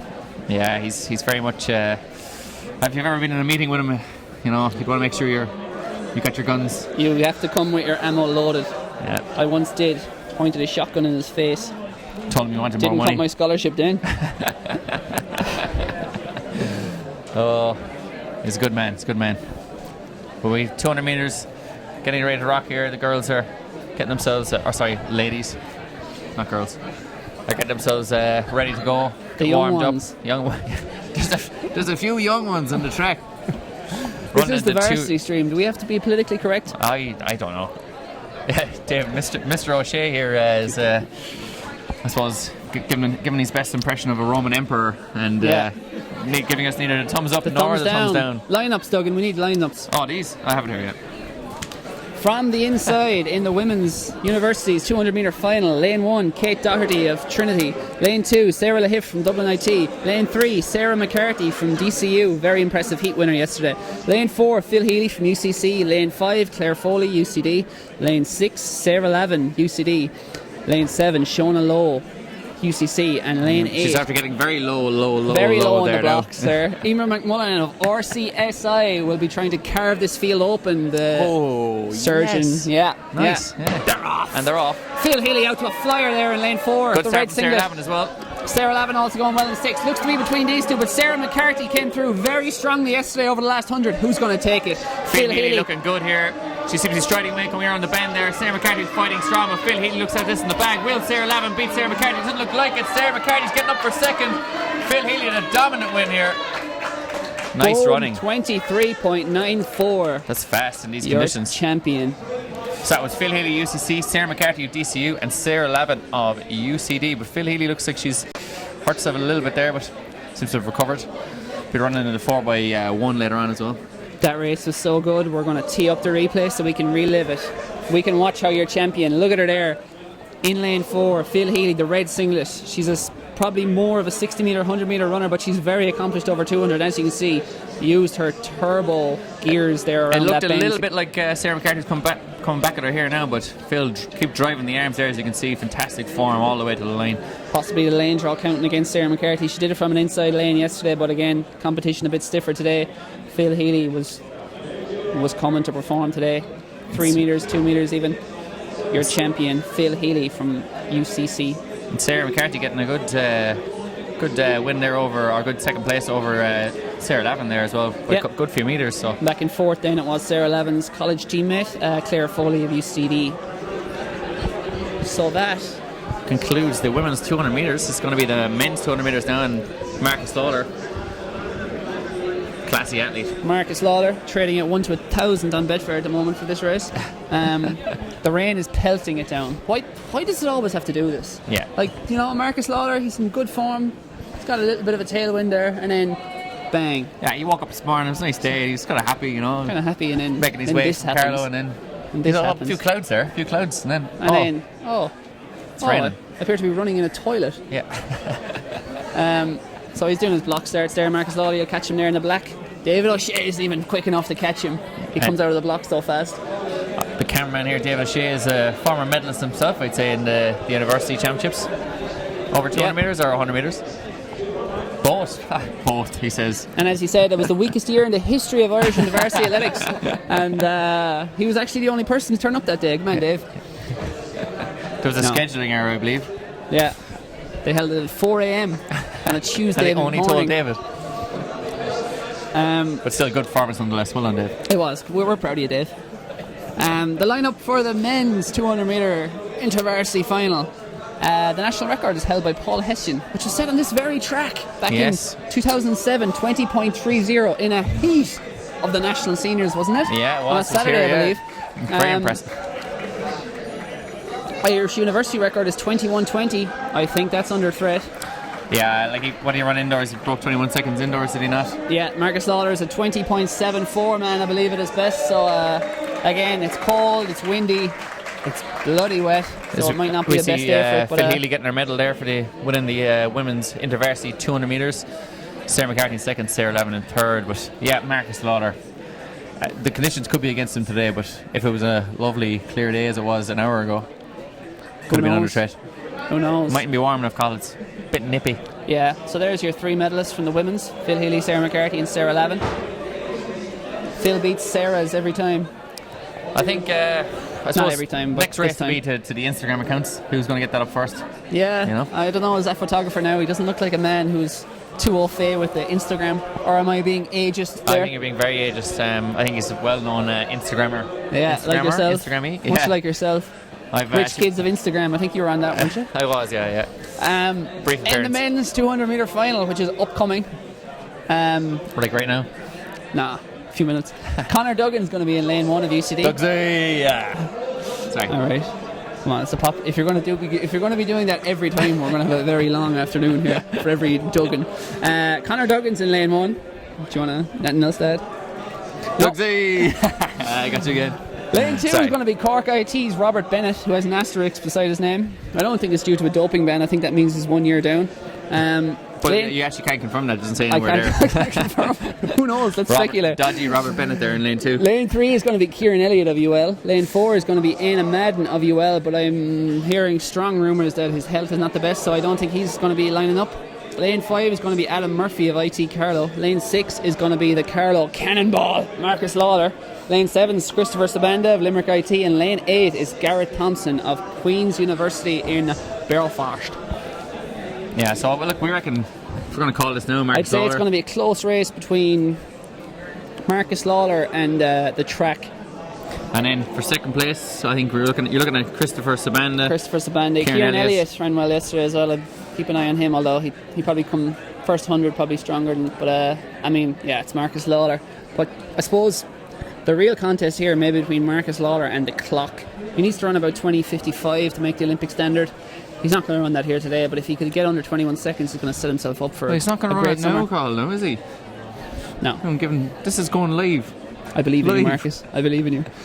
21:20 is InterVarsity record. Can Marcus Lawler break it? We He can looks confirm primed. that Aman is not there. Away he start. goes. Marcus Lawler flies out there in lane 6, but Christopher Sabanda going very well outside him. Now Marcus Lawler's up into his run and storming. Kieran Elliott going well too in lane 4. Marcus Lawler comes off the bend. He's got a 3 metre advantage over Kieran Elliott in 3. Christopher Sabanda is third, and then it's Kieran Elliott. It is Marcus Lawler by a street. How What will fast is he it going run? to be? 20 points. 9-9. New varsity record. What a run in these conditions. 9-9. Christopher Sabanda, I think, got second, and then Kieran Elliott in for third. Kieran Elliott had a great start and really good first 100 metres, but I think, as you said about Darren McCarthy, the inside lane there in lane 3 might have caught him in the end. But Christopher Sabanda, great run for second, but class of the field, Marcus Lawler by far. Marcus Lawler is your champ. Now holds 20. the schools, all the academic records, senior schools record and varsity record. So here you go, the replay, as you can see there on your screen. That was a fine piece of run. To go under 21 seconds on a day like today, as you can see, the track is wet, the wind is blowing. We'll try and find out the wind reading for you pretty soon, but right on the inside of lane 1 there, just slingshotting himself, using that momentum off the bend. Kieran Elliott there going well in 3, and Christopher Sabanda, yeah, in lane 7 there, is this? In lane 6? Lane 6 is Christopher Sabanda, yeah. Or 7, yeah. But yeah, a different class, as Jimmy McGee would say. Different class. And to be fair to him, like, he's so powerful for a guy that it looks quite slight. He is. Still coached by his mum. Still, I believe, working under the Morris Lawler stable. The Morris Lawler iron fist of his younger brother, who is his wheeler and dealer and agent. Yeah, keeping it in the family, you know, fair play. Morris Lawler's what, 16 or so now? 14? I'd say 12? about 9. Was he? He's quite young, yeah. But But you know, he- if he- you're old enough, if he you're an good enough, old- you're old enough. Marcus Lawler waves to his adoring fans. There's all sorts of cheerleaders and groupies turned out here today from Carlow IT. I believe there was a brass band. There one was. stage, yeah. It was like the NCAA college football final. You know, There were some turning out. striking similarities, right? There was all sorts of house parties and stuff throughout the towns of Carlos, the villages, bonfires. tailgating? Anna No, Fitzpatrick not now tailgating. has gone over to try and convince him to move to DCU, telling him it'll be the best thing that ever happened to him. I believe he offered him 2 roles. So Phelan Kelly there has just looked up and said who finished second, and I have taken a wild stab in the dark and said it was Kieran Elliott. And it looks like what we have said is in fact Gonna be. I've told him it was Kieran Elliott, so let's hope to God that was right. I watched the replay once. I'm pretty sure it was Kieran Elliott. Yeah, why not? And Christopher Sabanda, look, you know, Get over it, mate. Get over it. If we're wrong, look, why do pencils have erasers? Exactly. When You people know? make mistakes, we'll hold our hands up briefly and then deny it to the ground. Silver and bronze, you still lost. Yeah. It's all the same. Who Much won of a muchness. I think we know who won the goal there. Who won that? Kieran Elliott? No, I think it was Christopher Spender. All right, nice one. Where did Marcus Lauder finish? DQ. Too good. Too good. Too good. Suspiciously good. But yeah, 20.99. What a run. Do you reckon that's the fastest anyone's ever run in split shorts? No. Jason Gardner has broken 10 seconds for 100. He used to always run in split shorts. And so I'm guessing he wouldn't have been as good over 2, but he's certainly run in the low 20 seconds. Yeah, but Mark Slaughter surely in the top 5. Top 5 of split shorts. Carl Denny's actually looks like he's been taken away for crimes against commentary. And unfortunately, looks like it's going to be myself now for the next few hours. So strap yourself in. Things are going to get boring. But no, I'm only messing. He's back. Fans were going wild there. There was uproar. They were wondering about the wind speed for the women's 100, whether it was 1.4 or 1.7. So I gave him a vacant look of absolute ignorance. Here we'll see the controversial decision you made. Mark Slaughter clearly in the lead there. Kieran Elliott, I think, leading from Christopher Savannah at this moment in time. This is going to be so awkward because the presentation's about to happen. Yeah. And I just said Christopher Savannah as if I was certain. I was like, oh yeah, Kieran definitely, Elliott. 100%. Kieran Elliott's second. But so I you'll think see Kieran Elliott we could cause a down. lot of controversy here and maybe steal some of the limelight away from Marcus Slaughter by stopping the entire show. So Kieran Elliott's still in second there. It looks like it's very, very close. He got it. And He got it. Definitely. I don't think he did. He did. I think that one will go down. There'll be massive controversy over that over the next few years. People will always remember this day as the day that you made the decision and that Athletics lost. It's Marcus very, Lawler, very your close. champion. Here's the replay again. We'll see up the presentation's about to happen, but as you can see there, Kieran Elliott by a street takes the silver medal. Not even close between them. Christopher Sabanda third. I'll give it. I think Elliott did get it. So there's your champion. The sun is broken through the clouds, and Marcus Lawler says to himself, "Where were you 10 minutes ago?" Yeah, thanks when for it that. was lashing rain as I was doing my block starts and dampening the track. Could have been 20.1. Could have been 20.98. I think we'll give him more than that now. He's definitely in good nick, is Marcus Lawler. Exciting times ahead, especially this time of year to open up with that sort of thing. Not too many athletes now running in the 20 seconds, 20 points for 200 in terms of European athletes anyway this time of year. Certainly, and look, you've got another pretty much all of May and June there before even the national seniors come around, so plenty of time to sharpen up and get even quicker. Absolutely. Next on this programme is the women's 1500 final, but if I'm not going crazy, I'm pretty sure we had that yesterday. So men's 1500 final, that was also on yesterday. So it's relay time. Skipping straight to the relays, and then we got the men's 5,000 metres to look forward to as First well. it's going to be the sprint relays. Then we've got the men's 5k, which is going to make for an absolute barrel of laps as we entertain you for 15 odd minutes of calamities. At least 15 minutes, at least. Yeah. I think they should make the Verbal. 1500 metres go again. Verbal, I missed it yesterday. effluent sewage coming out of our mouths. So I'll keep your tweets coming in, and we'll keep talking. You can keep tweet tweeting and we'll keep talking. IUAA entry. Oh yeah. Hashtag IUAA TF16. Which I believe stands for Irish University Athletic Association Track and Field 16, and the 16 means 2016, the year that it currently is. Oh. Jeez. That's good, isn't it? Telling So you. yeah, right now in Morton Stadium, there's a whole lot of nothing going on, is what Elvis would say if he wasn't dead for the last 40 years. Well, allegedly, yeah. We've got a rather kind of interesting, I suppose, what's like a accessory apparel there on that man's head. He's gone with a red jacket and a kind of weird reflective top to it. I don't know if it's part of the jacket or if it's a cape. I believe he didn't change his hour, so he's expecting. Can we get a quick? He didn't change his clocks a zoom few in weeks there? ago, so he's expecting the darkness to fall over Morton Stadium anytime soon, and then he needs to be seen. You know what it looks like? It looks like the thing you put on your bike saddle to He keep could be a keep it dry. Chilean miner who's escaped and doesn't know where he is. Does he have He's a been lamp in underground his head? for at least 18 months now. He's like, God, it's very bright out here. He's so bright. Where am I? What did you do with my family? I just dig for coal, and now I'm here. And no. And look, wait, they're taking And him away. I look, think. No. the ambulance has arrived. We can't afford an ambulance, so we've got some guy carrying shovels around, and he's out there on the track, lane 2. He's going to race a few laps, turn this into a destruction derby, I maybe get take this. out a few long jumpers while he's at it. We'll get the splits here for this fella. I think he's going in around 5:40 miling at this moment in time. Yeah. It looks pretty easy out of it. Yeah, he's keeping got it great controlled. economy on that on his engine there. Yeah, You know? good fuel economy. Oh, there's a few, I think there's long jumpers there in the back straight. He looks like he's out to get them now. But he's certainly picking up the pace here as he go around into the back straight. And he's moving wide in some sort of Ezekiel Kemboy celebration. Yeah. Oh, it's getting dangerous here. Oh, he's slowing down. He's going to park it right in the sand. Oh see? no, he's going to go out the back there Oh, now. he's gone. He's going to steal it. A This man is is some stealing excellent this. driving, to be fair. How do we know he even works here? Maybe Hey. he's just taken this thing. I certainly think. Who would question you? If No, you I went get- down and jumped in that, who would question you? You could just drive out. People would assume you work here. It's confidence. That's what you need to bring to it. Confidence you know? trickster. He's got great conviction in his own ability here to drive that. It was very impressive, to say the least. Yeah, waiting for the relays here. I think they might.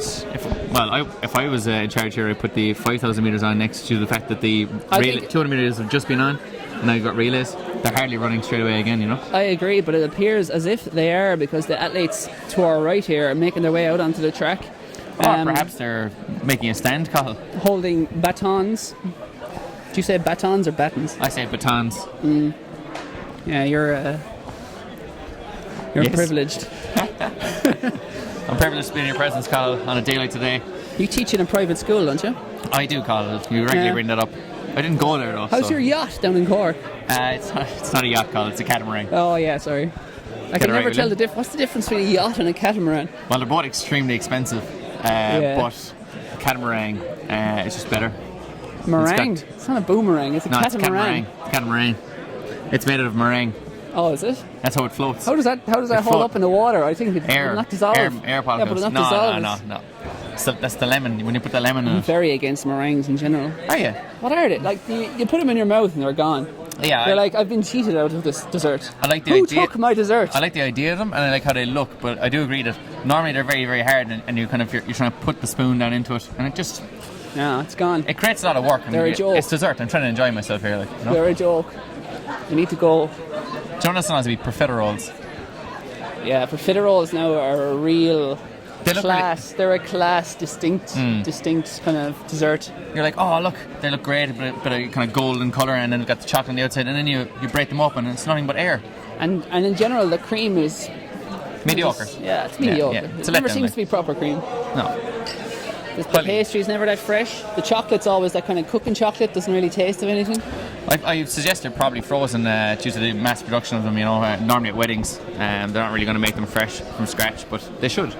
They should. I know your wedding will be fresh from scratch. Yeah, to be scratched. More like. Right. Wait. Speaking of weddings, Mr. O'Shea, you're being called there Mr. O'Shea, you're by Mrs. O'Shea. Mrs. O'Shea needs you. So just turn the camera around there and pan around. Nah, I'm just kidding. We wouldn't do it to him. I would certainly do it, but I think I'd get in trouble. I'd actually love to pan down there to John Cleary, who's actually one of my second years who's arrived to watch and potentially get involved. Obviously was not listening to me when I told him the track was closed. Did you, John? Do you want to hear some good news, everyone? This is one of those moments where it's kind of like, do you tell your audience the truth? The hard truth, or do you sell them the beautiful lie? What do you want? What will we go for? The hard truth or the beautiful lie? What do they want to know? Yeah, tweet us into IUAA 16TF and we'll see whether or not we can. That's hashtag IUAA TF16. Do you want the hard truth or the beautiful lie? Because it's coming.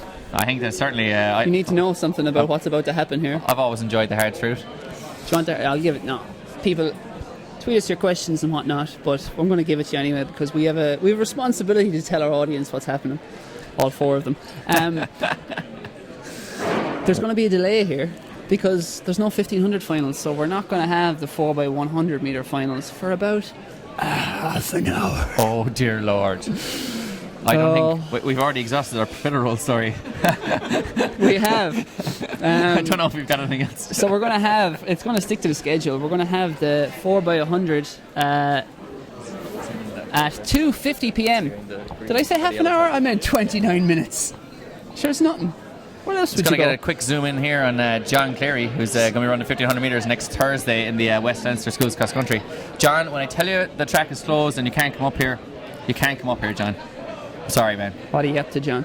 He doesn't know what to do. He needs to go to the back, do your To be session. fair, he could go up He's here here, and he's do a enthusiastic. session. No one would care. Yeah, he's got time now, you know. He's got 28 and a half minutes before this 4x100 metre relays get underway. He's looking around, he looks confused. You might ring him there, cause a bit of hassle. Go on, call him. Call him for the banter. Okay, But yeah, you you've got entertain them while I call him. You've got 28 minutes of us talking here. No, we can't lose our viewers. Don't go. So if you do care to check out, and why would you do such a thing when we're talking such Nonsense. absolute Drivel. drivel? You can check back in before 2:50 p.m. and then we'll bring you through the 4x100 metre relays, the 5Ks, the two 4x400 metre relays over the ensuing 50 minutes or so up until 20 to 4, the conclusion of today's meeting. So yeah, 2:50 p.m. till about 3:45. That's your go time. D So if Bose you wanna 97 go- says, "Tell us the beautiful lies. Great. Tell me your lies, your sweet, sweet lies, Colin." I'll tell you a lies. I'll tell you a lie and say you're going to be entertained for the next 25 minutes. You're not going to find us annoying, distracting. Potentially get a few interviews. That'd be the responsible professional thing actually, to yeah, do. that would be. There we go. Here, shout at someone there. Yeah, give me a minute there. You entertain them. It's like babysitting we're doing. Like entertain the child there while I go and Yeah. make the dinner. Basically. Mark Rogers up. Mark Rogers, is that what people want? 4th place in the walk. Yeah, I think we could do it, Mark Rogers. We'll ask him about his walking technique, whether he's innovating and whatnot. So Ronan here is just he's just targeting innocent athletes to be called up here for an interview. Mark Rogers is en route. Great, We'll get a few minutes out of him, surely. great. And Dave O'Shea's is playing Snickers here. Snickers by 2. They've removed the Snickers duo moniker on it, which I always liked saying the word duo. I think the thinking behind that is to convince people that there's 2 full-sized bars inside this thing, not whereas bad, the not duo psychologically probably thinks, oh, it's just 2 little small ones, but now they think, oh, it's Snickers times 2, so it must be 2 full bars. Twice as good. Do you know what that is? That's a beautiful lie.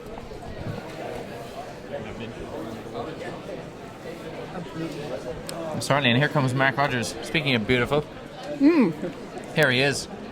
Mark, come down here and tell us about, I suppose, the anguish and the pain and the determination that you had to go through there.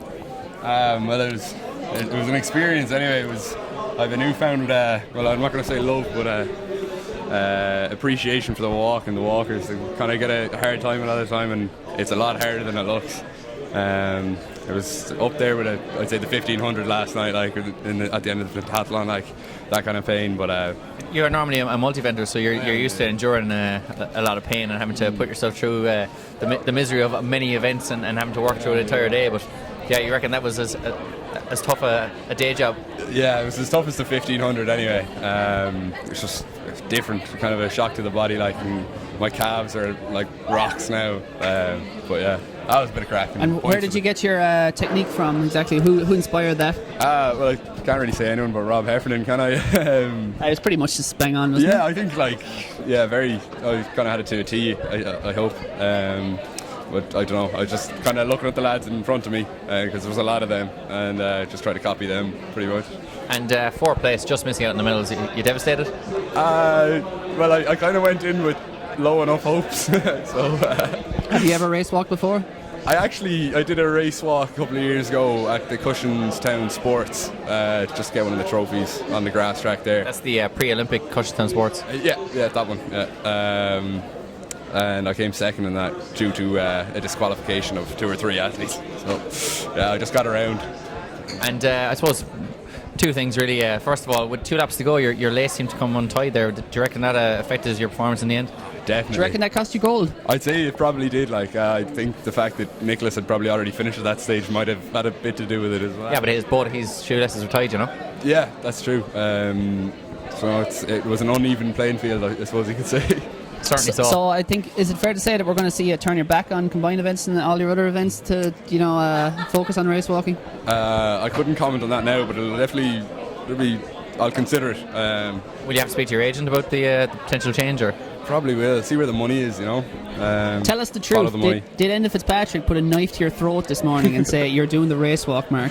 No, I went to the captain, Moll, and she told me that there was nobody it was only one person in the race walk. We had everything else filled, and would I do it? And kind of agreed. And took orders from Mary Mulhare. Yeah.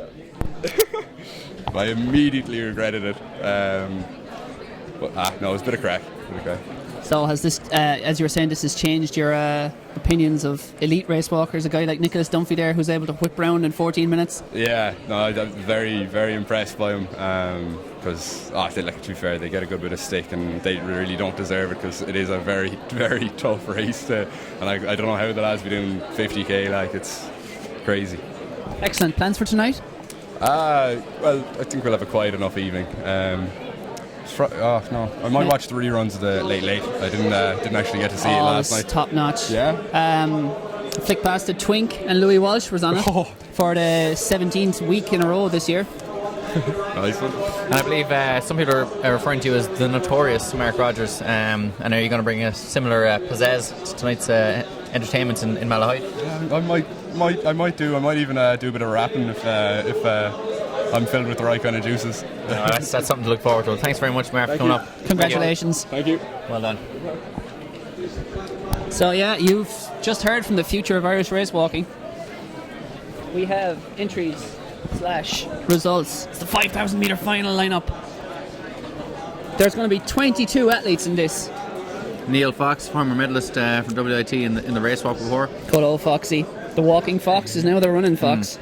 Aidan Cremin, Andrew O'Donegal. A few people doubling back from the 1,500 metres yesterday. Neil Johnson, Patrick Harvey, Patrick Moran of DCU, Dara Brown. Patrick Moran actually is referred to as the Dreamboat due to his excessively good looks.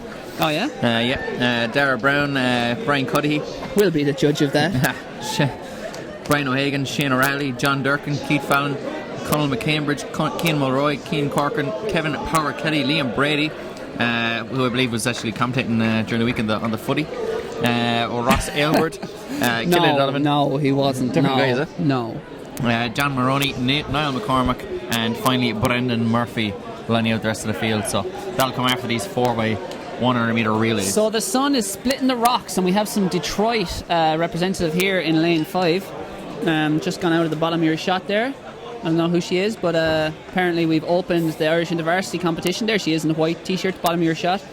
Apparently we've opened the varsities this year to accept colleges from Detroit. So we had a Zenit St. Petersburg yesterday in the shape of Paul Murphy lining up for the 400 metres.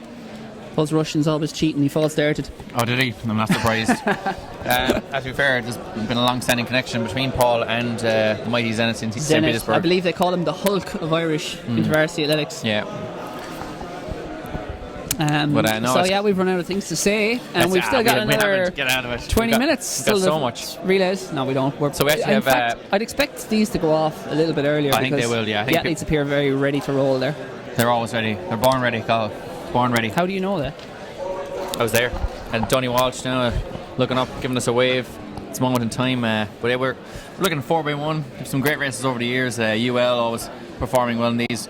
Obviously, Marcus Otter as well in the men's now is going to be part of a very good Carlow team who 2 years ago actually came into the home straight well in the lead and had a bit of a changeover issue, which was, to be honest, hilarious. They literally had like 4 different ways they could get disqualified 2 years ago, but Alan Whelan, who is in fact not here, but is, he told his father he wasn't going to be here today, but he in fact is in the country, Alan Whelan. Duggan, shut up. We're going to replay the men's 400 metres because Timmy Crow from a good 3,000 miles away has requested the results. And you know what, Timmy? We're going to go one better for you. We're not just going to give you the result. We're going to replay the whole thing for you so you can enjoy it. There, Timmy. No issues. Don't worry about it, Timmy. We're here to serve. Timmy missing out in his final intervarsities as well, I believe. I'm sure it'll be some consolation if he makes the Olympic Games. No, I think to be honest, if Tom Barr's here today, I think that this is probably the pinnacle of his year. Yeah, surely. Don't seem to be believing me there, Cahill. Jesse Waters has told us, by the way, that here's the 400 metres. Into the home straight. Who's that, Cahill? You were here for this. So Brandon Array there in third anyway. And we had... as you can see there, Andrew Mellon in lane 3. Top-notch stuff. And the winner, do you know who the winner is, Dave? We have unconfirmed reports of Andrew Mellon being in the race.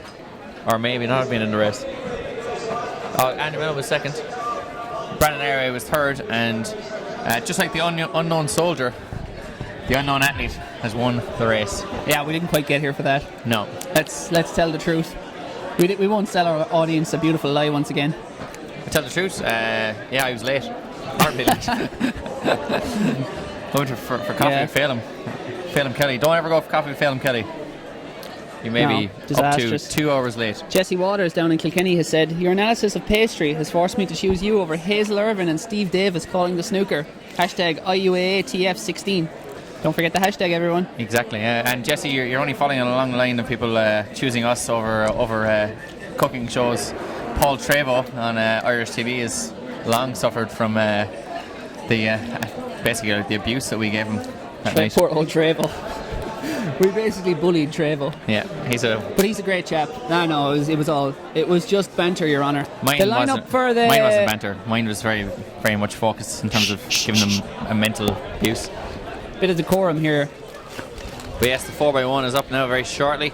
We've got Carlo in lane 2, Trinity in lane 3, UCC in lane 4, Trinity UL in lane 5, DCU in lane 6, AIT in lane 7, and in lane 8, CIT. You were looking for a start list, weren't you?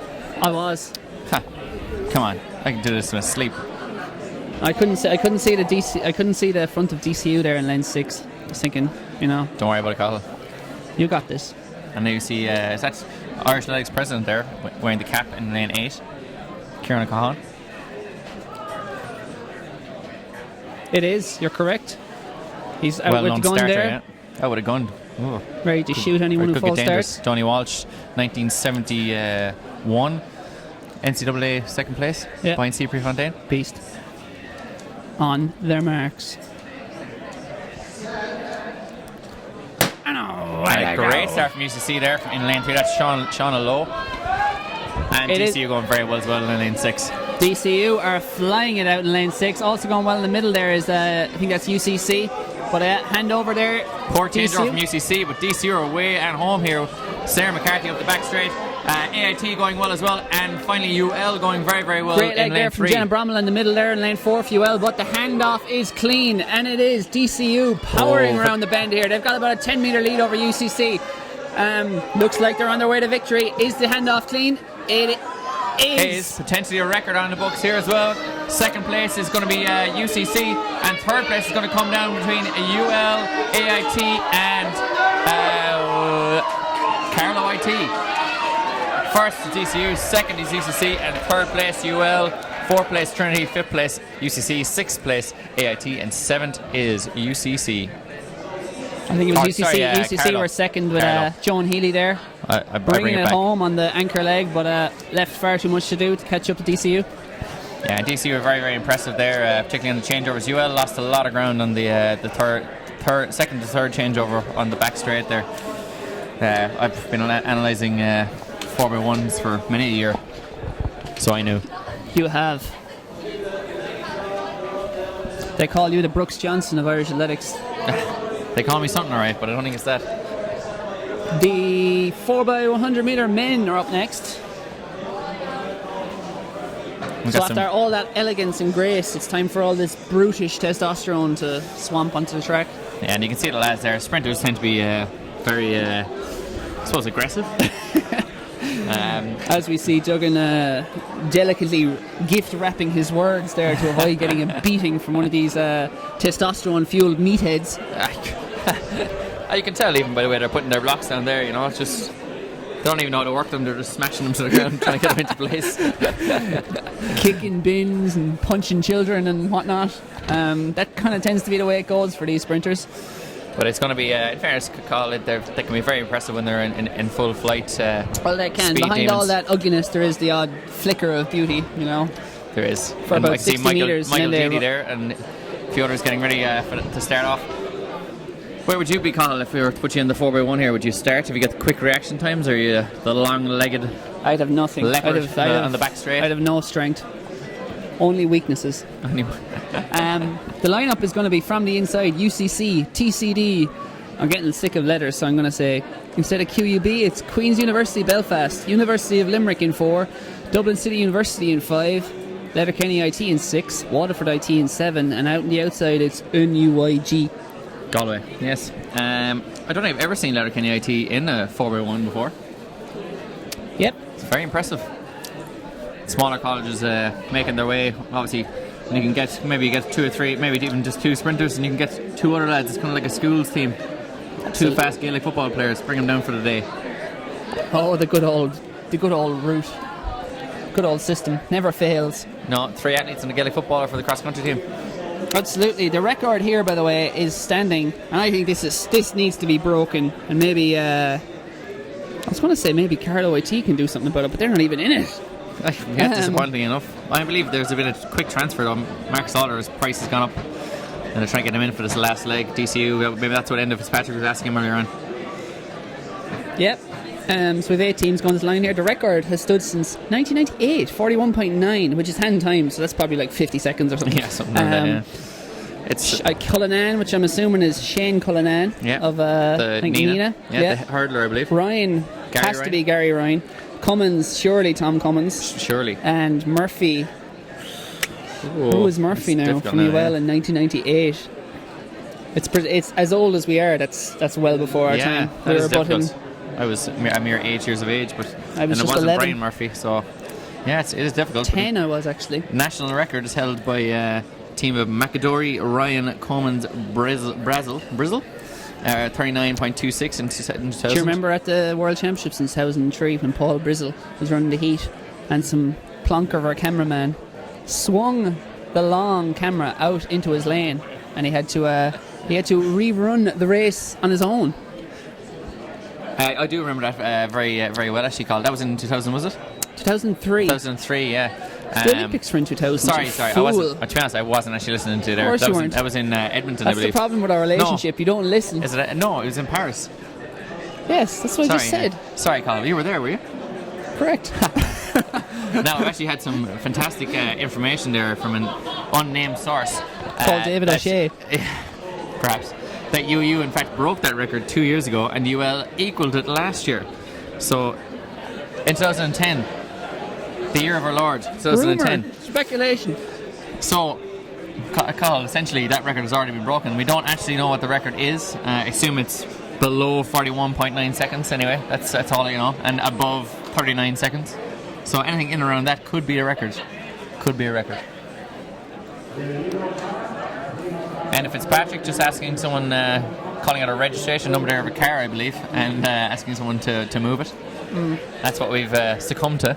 I think he asked, does anyone have a loan of €50? Yeah, he's just going over to Santry there for a few rolls. Times are hard in DCU. The recession has hit. Yeah, well, it hit pretty hard for the Gaelic football team in there anyway, didn't it? And they had to swan in and save the day. Oh, yeah? Tell me more. Actually, not allowed to discuss it. There was a court case. Are we live? We're staying on. From the inside, your lineup is UCC, who are indeed actually making their way to the track. Very slowly, yeah. He seems to be gathering himself somewhat. The Trinity team are off studying for their exams because they're all academic minded. Yeah. They are not showed up for this in lane fools. 2. Lane 3 is Queen's University of Belfast in the blue singlet there. Centre your shot. To their right, UL. Unmistakable singlet of UL that manages to get 4 colours on one singlet. Make your minds up, lads. Yeah, exactly, yeah. It's the purple, or what's that, purple or burgundy, or mauve? Burgundy. Burgundy, yeah, It's fair not enough. quite purple. Crimson. No, is it crimson? Nah, certainly not crimson. Crimson's far more rouge. But yes, UL missing There's Ian Madden, I believe, today. Yeah, that's So going to that'll hurt. It's going to hurt the UL that challenge. will hurt. Although I believe Paul Byrne seemed to be getting himself ready there earlier on. Obviously, Thomas Barr not running either. So Paul Byrne is on the back straight there, ready to run for UL. Paul Murphy beside him, running for DCU. Simon Archer there. The Dreads. They call him the Dreads. a lot of dread in this field, I'd say. I haven't lined up Letterkenny against IT. them. Anyway, from the inside, UCC lane 1. Lane 2 is empty. Queen's University Belfast in lane 3. Lane 4 is UL. Lane 5 DCU. Lane 6 Letterkenny IT. Lane 7 Waterford IT. And lane 8 NUI Galway. 4x100 metre relay. 37 seconds. 42 seconds or so of blinding speed. Yeah, get ready. These are the fastest university students in the country that qualified, that were here. And Marcus Lawler's and not are on a running. team that was good enough to get to the final. Shh. I'm excited. I can't hold it in, Colin. I can't hold it in. And they're off. They're off. Lane 5, DCU going well there at the moment. Very even at the moment though. Great Also start going from well. Letterkenny. Queen's University Belfast in lane 3 also flying. Who'll get the change-offs right? Who'll make an absolute howler and be slagged for the rest of the night? They're all pretty clean. They are going very well clean. as Paul Byrne there in lane 3 for UL, but looks to be DCU and Letterkenny IT with Simon Archer. Will they provide the upset of the day here and take down the relay? Poor change over there, but it got away well. And after that poor changeover, look at Kieran Elliott here going very, very well in lane 4. UL, who's going to take it home? It's UL versus Queen's University Belfast. It's a head-to-head. They're neck and neck down the home straight, but it is Andrew Mellon of Queen's University Belfast. He's going to make amends for that 400 metre loss earlier. Takes the title. UL second and DCU third. It's headed to the north. Blazing finish. Wow. That was fast. I actually genuinely enjoyed that. 41.81. It could be an InterVarsity record. It broke the 1998 record in the InterVarsity, but we don't know if someone broke it last year, so our records are incomplete. Yeah, potentially a record. Potentially. Could be a record. Probably not. Dave O'Shea says no. David O'Shea has given the thumbs down, the gladiatorial thumbs down. The Emperor says no. So does the computer. So that was the 4x100 metre relay. Cathal on screen now at this moment in time.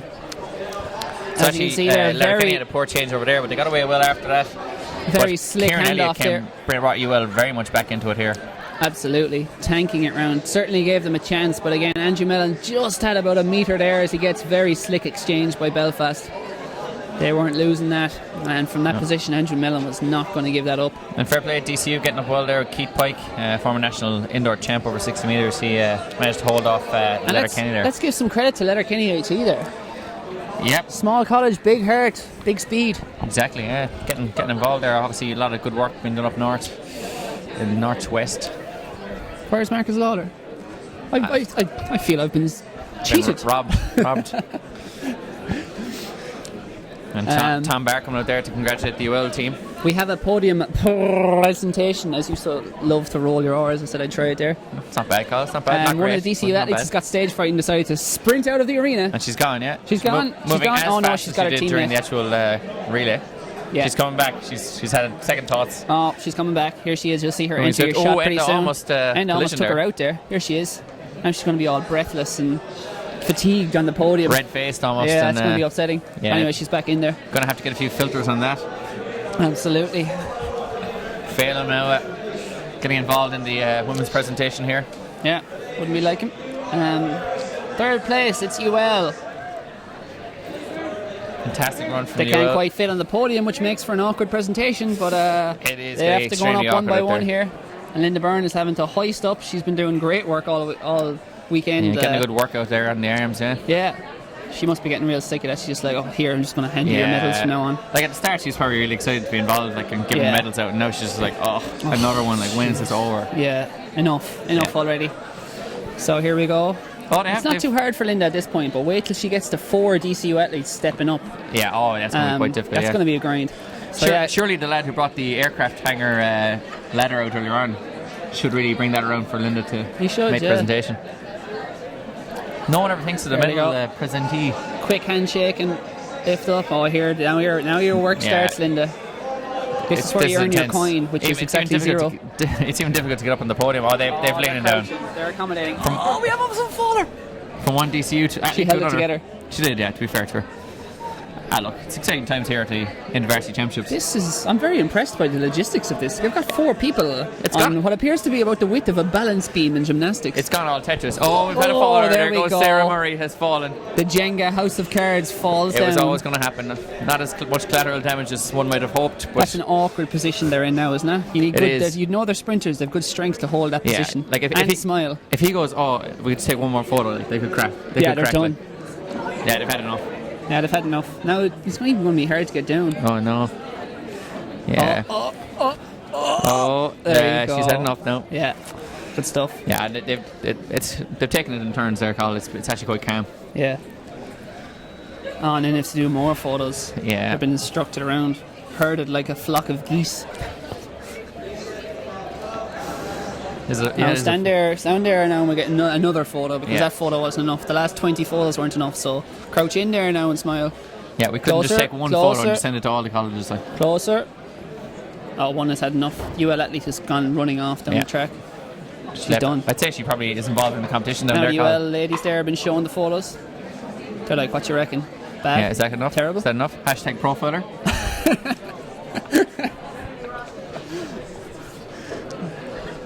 So anyway, next up it's going to be the men's 5k. The final event of the day, Colin?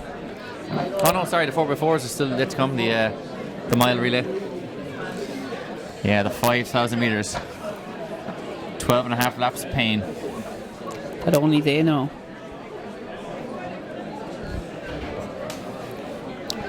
We had a question for Timmy Crow there earlier, which I'm only just seen. He said, why was Zaina missing? Only just seen it too. He tweaked a hamstring. I think it was a sale down Jack Jones there in the Omni, and just said, no, better things to be doing, lads. He ran a very impressive 100 metres yesterday and decided, I think his legs weren't in the greatest of shapes. Or was it almost Eamon Coughlin-esque, doing the session and instead of doing 2400s, just doing 4 and be like, I'm good. Yeah, it was a precautionary withdrawal. So the men's 5,000 is up next. It's going to be a barrel of laughs. It will be, Carl. Remember Mark Christie run a few of these over the years and over 10 as well, and get some great performances. Yep. So the record is in fact held by Paul Lawther at 14:09, which is some swift moving. I suspect on his own. 78. John Tracy under 23 record of 13:26, and obviously the national record of Alistair Cragg 13:03. Maybe in danger today. Yeah. Let's say yeah. Oh, someone's been shot dead on the backstraight. There's certainly enough bit of practice. There's no race on, so I'm assuming that's what happened. Maybe there's been a row between the two starters. It's like, I want to start. No, I want to start. Yeah. And it's like, well, I have the gun, so my turn. Yeah, it's very childlike arguments going on, breaking out here at the universities in Santry. Yeah. Maybe they were discussing the profiterole meringue situation. Yeah, I think one of them was just their place, and you gave me these awful frozen profiteroles that were still not quite fully defrosted with stale cream. It's like, do you know what? Most people had it off the hook, but you're getting a bullet. They've all been there. Like, I think probably the only thing you can take straight out of the freezer is a good old Romantica. Yeah, I know you're not a fan of Romantica. No, like, you're a Viennetta man. Romantica and always have been. They were good. They were good in the 90s when the country was poor and you didn't realise there were options. Romantica was the peak, It's like winning an Irish Milers Club meet, but not knowing that there's an Olympic Games, a European Championship. Yeah. No, you're happy, but you don't know what else is out there. Once you discover Häagen-Dazs and Ben & Jerry's, gelaterias, all that, you're like... Do you reckon moving away from Romantica and moving towards these foreign products and just general kind of, I suppose, nouveau riche products, do you reckon that was the change from us being, non-Celtic Tiger to being Celtic Tiger? Was that the sea change? The moment where you knew, like... It was a microcosm of, a wider problem in society. Do you look good Ben & Jerry's though? Yeah. What do you go for? I'm actually a bit afraid of the new core crunch ones. Oh, they're awful. Yeah, I just don't know if I can even understand how it works, to be honest. I don't believe. No, it's pretty straightforward setup, but it's just it's poor in quality. The logistics of it are pretty easy. You just dip into the sauce stuff in the middle, but the actual execution, the actual content is very disappointing. Obviously, it's very underwhelming. Do you reckon they're taking in with the new ingenious method and then not really supplying the good quality then, They are, yeah. It's like some sort of Vegas strip club, Or, they dangle the pretty ladies in the window, but if you go in, not that I've ever been in, but if you go in, I believe this is how it works, yeah. Nothing actually happens, like, you know. It was a friend of mine. Friend of mine told me. Who shall not be named. Yeah, E. Hannon. 5,000 metre men's final. They're on track there. Yes, they are called. Awkwardly changing the subject. Neil Fox is in this from Waterford IT, who gave such a inspirational performance at the varsity walk 2 years ago, Waterford, it's when home ground. Ronan Duggan peaked in life with his commentary. Perhaps. Come on, you've done nothing since. You've had no good moments since. Literally. Yeah, at all. Okay, from the inside. You better hurry up there, Carl. They're lining up. From the inside, Neil Fox, Aidan Cremin, Andrew O'Dungala, Neil Johnson, Peter Harvey, Padraig Moran, Darragh Brown, Brian Cudahy, Brian O'Hagan, Shane O'Rahilly, John Duncan, Keith Fallon, Cathal McCambridge, Cian Mulrooney, Cian Corcoran, Kevin Power Kelly, the Power Kelly, Liam Brady, Ross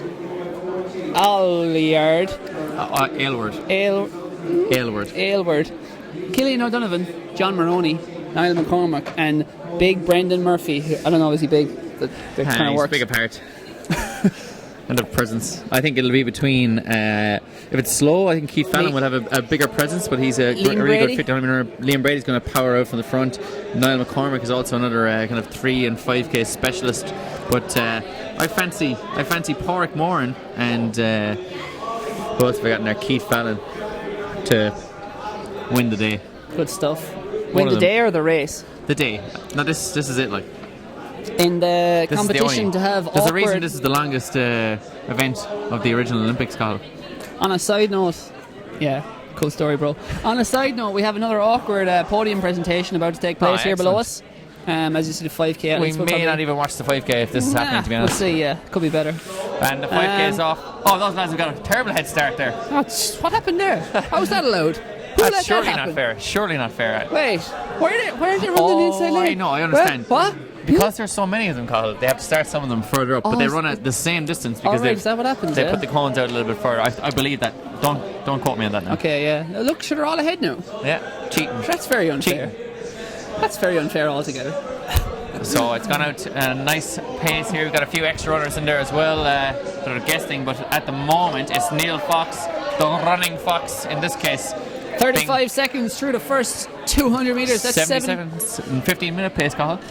Correct. It's actually slightly faster than 15-minute pace. Sorry, so yeah, we've one athlete dropped off the back already who says, you know what, I'd rather be a hunter rather than a hunted. And you have Keith Fallon there in 4th place, stalking. And you've Liam Brady just behind him. So none of the I suppose the favourites showing their cards at this moment in time. Neil Fox has gone out there looking better as a runner than he did as a walker, to be fair to him. He is. I think he was one of the poor old fellas who got dragged into the walk that time, so he's a much better runner. And we'll actually have a look at the podium presentation here. Yeah, it's reaching its zenith of awkwardness. Crescendo. Fake smiles. Awkward handshakes. Don't want to be here. When can I go home? Who's going to fall? Yeah, someone's going to fall. Hang on. Graciously moved out of the way. Come on. Will we see UU or QUB fall? No issues there. No, they're all right. They're down. They're the champs. Oh, we've had a break here. Classic commentary mistake there. Focusing on something that wasn't important and then missing the break from Niall McCormack of UL. He's had enough. All this messing around, and he's gone. Yeah. 150 through 600. Neil Fox still in 2nd place. Killian O'Donovan there. Killian O'Donovan there of UCC in 3rd in the red singlet. Liam Brady just sitting in 5th, and he gives a little gentle hand there on the DCU athlete and just goes, "Hup to." Come on, better head on here, lads. And Padraig Moran there in about 6th or 7th place needs to get out of that little situation he's in there and follow Neil Johnston and get after this. And you can see a lot of us need to get out of the situations we're in, but we don't have the courage. I can't do it. But as you can see, the field is now starting to break up. The injection of pace from Niall McCormack. Maybe, does he have it already won, Kyle? He's already made such a gap. I would say that's preemptive talk, Duggan, because he's gone through 400 metres. He's on a good pace here. This is well under 15 minutes. He's gone through in about 2:22, I think, there for 800 metres. So sub 3 minutes for the K he's on target for here as he passes down beneath us in 100 metres or so time. He's got about a 40 metre lead, and Liam Brady has said, enough is enough. But we're not letting him have this. Yeah, this is not how it's going down. This is a race, and a race is a contest. This field would be foolish to let an athlete of Niall McCormack's calibre to get away from him. He's a very good cross-country runner and very good 3 and 5K man over the last few years, running in the colours of, I'm going to say Clonmel C. No, he was with Ferrybank actually in recent years, but originally from Tipperary. Liam Brady there. Second place, Neil Johnston in third, Keith Fallon and Pádraig Moran in fourth and fifth. The train is on. Get on the train, choo-choo, to the medals. Will they bring back Niall McCormack though? Because he has struck out. Coming through 3 laps here. Still going a good pace. He has laid it down here to them. He is. He's having none of a call. He's gone away with... Could be some, as I found out this morning, you got to respect the 5k distance. You do. And make sure you don't go off too hard. So he's gone through 1,200 metres in in 3:32. That's so good moving. He's down just over 70 seconds a lap, so he's on for about 14:45 or so, 14:50, if he keeps up this momentum. Which will be one of the fastest times we've had in recent years. Yep. Not quite Paul Lawler's record from 1978, which has stood for 38 years and looks like it's going to stay standing this year. Enda Fitzpatrick is just down at the line there taking notes, drawing a few playing X's and O's with some of the other officials. As Niall McCormack comes through the field, I think he's actually putting on a signing on bonus for Niall McCormack here, who in around the 10th lap will change into his DCU colours and receive those points. Liam Brady in second, Neil Johnston still in third place, and the 2 DC athletes, Keith Fallon and Pádraig Moran, in fourth and fifth. Pádraig, the dreamboat Moran. Oh, that's him. Didn't get to judge him now. Tell me, where does this dreamboat come from? I believe Shane Fitzsimons referenced him as the dreamboat on a Portuguese training camp a few years back. Oh. And I believe... So it is banter? I don't think it is banter. I think he actually has a modelling contract. Oh, right, grand. I genuinely think... good job. Yeah, no, I'm not even messing. I'm actually being extremely serious. Oh, right, grand. Good job. Niall McCormack has a 70-metre lead. We thought it might close up, but it has not. Liam Brady is doing all the work in the pack. Fortune favours the brave here, Carl. He's gone for it. Yep, and there's guys just back there chilling behind him going, drag me around there, Liam, will you? I want my silver medal, but you're going to do all the work. Exactly. Perhaps intelligently so. Perhaps, yes, but they will eventually, hopefully, Liam he's got the type of character that he'll keep throwing the laps in, and eventually he'll hope to break them down, as Niall McCormack is breaking apart this field and is easily, nearly almost looking at a 100-metre lead now. Very close, 95-metre lead. Fantastic running. And Liam Brady still in second place, leading that train. Liam Brady might have gone, Niall McCormack has moved too far away. I'm not going to do the work for these guys. Somebody else has to do it. Yeah, if I was Liam Brady, I'd be thinking about maybe stepping out and just encouraging some of the others to come past and maybe saving a bit for the finish, because he's really, Niall McCormack looks like a lost cause at the moment. It's 5:53 at 2k, so they're going like 2:56 a k, headed for something around the 14:40 region. So very good pace being kept up. He has not relented. And Liam Brady has definitely slowed here, Cathal, because it went from a 70-metre lead to a 90-metre lead, and it looks like it's just increased slightly, but you can see Keith Fallon and Pádraig Moran taking closer order there on Neil Johnston and Liam Brady. So Keith Fallon is moving his way up there as the Carlow athlete moves out of Niall McCormack's way there. Yeah, Liam Brady and that chasing pack of three other athletes, I should say, they passed through 2k in 6:09, so they're headed for something in the 15:20s if they keep that pace up. But at the moment, Liam Brady doing all the work there, getting absolutely no help from the people around him. Athletes behind him obviously pretty confident in their speed. They're not going to help him out. They're going to try and save it for when it matters. And well, Keith Fallon is a sub 350 1500 metre runner, so he isn't going to be putting himself out there to try and lead this one. He's going to hope to sit and kick on that group. But does anyone have the cojones to go after Niall McCormack here? I doubt it. I think it's a lost cause, really. I think he's got about an 80-metre advantage at the moment, and I don't know, he doesn't look like he's coming back to them. He is strong. Very strong, Cathal. Obviously, look, we can't anoint him as the king of the 5k we can, just yeah, yet. King. Oh, can we? Alright, yeah, grand. Sure, I'll see you in 10 minutes. Yeah. So. Grand. Done. Mic drop. Are you going to do the mic drop? Let's do the mic drop and just walk out there. I think these very expensive mics, Cathal. Yes. Here he comes, Niall McCormack down the home straight. As he comes down, with 6 laps to go now for Niall McCormack. Very, very impressive. He's going by the back markers now, Neil Fox, and this will help him now, Cathal. He'll just have to zone in and pass to the next guy and pass to the next guy and trying to make his way up through the field. Absolutely. Very fluorescent shorts Oh, and Niall and McCormick shoes has stopped combo. to Oh no! take his shoe off. Oh dear! He's in fact running shoeless. Socks. This is a strange decision. We talked about a hobo running onto the track there to officiate, but a hobo appears to have Be winning the fight here. No, with Niall McCormick, a very strange decision. Obviously, there was an issue with the shoes. What looked to be barefoot running is all the rage. It is all the rage. Maybe he's just decided to get a few laps in barefoot, but the chasing pack have seen this and gone, oh, maybe we've got a shot. I think we've got a shot. I think they may have a shot. Yeah, socks. I'm guessing maybe his heel flicked out, or he was getting blisters, or maybe he had a little stone in his shoe, and he just said, well, rather than take it out or run with. Oh, the Atlantic Ireland tent is gone. Can we get a video on this, Dave O'Shea? It is gone. It's gone for a walk. It's gone. Look at it. Go on, tent. Make a break for it. Apprehended by PJ O'Rourke.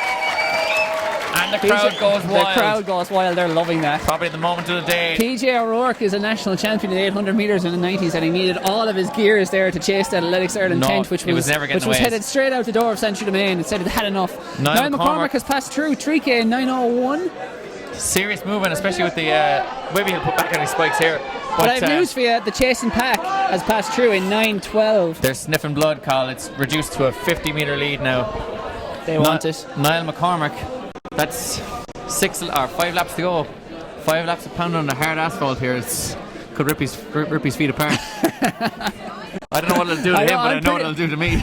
I'm pretty sure it's not asphalt, so you can drop your Without Limits references. Sorry. It's Mondo, but Niall McCormick is out there literally on his feet. This could be one of the greatest performances in university history, that he takes off his spikes and potentially still wins the race. Yeah. Probably has to go to Bowen Hospital after he's this. done. He's done. He stopped. He's taking the socks off. Is he losing his socks? He's fixing his socks. Oh, this is very entertaining. He's now down to... Okay, this is... I have no idea what's happening. I don't know who I am anymore. McCormick is slow to a jog. He's adjusted his socks. And he looks like he's going to be stopping very shortly. I can't see him finishing this race, Call, and he is... Yeah, he's done. And he's gone. He's done. Oh, no. Maybe. He'll come the back socks on? are off. Maybe he's playing strip poker or something. It's getting a bit disturbing, Call. It could get Is to the this stage some where... game that we're not privy to? God knows what's going to happen. I think for the safety of the athlete here, he's gone. Should not be running. He's fully gone. He stepped off the track. And Liam Brady, this has been a reprieve for this chasing pack, which showed absolutely no interest in chasing Niall McCormick, and are now got themselves. Liam Brady is now leading, Keith Fallon in second, Park Moore in third, and fourth place Neil Johnston. This is such a pity because Niall McCormick looked he was absolutely flying it. Yeah, Niall McCormick had that race in the bag, and I just hope he's not injured or something. I hope it's a decision to throw off his shoes. I'm hoping it's just like a skin or a toe issue or something like that, rather than an Achilles problem or something like that. Yes. Hopefully not. Brave run. He is limping down the track here on his right leg. It looks to be a heel problem or something, and doesn't look happy, but very unfortunate for the UL athlete. But we have a race still to unfold here before us. The Athletics Ireland tent, I can confirm, has been folded up and stashed away due to its ineptitude. Safety concerns. But Liam Brady is still leading this one. Could he lead from gun to tape, in fact, in this one? No, because Niall McCormick led for the first 3.5k. But no, he's now dropped out. Yeah, this is true. Liam Brady leading this one. Keith Fallon looking very relaxed in second place. Neil Johnston in third, and the Dreamboat Moran is having a nightmare here. He's lost 5 or 6 metres, and unless one of these athletes comes back to him... Would you say the Dreamboat has become shipwrecked? I would say that would be excellent, Carl, if I said that, but I did not say it. You did. He's still in touch though. He can still sneak a medal here, but he's got to start concentrating a bit more. He's losing the couple of yards there, but hopefully he gets back on. He's a fine athlete, so a fine-looking young man. The people's champion, Liam Brady, has done all the work on this chasing pack. Can he be rewarded, or is he a sitting duck? We had it yesterday. Duck hunt, quack quack. He got shot down in the 10k. Is the same going to happen here to Liam Brady as he passes through 4 kilometres in 12:15? So he's headed for something in around 15:20. And Keith Fallon is looking supreme there in second place. He's stalking him like a cat with some wool, a ball of wool. Is he playing with the ball of wool that is Liam Brady right now? Is he toying with it? Is he ready to munch down and split his throat open on these last 2 laps? It's all getting a bit graphic here at Santry Stadium, but Liam Brady is still leading this one. Neil Johnston, who we've talked very little about, is still relaxing there in third place, using Keith Fallon and Liam Brady as a nice little wind barrier, buffer as it were, and looks quite relaxed. 2 to Bit of a go. grimace in his face. 2 to go, 800 to go. Keith Fallon, the 1500 metre specialist, will use his speed. He still looks so relaxed. Liam Brady, side to side, looks like he's working a little bit harder. Neil Johnson just nicely perched there in third place. Nicely perched. It looks like Liam Brady, I don't know, unless he has a lot of gears left, he looks like he's hurting to hold that pace. I think if he had the wherewithal within him, I think he'd have moved and he'd have tried to really put the hurt on these two guys already. I think maybe he is maybe maxing out here, and as we see Keith Fallon moving to the lead. Yeah, Keith Fallon looks like he's going to get the win here. Portmore still in fourth place, but Neil Johnson is taking closer order there. Liam Brady hasn't given up at all in this one, and Keith Fallon's still in the lead. He's got that sub 350 1500 metre race in his legs, so he should have the gears. And he said Liam Brady, if he had the wherewithal and had the energy at this stage, probably would have made a move already to try and move away from these 1500 metre specialists. Absolutely, and the move has happened. Keith Fallon has moved. He's just went to the front, gradually shifted down through the gears. I think he still has a good bit left because I don't think he's all out, but Neil Johnson has decided it's time to move, time to get on the slipstream here of Keith Fallon with 400 metres to go, because And it's Liam about Brady to... isn't done, Cathal. He's still grinding it out there. Second place, he's going for it. Liam Brady from the clouds. Here we go. What a comeback. Come on, The baby. Phoenix from the ashes. We thought he was done, and here he comes. Liam Brady up in the first place. Liam Brady is away. Keith Fallon in second place. Neil Johnson in third. Will Neil Johnson get up for second place? Keith Fallon's coming after again. Has Liam Brady gone too early? It looks like he just might have. Neil Johnson's hanging on. Keith Fallon stalking his prey. Will he go by him with 200 metres to go? He will. Liam Brady has nothing left. No response. What a turnout. Liam Brady, we thought he was done. We thought Keith Fallon might be done with 300 to go, and he came back. Can Liam Brady hold second? Can Neil Johnson summon something? He's been sitting quietly behind these two all the way. Can he summon something the last 100 metres? But Keith Fallon has flown, taking a 7-8 metre advantage. He looks to be on the way to the InterVarsity 5,000 metre title. He is does, strong. but here comes Neil Johnson, but yes, Keith Fallon looking excellent. Very relaxed shoulders. Neil Johnson get up for second place. Our InterVarsity champion is Keith Fallon, 15:05. Second place Neil Johnson. Third place the brave Liam Brady. Yep. And it was the 3-minute last kilometre to close it out in 15:05.71 for all the statisticians out there. And here comes Portmore up for fourth place, getting points for his college, and crossing the line now, probably in around 15:30. Yeah, something like that. So he's at least filling out all with different laps to go at this stage, but Neil Fox crossing the line there, possibly with about 2 laps to go. It's quite like the walk as well. We've got, but with more athletes obviously, but we have Brian Cuddihy of Waterford IT just going past there, and I think we have our 5th place finisher here. Patter Harvey, I think. Yeah. But athletes running their own stories here. Galway Galway turn around Mayo, for PBs. Galway Mayo IT. Then we have Andrew O'Dungala from NUIG. Yeah, I think you're really butchering his name there, but still, nonetheless. AITs. Dungala, how would you say that? Here we have UCC's athlete. So that was Killian O'Donovan coming in there, and just before that we had AITs.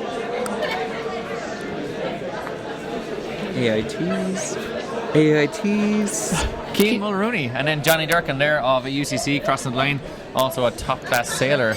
You got there in the end. A bit nervous for you there with the AIT. I know, I haven't done this in a while. You haven't. The 4x400s are upcoming. I have a start list. And we have the officials now trying to figure out how many laps we'll have to go, and I totally would just be crossing the line and pretending I was finished, coming in really strong. You missed the carnage of the 10k yesterday. Was Got it pretty wild. Guys gone wild. It was a 24 lapper? Very confusing in terms of judges had a task to do. It's fair to say it was very confusing for all of them, but managed to get there in the end. There. Neil Fox crossing the line, 1 to go. As does UL. Oh, the UL athlete had finished and then realised he had another lap to go. Devastating. Is there anything worse in life? Yes. No, I don't think there is. Do you remember when Lopez Lamong went with a lap to go? Yeah. Or went with 2 laps to go. I think it was the last lap. Crossed the line, and I think it was the Mount Sac relays. It's been done many a time. Kenenisa Bekele finishing at the wrong finish. Joseph Babua finishing at the wrong finish with 200 metres to go in a 3K as well. Oh yeah? All similar stories to the story we're seeing unfolding here before us. the drama, the spectacle. Here comes an athlete from Trinity now coming up towards the line. It's time for the medals to be given out. Fighting for their own PBs here. CIT crossing the line here now as well. Wouldn't say, given the conditions, there'll be too many PBs out there today, but you just don't know, Carl. You just don't know. Linda Byrne, they thought she was getting bored there, so they put her back to work. More presentations for the Olympic marathon representative. It's this time, of course, it's the 5K. So Liam Brady there getting his bronze medal. A sterling effort from him. Yeah, he really put the lads to task, didn't he? Yeah, Neil Johnson in second. Big finish here from UL and Neil Fox from WIT as well, crossing the line. For a big finish, fans' favourite. Fantastic stuff, and that's the end of the almost the end of the 5K action. We've one athlete still to go. We've got the presentation now. It's finished. Neil Johnson second. The winner, Keith Fallon. 7 teams running in the women's 4x400 metres, which is upcoming. Ladies are out there putting their blocks on the track, and there appears to be a blow-up fives banana blowing around over one of their things. Maybe there's a fives team here. Maybe there's 4 bananas running. Yeah, because out in lane 7 there's a fives banana where an athlete should be sitting into the blocks. Not sure exactly what's happened there, Cahill, but it could be Banana Republic. Banana Republic. Obviously, we were talking earlier on about our Celtic Tiger days, but Bob Geldof certainly wouldn't be enjoying this moment, would he? Dave O'Shea might get a shot at that out there in lane 7, Dave. Yeah.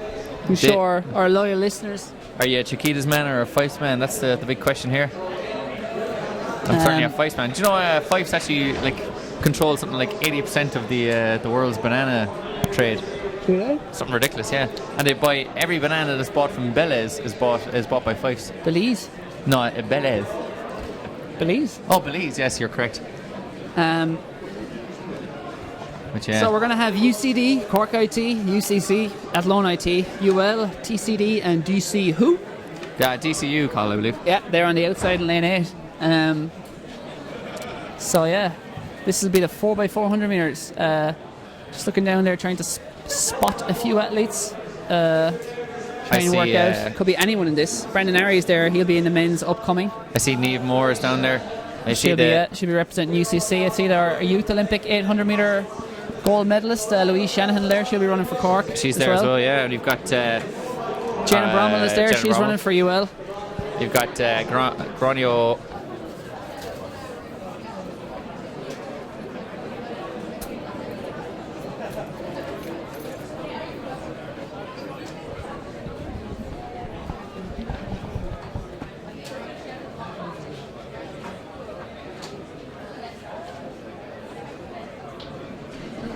Rage Against the Machine. We'll have a lot of athletes here raging around.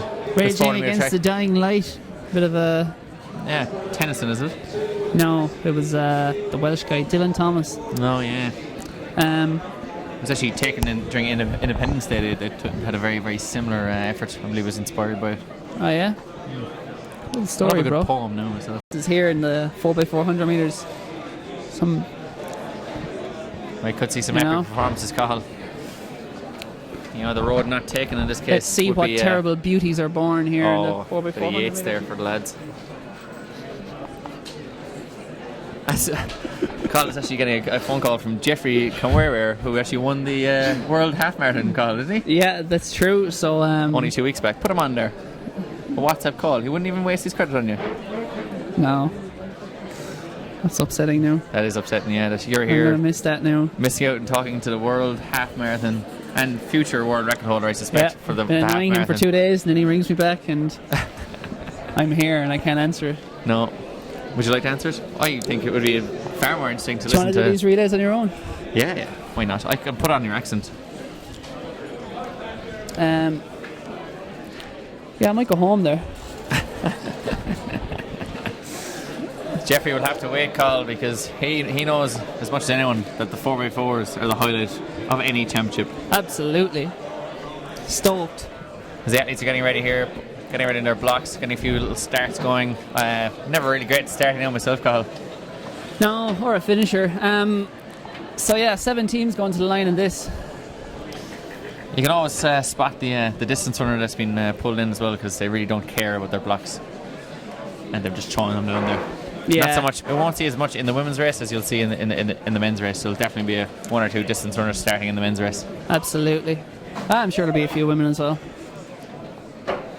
They all get dragged in eventually. They do, Cathal. Did you ever run a 4x4? Yeah, I have. Don't like talking about it. Yeah. Never a good ending. It was a difficult period in your life. There are 7 teams here: UCD, Cork IT, UCC, Athlone IT, UL, TCD, and DCU in order. DCU getting a lane draw out there in lane 8, Carl, could make it difficult. I think they're basically in Raheny. They'll be starting this race. Yeah. Somewhere around the M50 roundabout there, yeah. Yep. So yeah, this should be a good race. Depending on, of course, I suppose we have a lot of stars in here, very good, strong 400 meter, 800 meter runners and stuff. But I suppose it's always a test of your weakest link, like a good chain. Good relay team is only as strong as its weakest link. I like that. Did you come up with that just there? I did. I'm the first person to ever make that comparison. It's not bad. Not bad at all. Just write it down. Well, look, at the end of the day, another issue would be, Colin, how many of these athletes have ran more than one event in the weekend? You know, some of these athletes will have maybe 2 or 3 races in their legs going into this 4x4. Have run. Sorry? Have run. Ran? We're really losing it now, aren't we? Yeah. It's been a long day. We've been here a good hour. Yeah. It's hard as ever worked. So the ladies are finally getting on the track. Yeah, they were taking their time there, a lot of preening going on. But they've got themselves ready to go, ready to rock. 4x4, 4 laps of the track, 4 changeovers, 7 teams. And then we're all going home. And then we're watching the men's 4x4. And then the Grand Hotel in Malahide. That's where you'll find people this evening, which I assume knows about the damages going to be caused this evening by Mark Rogers, the Notorious. The Notorious Mark Rogers is going to be smashing the place open. There appears to be a sort of a summer camp type method of lining the teams up here, where they're all having to get into their assembled groups. You know, no one wants to pick the useless, uncoordinated kid for the soccer match, etc. Yeah, you were one of those one day, weren't you? Yes. Yeah. What is the situation here? You know, I suppose they'll line up 2, 3, and 4 would be the accepted method. I'd say so, yeah. They'll all be keeping their gear on probably till the last minute because there's a strong old breeze blowing across Santry today. Very Stadium. much so, yeah. And it looks to be Michelle Finn in the background there of that UL team. Is she getting involved in this 4x4? Natalie, that will be hopefully going to the Olympics this summer. Yeah, she's qualified in the steeple. Joni Walsh's squad, one of 2 qualified already. Donny's Diamonds, I believe they're known as in Cork. No, they're not. They actually, I think, have copyrighted in the whole lot. Have they? They've got t-shirts. Jeffrey Cromwell really wants to talk to you right now. Like. you keep knocking him back. He's only the world half marathon champ. Yeah. Sure, what else would you rather be doing? So, at this moment in time, Cathal, it's become quite difficult to tell what's happening. Yeah, Phelan looks to be confused. Donny Walsh, he's been kind of touching his handlebar moustache there for quite some time, looking for, I suppose, some sort of heavenly advice, but a lot of kind of standing around, essentially. Yeah, it's good. Maybe this is how they should decide the title. Who stands around the best? Like in those ones where you have to keep your hand next to the car for as long as you possibly can, and the last person to let go wins. Yeah. Perhaps you could have stand around in Santry for as long as you can. Absolutely. This race is only scheduled to start at 3:30, so maybe that's why they're lollygagging, so to speak. And in fairness, Carl, even if they stand here for another 4 days, they will still not beat the great Brian Maher, who stood in Santry Stadium for 6 full days. Yeah, that was great. That was what, 2012, maybe? 13, I think. 13, yeah. Fine summer, and it wasn't a fine summer actually in weather-wise because Brian Maher braved icicles. You know, hailstones, wind, rain, sun, everything. He stood not 4 feet from us. No, not 4 feet from us. Stoic. Didn't eat, didn't drink water. Had to slurp up the rain off the ground to hydrate himself. That was a good time in Brian Maher's life and a very memorable achievement for many people in Irish athletics who don't quite appreciate what he went through. Yeah, I mean, Mark Rogers was talking earlier on about not appreciating the walkers, but what about Brian Maher? Yeah. That's where real appreciation lies. Exactly, yeah. It was the last man to leave Santry after the Nationals. A spectacle it was. So eventually these athletes will get going when whenever they feel like it. But yeah, there's a lot of, I suppose at these moments, Carl, when you're standing around pre-race, like there's a girl stretching her arms down there, like one, it's static stretching, it's kind of pretty pointless, and also just stretching her arms. What's going on here? What's your pre-race routine before? Well, not that you race too often these days, but what would your pre-race routine be? Don't know. Do you have some pointless stretching? No, not really. Wouldn't be a fan of that now. What are your thoughts on the hopping around? Yeah, hopping around is good. Anything to stay warm. Like a lot of people there with their arms folded, basically hugging themselves, trying to stay warm. Yeah, like almost penguin-like, and over here to the left and the right. Yeah. People standing around together. Yeah, huddled. So we'll soon see the 4x400 metre march of the penguins. Yeah, quite possibly. Yeah. Yeah. We already had that earlier on, the 1200 metre march of the penguins in the walk, but or 1500 metre. But we have, essentially... And 3,000 metres. And 3K, so yeah, the 2 mile tango. But yeah, we're moving a lot faster here. Anyway, that's for sure. Jenna Brommel is a 54-second performer at her best, so let's see a blindingly fast leg out of her if she's not too tired from her 800 metre effort earlier on. Yeah, there is quite a lot of very good athletes here. You will see the vast majority of them in and around the 55 to 62 second barrier. We'll see a few a little bit slower than that, but the vast majority of them in these 4x4s are top class 400, 200 or 800 metre runners. There are a few distance runners thrown in there as well, and a few 100 metre runners who are probably at this moment dreading the concept of running an extra 300 metres. Could have a few hurdlers in there as well. I see Paul Byrne getting himself ready down there as well, so he's ran many of these over the years. Good experience in the mile relay. The DCU team looks pretty strong as well, with Brandon Array and see Paul Murphy down there as well, wearing a glorious pair of compression socks, and still wearing his Zenith St. Petersburg top as well, which obviously is getting a lot of press these days. Carl is now texting, so I'm just going to keep rambling on here. Hi, Carl.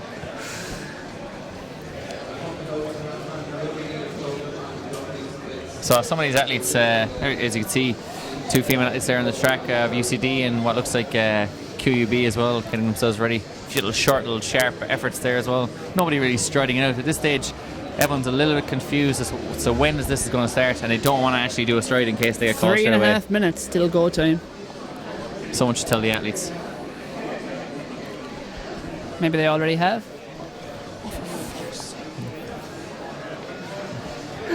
Jeffrey wants to talk to you, Carl. I need to go here. You really need to go? I know, I'll stay for the women's. Come on, put yourself together. Like. We'll get a co-comment. Surely someone to co-commentate with me. Or are you going to leave me on my own, Carl? In our last ever live stream. Till the next one. Joke. Your joke? It's not the last live stream ever. There'll be many more of these beautiful things. I know a lot of people have been asking, Carl, where's Jumping the Gun gone? And by a lot, I mean, like, one. My mum and then some other people I know. Where'd it go, Duggan? Just went. Just disappeared. We ran out of money. Too many libel suits. Too much fending off all those lawsuits was expensive. It was, yeah. I learned a lot about the law, Too many what I can and can't say. Too many people coming after us. Yeah, there was a lot of... when you say it live like this, there's no real record of it, It's slander and not libel. It's hardly on the internet, and for good. That could affect us. I'm hoping that we never get in too much trouble for it. Yeah, exactly. There may be some podcasts coming back in the summer, Carl, I believe. There was movement recently around one of our roundtable discussions in the head office. Yeah, hopefully. / living room. Possibly. We may get it going. Keep an eye on the website, Honey Mess and Don't. Yeah, You'll don't know bother. if it comes back. I actually haven't looked at that damn website for about 6 months. Genuinely. No. Well, why would you? Because it's all old stuff. People still do, though. Yeah. People still do. What are they thinking, like? Facebook page gets new likes. Read analytics. Read a newspaper, like. Get out. Do Go people outside. read newspapers Go anymore? outside. Go for a walk. Leave the house. Okay, we're ready to roll almost in a few minutes more of standing around. Women's 4x400 metres is going to be taking off here. Yeah, it's a lot of tension being built up here, Mucho tensionio. Yeah, I believe that's as they say in Seville. No. Our 800 metre champion from today, Conor Duncan, will actually be going to Seville next year on a side note. I believe so, yeah, for a year. Yeah, under Erasmus. Yeah, cool. Story, bro. Slam dunk the funk, yeah. Give it up. I didn't know he won the 800 metres. It's great to see. He did. That's because you're ignorant and you don't care, Duggan. You don't care. I no longer care. No, but he's from Rotota, I believe, originally, but now living in Hoth. Excellent. So, lane 2 here, UCD, they're just to the left of your shot there at the moment. Lane 3 is Cork IT, the Where's Wally stripes. Lane 4, UCC in the royal red. As she throws her arms to the air, but she just don't care. Lane 5, the They're blue. actually sisters there, Carl, by the way. One running for CIT and one running for UCC.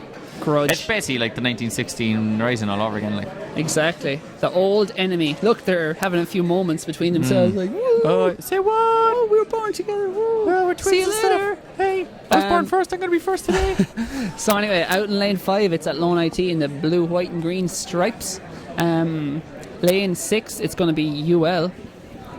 They're still looking for a hip number, I think it is.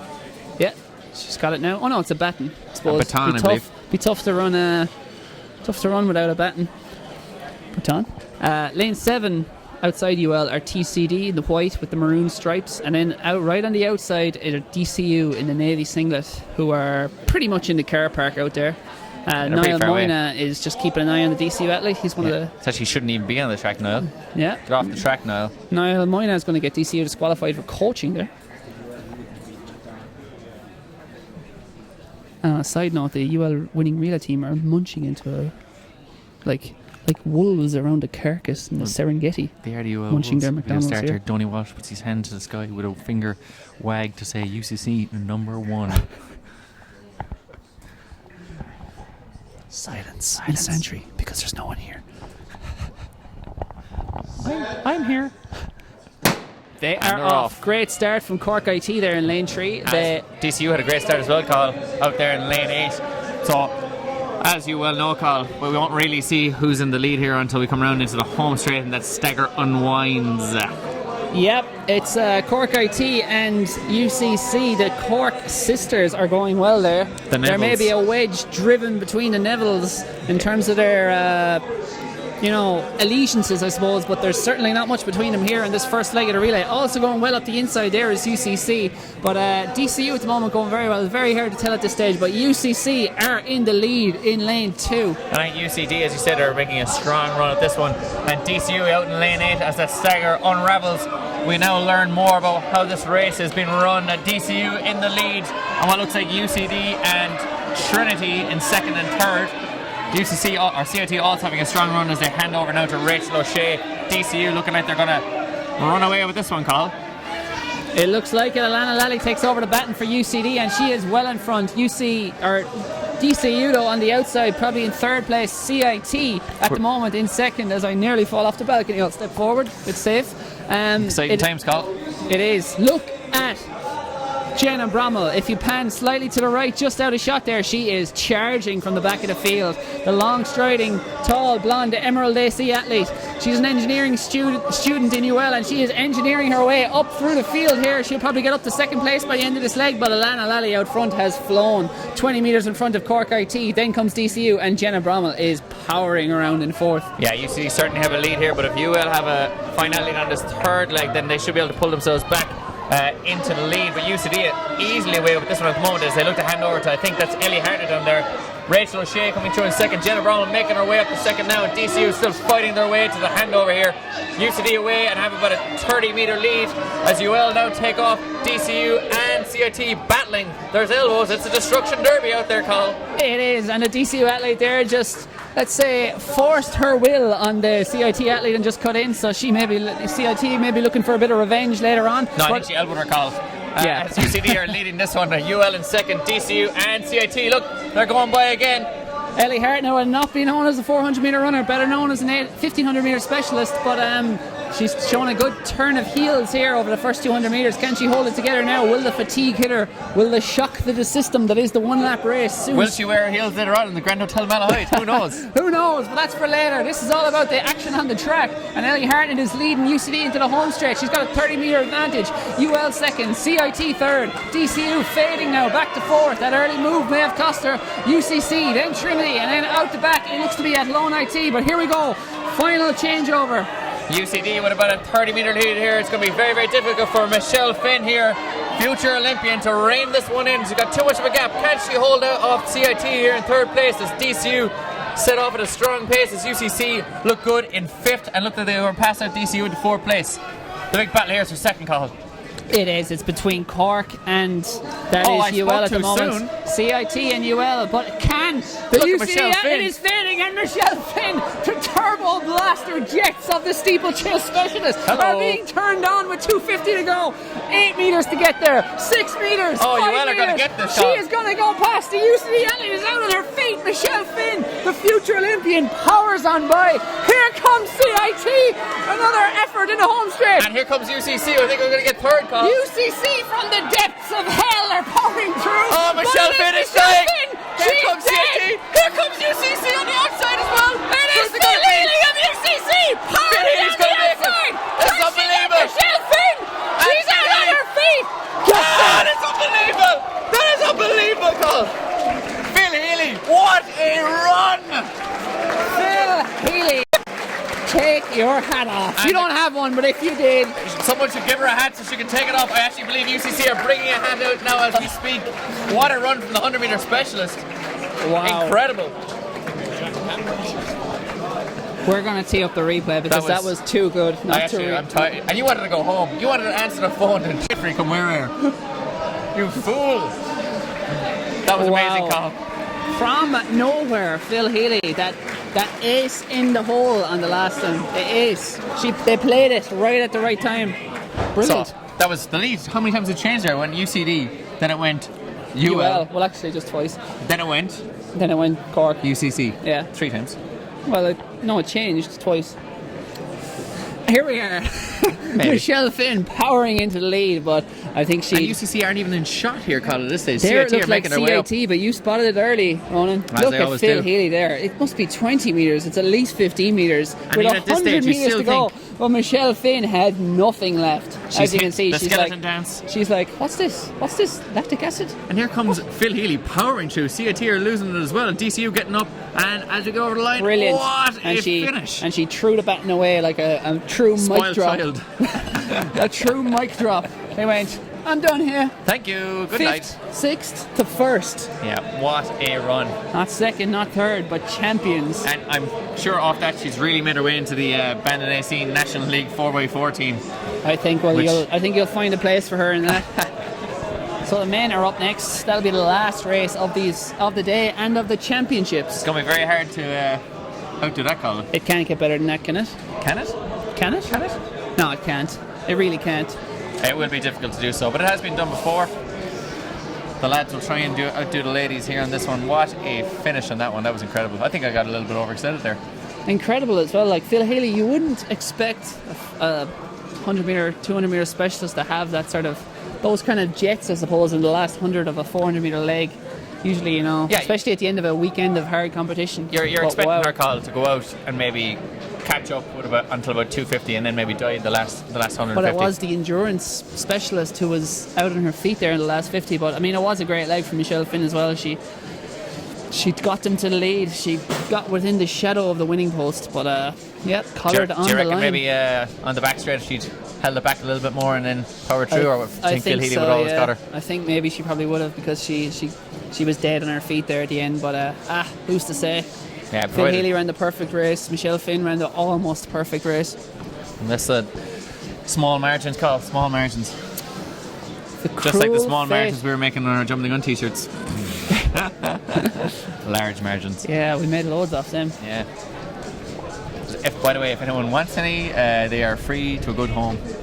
Yeah, you can literally have Take them. If you're anywhere near Santry and want to call into our house, which is across the road from Santry, for a Jumping the Gun t-shirt. Yeah, even if you don't want to wear them and you just want to use them maybe to light fires or... Light fires or scrub the windows. Yeah. They make a great job of scrubbing windows now. Cat litter. And then obviously tweet us the photo. Yeah, of course. So the men are on their blocks here, basically, getting ready. We're probably only 2 minutes away from that. Should be a rollicking good event. I can't wait. I can tell you can't wait, yeah. Yeah. I'm disturbed, Carl. You don't seem to be as pumped as I am after that wonderful 4x4 I'm here. absolutely stoked by that. This could be even better. Phil Healy down there is walking around like the queen of the arena, and so she should be. Yeah, ice on the knees. Congratulations from all the other athletes. Yeah, What a run. giving it her all. You know it's a good run, Carl, when the entire stadium erupts in applause and you can actually hear it. Absolutely. Because normally you can't hear anything here. So those that stayed to watch that will have really enjoyed it, Absolutely. including you, Colin. Absolutely. Really, absolutely. I don't know if that's like That absolute. was the race of the weekend, without a shadow of a doubt. There you go. That's why I didn't turn up yesterday. Exactly. Of course. Or this morning. So On the the mid. men's relay is going to feature 7 teams. TCD. No, it's going to feature 8 teams. Apologies. It's going to feature Trinity, UCC, NUI Galway, UCD, DCU, UL, Athlone IT, and IT Carlow. Oh, will we get to see Marcus Lauder over the 400 metre? We might. The quarter mile. Scan the crowd there and see if you can spot Marcus Scanning. Lawler. At this moment in time, Colin, I cannot actually see Marcus Lauder. Survey the lay of the land. We'll have to ring Morris. Paul Byrne is running for UL though. He'll be He certainly is, no the 400 doubt metre putting in hurdle a good leg. specialist. I expect a sub 50-second leg from him. Most surely. Paul Murphy probably as well for DCU. Yeah, he's down there. Having Yeah. run the sprint relay a while ago. It looks like it'll be a very good 4x4 call with plenty of top class 400 metre runners down there, as well as a few good 800 metre and 200 metre runners. But yeah, the big draw would certainly be a The Marcus tension Lawler. is building. I don't see Marcus Lawler, so I'm going to assume he's not there. Oh, rumours flying around. Sky News almost-esque rumours. Ticker tape. Thomas Barr may or may not be running. He's slated to run though. And I mean in this race, he's not just out in the park. Counter rumours now coming in that Thomas Barr was down eating chips. Yeah, I don't think Thomas Barr is running. No, chip or chips, unconfirmed. Possibly, yeah. He didn't really look like he was warming up now when he was standing around there a while ago with some of the UL contingent, the Limerick Massif. I don't see him down there, but Brandon Ari is down there. He's going to be setting off first for the DCU contingent. And they're behind their blocks, so they'll soon be called under starters' orders. And David Shea has actually just left here because he's obviously a big Thomas Barr fan. And he looks to be pretty devastated, Cathal, by the late withdrawal of Thomas Barr. Aren't we all? I am. Thomas Barr would very much easily have been the classiest athlete on display here if he did decide to compete, but Certainly. decided not to. So Yeah, the silver fox of Irish athletics. who? Thomas Barr? Yeah. Absolutely. Bigger fish to fry. Yeah, we obviously got European Championships, Diamond League, and what's that? What's on? The Big National O? League. The National League. Oh, the National League, yeah. Yeah. Maybe the Cushenstown Pre-Olympic Sports. Possibly, that Mark yes. Rogers was talking We're earlier. looking forward to that. So we have reached our final event. We've got about 3.5 minutes left of entertainment this weekend, and then we'll sign off. As we see the podium presentation for the 4x400, UCC are about to receive their gold medals. Linda Byrne handing out her 6,000th medal of the weekend. And will Phil Healy make a late run for this one as well? She's going to leave it to the last second to get up. Possibly, yes. Get the suspense going. Louise Shanahan there as well, storming run. Michelle Finn saved the medal there for Jenna Brommel, walking into shot. That's nice, isn't it? That was nice for her. Didn't keep it for herself, like. No, I'd said nothing. Say nothing, pocket it. Stick it in the pocket, yeah. Yeah, it looks to be more Tetris here from the organisers, trying to get them all on the podium at the same The time. tricky conundrum. Oh, Jenna Bromwell's So going to will the back, fit- make the Will they decisions. fit or will they fall? And CIT here have gone for the sensible arrangement by 2 standing at the front. UL have got greedy though. They've tried to get everyone up on the podium, and it may backfire yet. Yeah, it's hard to tell at this juncture, but we could see it, Carl. We could see it. CIT though, go for CIT it. Go have- for it. Don't just lay back and try and just sneak Find out. a solid no fall, Like at the end of Titanic when Jack tried to get up on the door once with Rose, and then it didn't work, so he just gave up and died in the water rather than trying again. What about other boats? There's literally loads of boats and those things going on, and he just And there's gives loads up. of room on the door. Yeah. What are you doing? Who is it? Kate Winslet or Kate Blanchett? Kate Winslet. Yeah. And Leo. Maybe she's been greedy. I hate Anyway. Kate Winslet. She survived. Then she turned into an old woman though. Some sort of announcement here been made. I think it's car So park our related. athletes from the INS They're on their marks from the inside. Trinity in lane 1, UCC in lane 2, NUI Galway in lane 3, UCD in lane 4, DCU in lane 5, UL in lane 6, Athlone IT in lane 7, and on the outside from IT Carlow. IT Carlow. There's no Marcus Lauder though. There is no Marcus Lauder. But there is, however, plenty of stars. Look out for Brendan Arry here in lane 5. Probably started DCU contingent off well. And they're off. Great start from Brandon Area, right? Fantastic start from UCC there in lane 2. As I said, same in the last straight, we'll see this unwind as UL get out to a great start there in lane 6. Brandon Area, long striding Brandon Area there up the back straight. UCD struggling to keep pace as TCD are starting off well there in lane 1. And DCU, Brandon Arry will hand over to Paul Murphy. Remember, who's a 47 second man at his best as a junior. So just getting back from injury. So you'd have fully expected DCU to have a strong lead here after the first 2 legs. But can they be run down by maybe UL in the last 2, or maybe Queen's University? But it is at the moment Brandon Arry. Comes down the home straight, absolutely tanking it. He's got probably about 10 metres over anyone on this field. He's on a stormer of a leg, hands over to Paul Murphy. They've got the lead. UCD not too far behind, probably only about 5 to 10 metres after this stagger unwind, still in with a shot, as are UL. Yeah, it's a big battle here between the big 3 colleges. DCU in first, UL in second, and UCD in third place. But DCU, Cathal, looks to be the absolute class of this field. Paul Murphy, Brendan Arry, and plenty more to come along in this field as well. So it definitely looks like the favourites in this one. Looks like the favourites, but it's all to play for at the moment for the minor medals. Can any of these get back to DCU? At the moment it doesn't look like it. They've got a 30 metre lead over UL. Then it's UCD and then Trinity. It looks to be IT Carlow and UCC then just ahead of, I think that's Waterford IT, and then Athlone IT bringing up the rear. At the moment, Paul Murphy majestic out in front, just like Brandon Arry, very long striding athlete, deceptive, cruising down the home straight, starting to tie up maybe a little, but he hands over now as they go through. There's no time on the clock, so we can't see it, but they've got about a 30 metre advantage. UL now into their stride, so too are UCD. Oh, great battle here between UCD and UL as UCD just tried to get themselves into lane 1. UL holding them off, but the massive battle behind NUIG of getting up there to 4th place, followed by UCC, followed by IT Carlow, followed by Trinity, followed by AIT. But it is DCU, they have flown, they've got about 30 metre lead. Who can get them? Trinity also moving well there, they're up to 3rd now. I see Fionn Butner there in the last leg, the 800 metre runner. He's going to be up against Paul Byrne, the 400 metre hurdler. But I can't see DCU losing this one, Cathal, but you never know. Neither can I. UL just tying up maybe a little, move back to 4th as Trinity, very strong leg from them, they're up to 3rd. But at the moment it is DCU. At least 30 metres, strong finish here from the UCD athlete. He is powering down the home straight. Can he put them in with a shout on this last leg? Here go DCU, they're in front, clean handover. All looks good. UCD sets sail. Paul Byrne takes it over for DCU. Can he reel them in after his disappointment in the 400 hurdlers earlier? He's got the bronze medal at the moment, but at the moment it's DCU well clear of UCD. They are well clear, Carl, but UCD are making inroads into Fionn Butner's lead here at the moment, and Paul Byrne's making slight inroads into UCD.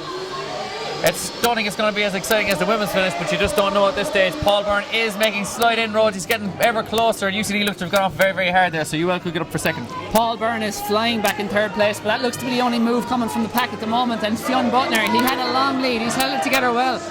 Has he got enough for this home straight? Will he get the title? Killing zone, Carl. He's into the killing zone, but there's going to be no dying of this the way Michelle Finn fell apart in the last 50. Fionn Butner's held it together. Byrne for 2nd place. Will he make it? I don't think he's going to make it, Carl.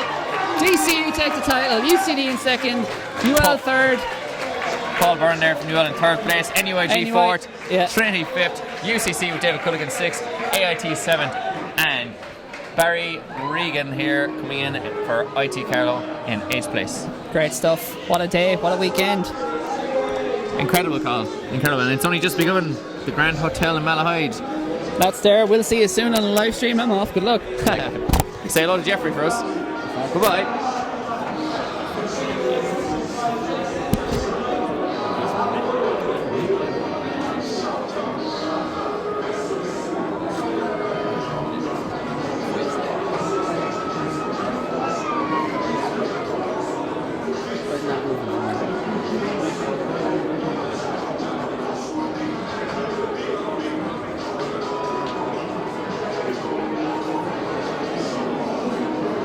Last leg.